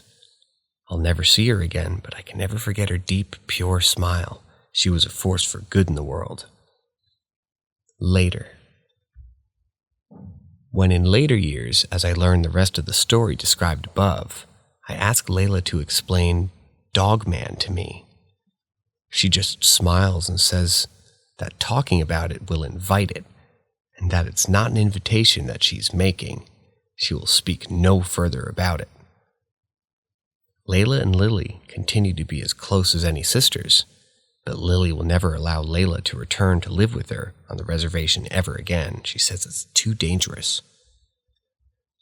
Lily does eventually live with us. She lives rent-free while going to college. For all intents and purposes, she's my sister. I ask her once about this evening, and she smiles and chides me with one phrase that I hear most often from her: "You talk too much." She then tells me that this is not for me, and that's all I'm ever going to get from her on that matter. From what I've been able to gather from hearing my sister speak on the matter twice more over the years and just picking up things here and there, it seems that no matter where my sister went, this Dogman would have found her, and it wouldn't have ended well.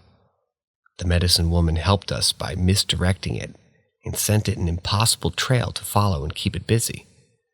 Until this assignment was replaced by a new one.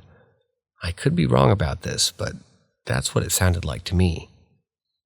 I have, of course, since heard of skinwalkers, and I now realize that this is a modern term for maybe what Lily was calling a Dogman back in the day. It wasn't a term that any of us had heard of when these events happened. I never saw it. I was never told too much about it. I'm not a source of any useful information on the topic, really. I can only relate what happened one summer many decades ago when my sister returned home unexpectedly early from the reservation. The aftermath. In the years after this event, my older sisters would move out and on with their lives. During the winter following these events, I start to wake up in my room from time to find a floating face of a beautiful woman over me. As gorgeous as she is terrifying, and in a flash it's gone. This only ever happened in the lower part of the house. In the highest part of the house, next to my sister's room where we gathered in those tense nights in August, there's a large family room. After these events, every time I take a nap on that sofa in that room, the sleep is fitful and disturbed. I have no history of sleep paralysis at this time, but now experience something like it. I wake up unable to move or speak, fight myself upright only to find that I'm dreaming and now awake, unable to move or speak, and the cycle would continue on like that. I sometimes fight for up to 6 layers of dreams of waking up until I'm actually awake and perfectly able to move and speak. More like a dream of sleep paralysis than the actual thing. As I'm drifting off to sleep on this sofa, I'll sometimes feel a weight on top of me. It often feels like it falls through me. I feel like I'm out of sync with my body and either floating over it or falling through it again and again and again. It's like a dream of falling and not falling at the same time. Yet at the same time, on the edge of the sleep, I hear a cacophony of voices chanting some indecipherable something that sounds like a black masked clip of the Beatles. It is maybe 3 seconds long. Then it stops, and a few minutes later starts again. Sometimes in one ear, sometimes the other, sometimes both, but not in sync. This also happens a few times in the lower part of the house. I dread falling asleep on that sofa. and yet I seem to irresistibly drop off on it quite frequently. Nowhere else in the house do I experience this combination of odd dreams and sensations. I do not know if all this relates to the events of that summer. I only know that it never happened before, and never stopped happening after for as long as I've lived in that house.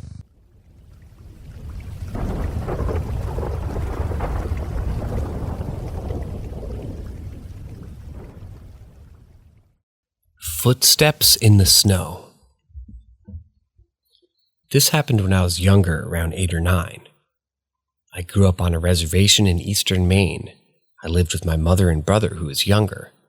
We lived in a 2-story multi-dwelling unit or public housing. Vast wooded area was in my backyard, surrounded by deep woods that wouldn't take much to get lost in. But I always enjoyed adventuring, and it was very familiar with the territory. It was late winter with about 4 to 5 inches of snow on the ground. I heard knocking on the front and back at the same time around 1 a.m. in the morning. I noticed it first. Then my mother got up and told my brother and I to stay in my room.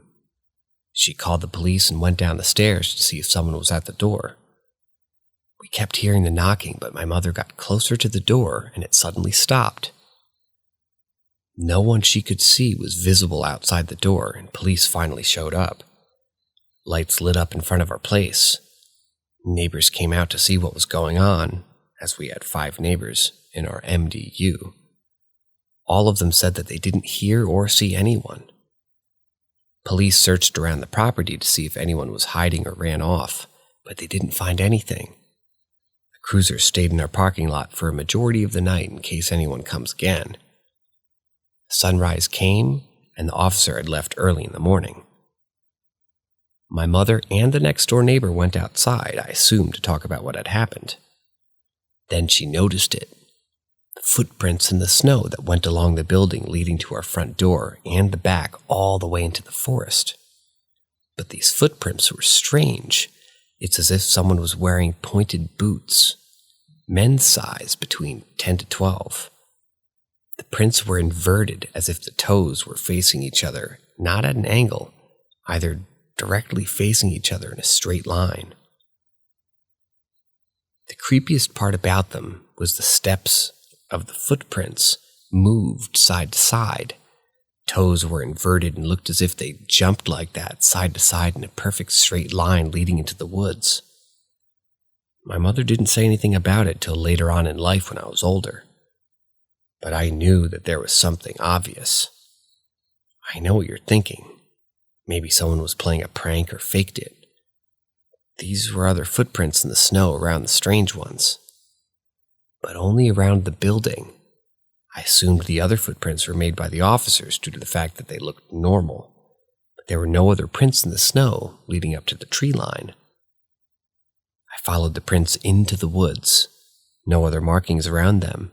Perfectly inverted side-to-side hops or steps in the snow leading deeper and deeper into the forest.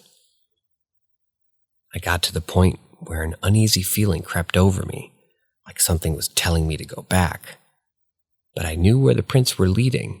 As I said, I was very familiar with the area, and eventually would have led into a marsh or a bog area. I got chilled by the thought that for some reason it might happen, so I turned back.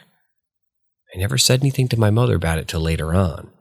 I never heard or encountered anything like it ever since.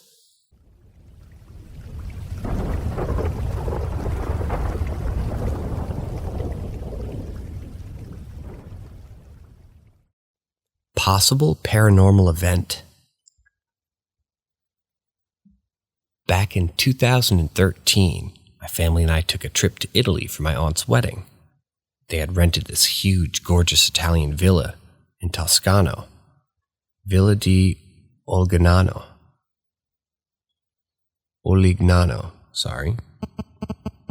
to be exact, in case anybody wants to find pictures of the location to get a better idea. It's spelled Ulignano. The room I was staying in was a, let's try this, Napoleone Gialla, perhaps.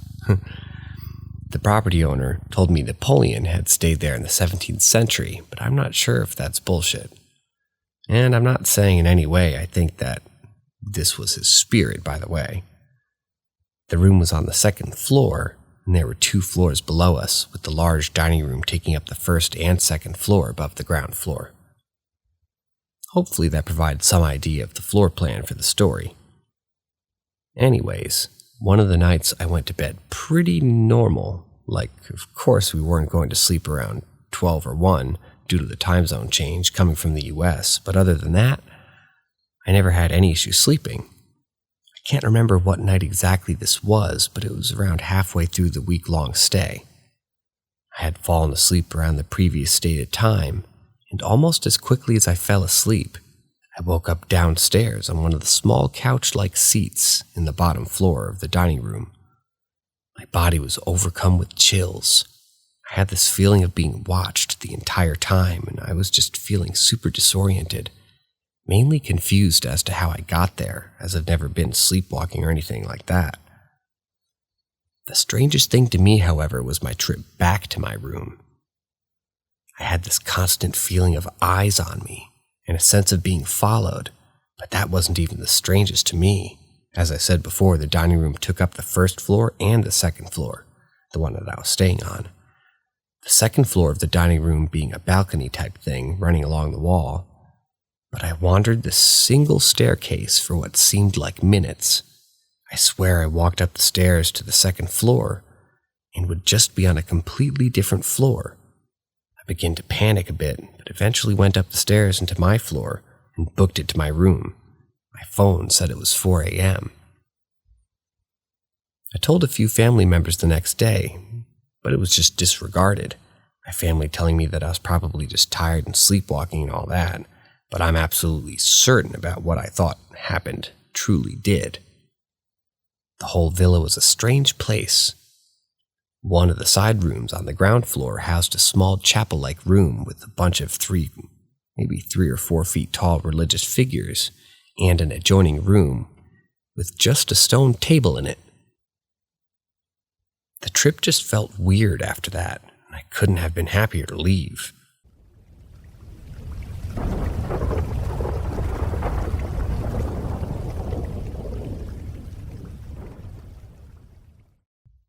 A very weird coincidence with some history. So my house is pretty old. It's built in 1920. I've had some weird experiences here, but nothing as interesting as this. Between the ages of 6 and 8, I had at least 20 different experiences where I would be in my basement bathroom, either getting ready for school or, using the bathroom, when I would suddenly see a figure out of the corner of my eye in the mirror. It was around a 25-year-old man in a blue Navy sailor outfit, and he would always just stare back at me with a pale, blank expression before disappearing after a second or two. For some reason, this didn't scare me, not even whatsoever, and as a kid, I never felt like it was evil or a malicious being. I didn't even tell my parents about it. It just kind of accepted it as an every time, like an everyday thing. So as I get older, this phenomenon stops happening to me, and I kind of just store it away in the back of my memory. Until one very interesting Saturday morning in 2018. I'm 22 years old at this time, and I was in that same basement bathroom getting ready for the day when my mom called me upstairs. I go up to talk to her. She tells me that earlier in the day she was enjoying her morning tea on the front porch when an older man approached our house. He described himself as a sort of local historian who was researching veterans of World War II in my town. He went on to tell my mom that through his research he discovered that one of the first U.S. deaths in the war was a Navy sailor who originally lived in my house before going off to war. Apparently, he was one of the first to die during the attack on Pearl Harbor. He told my mom that he would come back with more research on this guy, but he has never since returned. My mom knows I'm kind of a history geek, and I thought that I'd love hearing about a little bit of World War II history with our home. As she tells me about this, a flood of memories come to my mind about me being a child and seeing that pale man in the mirror stare at me. Since then, I've told my parents about those childhood experiences, but nothing else weird has happened, and the local historian has never returned. I've always heard that children are more susceptible to coming into contact with the supernatural. That would explain why that only happened to me as a kid. Was it an evil being? Was it the spirit of that sailor just checking in on his old home? I'm not sure, but I still always get a little bit freaked out when I walk into that room and look into the mirror.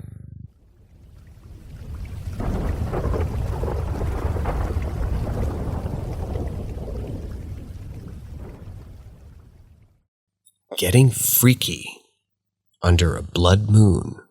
Would not recommend. So this happened about 5 years ago, and it hasn't left my mind since. It never occurred to me to post anything about it because I thought people would think I'm insane, but here we go. So me and my girlfriend at the time were having a bit of a stale point in our relationship. We thought we would do something to spice it up, so we decided to go to a large, stately home turned museum near where I lived. Just to give you an idea of where the area looked like before I go any further, it was a huge 3-story house that a duke or a lord would have lived in. And opposite it, there was a large path with trees along the side of the path, a field on the other side, and a forest at the end of the path. So, me and my girlfriend, who I'm going to be referring to as C for the rest of this, walked down the path to find a nice quiet spot. Now, take into account, this was at around 11 or 12 p.m., so it's pitch black. I believe they mean 11 p.m. or 12 a.m., so it's pitch black other than the reddish moon in the sky. So we put down a blanket and start to talk. As soon as things start getting a little bit frisky, I hear something coming from the end of the path that sounds like a town crier's bell. I sit up, confused, as it seems to be coming towards us, but there's nothing there. There was a bush next to me, and as soon as I sat up, it was like something big moved in it. So I jumped up and went into fight mode, hearing what sounds like multiple voices in the bush, the bell still going off. When I jump up, I looked around to see if I could see anything. And this was where things got real weird. Being able to see the field in between the trees, there were figures standing in the field, spaced out, but they were wearing what looked like black KKK uniforms, and they didn't look real. And the way that they didn't look solid, looking at them was like looking at liquid. They seemed to phase in and out. It's very difficult to describe it. At this point, I grab C up from the floor and I say, "We need to go now." And we start to make our way out of the field. While we're walking, I look to my right and see a circle of those people just standing in our direction and start to hear a real heavy footstep coming from behind us. We start to run and it's like something grabbed C's bag. There's no bushes or trees for at least 30 feet, so it wasn't that. But we get out and we look back, and it's like it was slashed with a knife right through the strap. It wasn't like the clip had broken, it was straight through.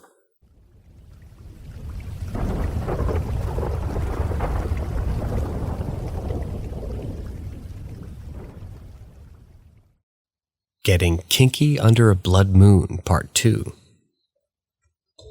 I'd like to preface this post with confirmation that I was not and never have been on drugs. I don't suffer from any mental conditions, and I'm otherwise in tip-top shape apart from some Christmas weight that's been around for about 4 years.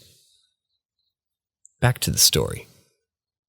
So me and C, my girlfriend at the time, spoke about what happened about a week after, just skirting around it.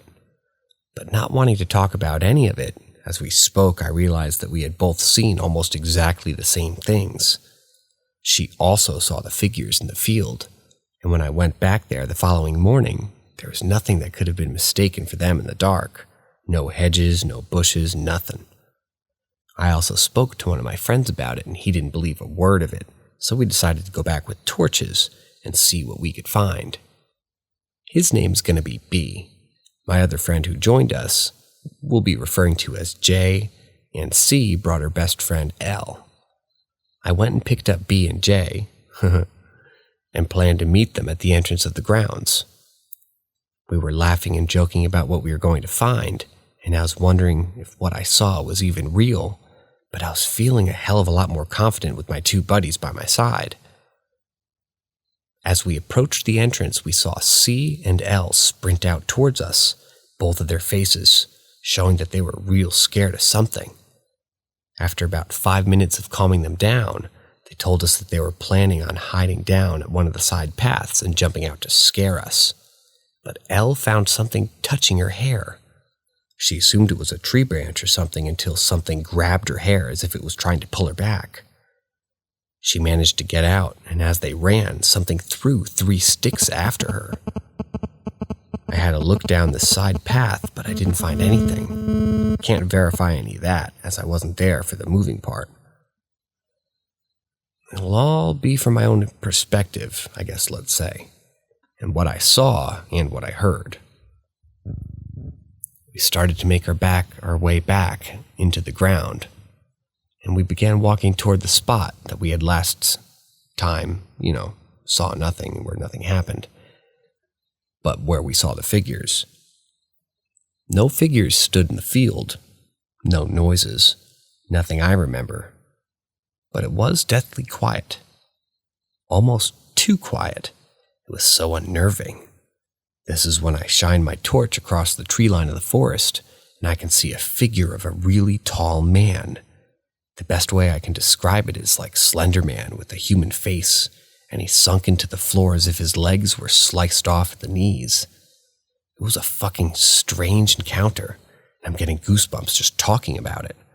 Again, I turned my torch off, and I was able to see him so much clearer, and he slowly turned around and walked into the forest, almost trying to lure me in. I looked at my friends, and no one else had seen.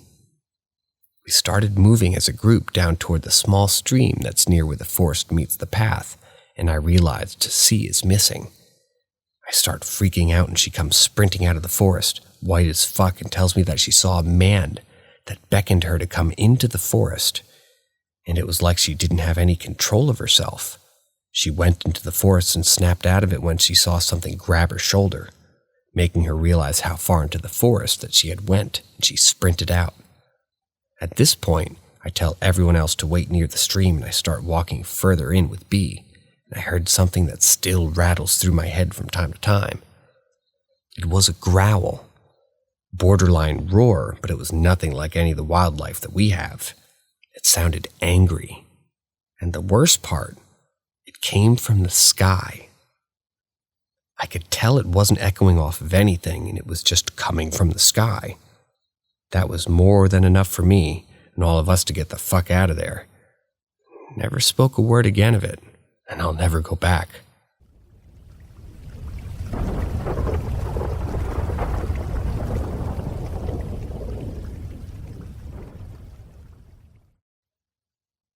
It wasn't a forest fire. This event occurred back in 2001. I want to say, as I was still in college at NMSU at that time. It was fall, and me and 3 other friends decided to take a camping trip up to Gila National Forest. There was snow on the ground at our campsite, so it must have been mid to late fall. Anyway, we decided to take a day trip to go to a remote lake that I know was a very picturesque and serene place. It took a while to get up there, but once we were there, it was great. Until the storm came. It seemed like it came out of nowhere, and it was on top of us in a ridiculously short time. We didn't even make it back to my Jeep before sleet was pelting us. Once we were in the Jeep, we figured we'd be better back at the campsite, so we headed back down the winding trail, in 4 low, mind you, because by now the ground was beginning to freeze over. While we were driving through the forest trail on an iced road, tons of animals started running out across the path from left to right, and in that direction only. There were deer, elk, raccoons, rabbits, skunk. But that was weird in itself, But when we got to the small one-road town between the mountain and our campsite, we saw something weirder. 6 black military-style vehicles with tarp-like coverings on the cargo areas were all driving in a convoy back up towards where we had just come from. No idea what they were doing going back up to that remote, stormy location. We finally arrived back at our campsite, and we immediately noticed a huge orange glow on the horizon. Just over the area of the lake that we were at, it looked like a forest fire, except it didn't taper off at the ends like a fire would, and it vanished after about 2 hours. Forest fires do not do that. So, what the heck? After the weird fire-looking light disappeared, we started seeing long white streaks in the sky above us that would disappear and reappear in counts of 3, 4, 2, and 5 and alternate. This freaked out the 2 guys to the point that they retired to the tent, but me and the other dude stayed up staring at these white light streaks for some time before they vanished into the night. Needless to say, we were more than eager to pack up and head back home in the morning. One last curious thing is that we stopped at a cafe on the way back to civilization to gas up and use the restroom. Outside the cafe were copies of the daily newspaper that read, "Solar flares seen in night sky." Really, I'm no expert, but I don't think our encounter that night was very indicative of solar flares.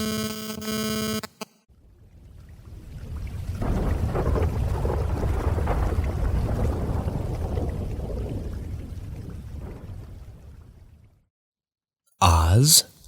Zozo? I grew up in a small town in Oklahoma. Our town was actually founded in the late 19th century. In fact, the cemetery where we would go play Ouija had gravestones that had birth dates starting in the 1800s. When I was about 14, I got into the idea of Ouija in the spiritual world, just reading about it all the time. I'm not a very religious person, but the opportunity to speak with beings who have passed over will never not fascinate me. So it was around then that I and a couple of my friends made our own board out of the box of my Guitar Hero. I drew the letters and words on it with a Sharpie, and we used a shot glass as the glass piece. I still have it in my parents' garage to this day, as a matter of fact. There were many, many times that we had older siblings drive us out in the graveyard at night so we could play. I want to share the name of it with you guys so you can look it up for yourselves. There's fucking videos on YouTube of the cemetery that I played Ouija in as a teenager. So just let me know if you do, and I can DM you for privacy reasons. It's pretty weird to see the name of your hometown in the titles of scary YouTube videos. But anyways, I just want to tell you guys the reason why I began taking it so seriously, and then the story that made me stop playing Ouija for years. There were 5 of us, and I was always the one asking questions. We would bring a big quilt for us to sit on, white candles and a lighter, our board and piece. We'd hold hands and ask if anybody wanted to talk with us, sharing that we'd love to talk with them. And then begin. 2 of my friends who were too scared to play would just watch, and the rest of us had fingers on the piece. The second time we ever played, I asked the person that we were speaking to if they were buried there in the graveyard, and they said yes. I asked them their name, and they gave us initials, EKW. We said politely that we wanted to stop talking so we could go find a gravestone. We moved it to goodbye, and then we stood up, all pulled out our phones to use flashlights, and sort of started walking around the graveyard looking for EKW. After several minutes, one of my friends yelled, "Guys?" The rest of us ran over to my friend who was standing there frozen, and there it was, EKW. She had died sometime in the 1920s. All 5 of us started freaking out, yelling, "Hi, EKW, thanks for talking with us." We decided that was enough Ouija for the night. Let's end it on a positive note. Fast forward to a couple of years later, when I could drive. I had a tiny-ass manual Mitsubishi Eclipse, but she was the best first car ever. And we're still playing Ouija, mostly in the summers. I had the same few friends in a group through most of high school, but these girls were the most fun. Nobody else would follow me to the graveyard to talk to dead people as the sun goes down. So one night, we had our usual setup, and had already had a conversation with two of some peeps. Then we said aloud that we wanted to speak with someone new, anyone. We wanted to make a new friend like EKW. Someone said hello, we said hi back. I asked this time its name.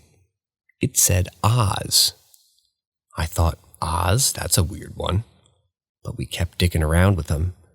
And then I asked him if we should be afraid of him. He said yes. I told him we were going to leave. He said no. Then the piece started moving back and forth between O and Z. I said, dude, I know your name is Oz. We get it. Then this fucker started moving down the alphabet, getting faster and faster.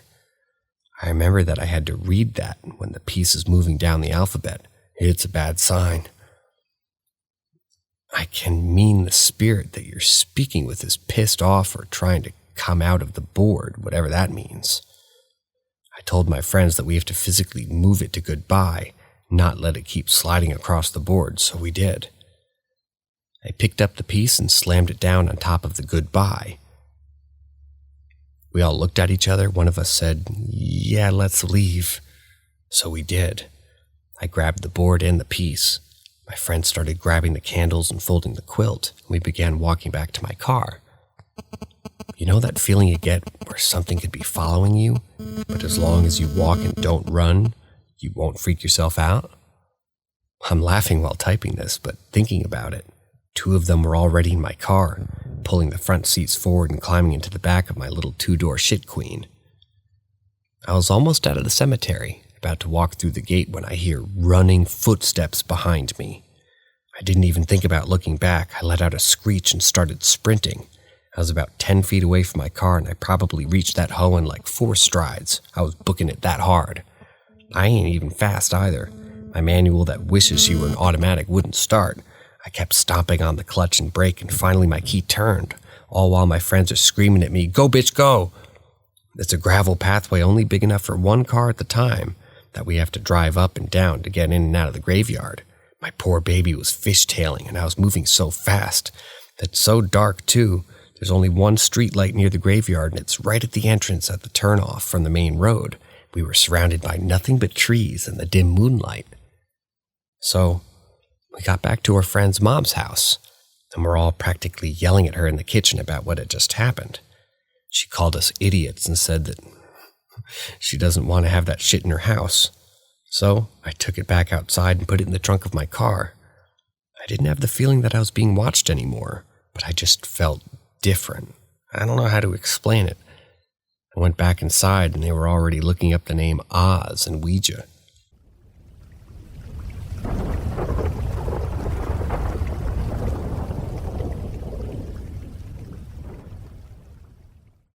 Twice I've heard random noises in my home.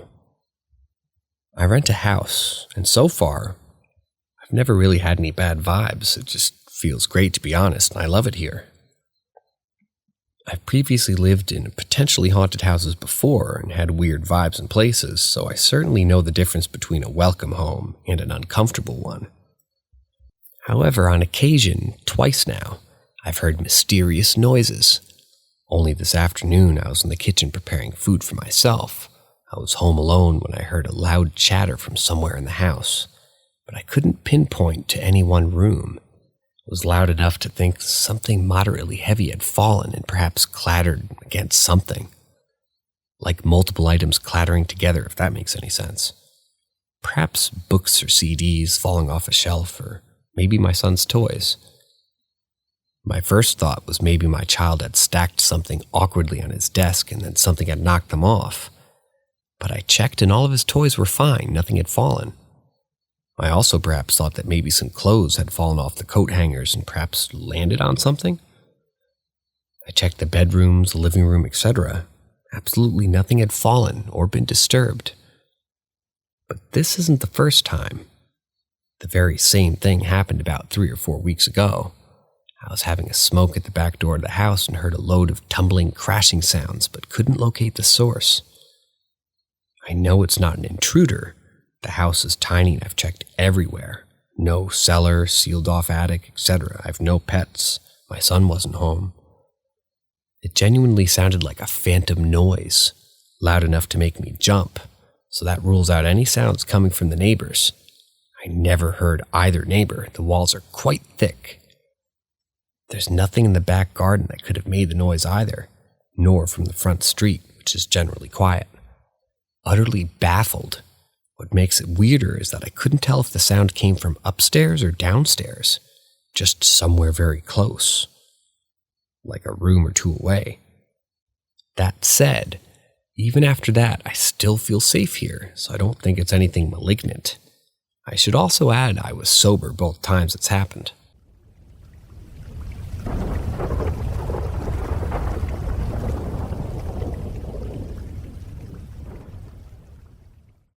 A spirit, maybe?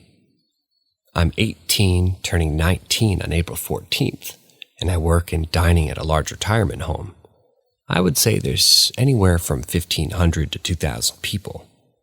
I've worked there since July of 2020. In the beginning of this March, myself and my coworker were assigned to set up a meeting room with coffee and scones, and clean it when it was finished. About 2 hours after I set up the meeting, my manager told me to go check to make sure that they still had enough coffee and whatnot. I was reluctant to walk in, as I just had a general sense that I shouldn't, and I could hear people crying inside the room. When I walked in, it looked like an AA meeting but with seniors, and the two hosts were the heads of the CC, the Continued Care Program. Basically, if you already have a disease like Alzheimer's, dementia, Parkinson's, things like that, before you move in, they won't allow you to. However, if you develop one while you're a resident, you get sent to the CC wing once it's needed. The lady who was talking had half of her face looking like it was melted, and she was also drooling as she talked. She said she was being sent to CC, and that she wanted to be killed or die. The atmosphere in the room was palpable. Then, like the idiot I am, I asked the host if they had enough coffee and scones. She took me outside and yelled at me for being rude, but I told her my manager made me check. The host said it was fine then, but to please not come back until the meetings was over. When it was, my coworker and I were sent to clean the room up. We were both faced with the left wall closest to the door, stacking plastic cups, when a very intense wave of nausea came over me for about 5 to 10 seconds, almost making me vomit. Along with that was a feeling of dread, almost like I wanted to die or that I was convinced Elle was going to. After my nausea faded away, my coworker told me that she suddenly felt very nauseous too. That really creeped me the fuck out because I never even told her that I felt nauseous. I told her because I didn't want to freak her out. I never told her because I didn't want to freak her out. Until I left the room, there was a very uneasy feeling. The feeling you get when you're in a place you're not supposed to be in or lost in a building. I never saw anything or remember a temperature change of any kind, and I've been back into that room and nothing's happened. Maybe it was just a really strange coincidence. I don't really know.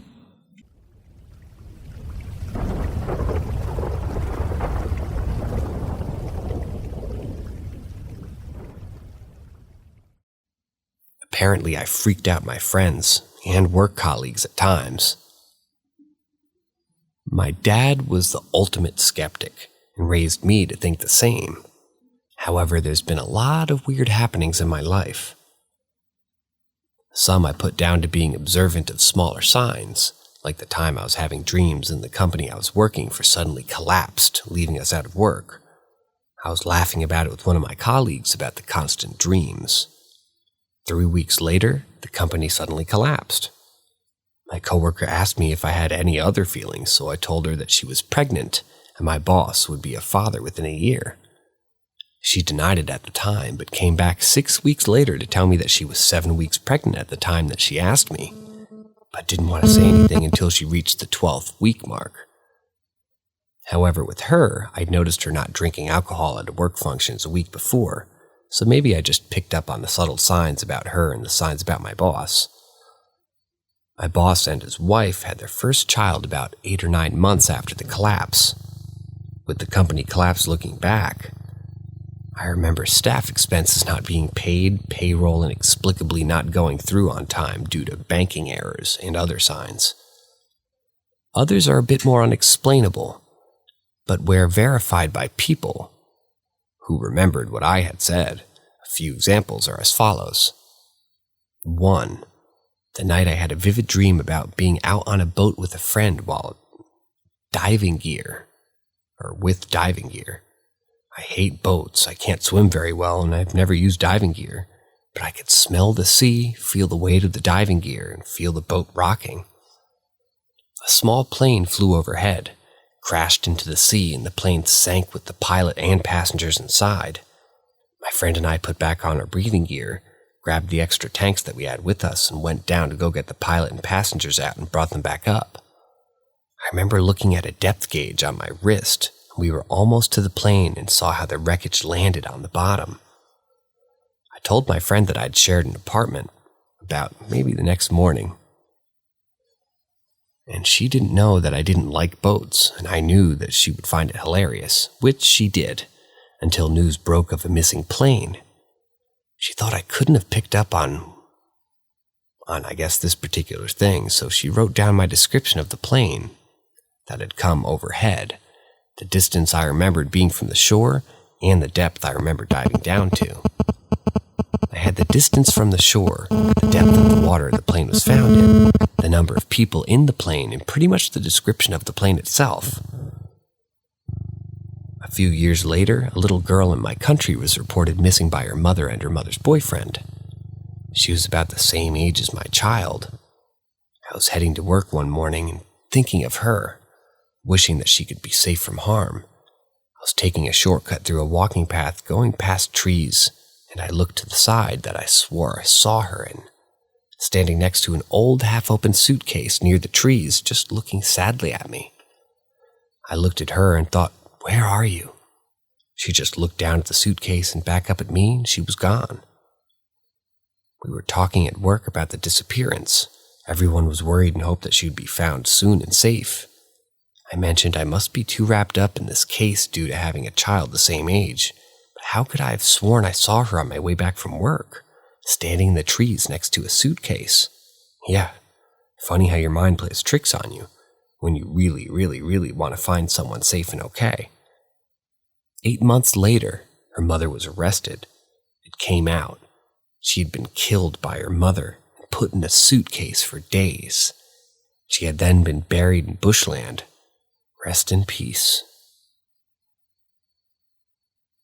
3. I was going to a dressy dinner function with my husband. The only dress I could find that I liked was a dark navy blue. I remember looking in the mirror and thinking, well, at least if I can't wear it for dinner, I can wear it for the funeral. And then thinking that was odd. No one I knew was ill, and I definitely wasn't going to a function that next night. That night, I got a call letting me know a family member was seriously ill and had been admitted to the hospital. I didn't go to the function, but went down to sit by their bedside. I was really worried, but after a week they came through it. They were released from the hospital and all was supposedly fine. I was speaking to a family friend after they came home and saying how worried I had been when I heard that they were ill in the story of the dress purchase and how glad I was so wrong. A week later, my family member was suddenly readmitted to the hospital and died the very next morning. At the funeral, the family friend came up to me, looked me up and down, and said, "So that is the dress?" And I said, "Yes.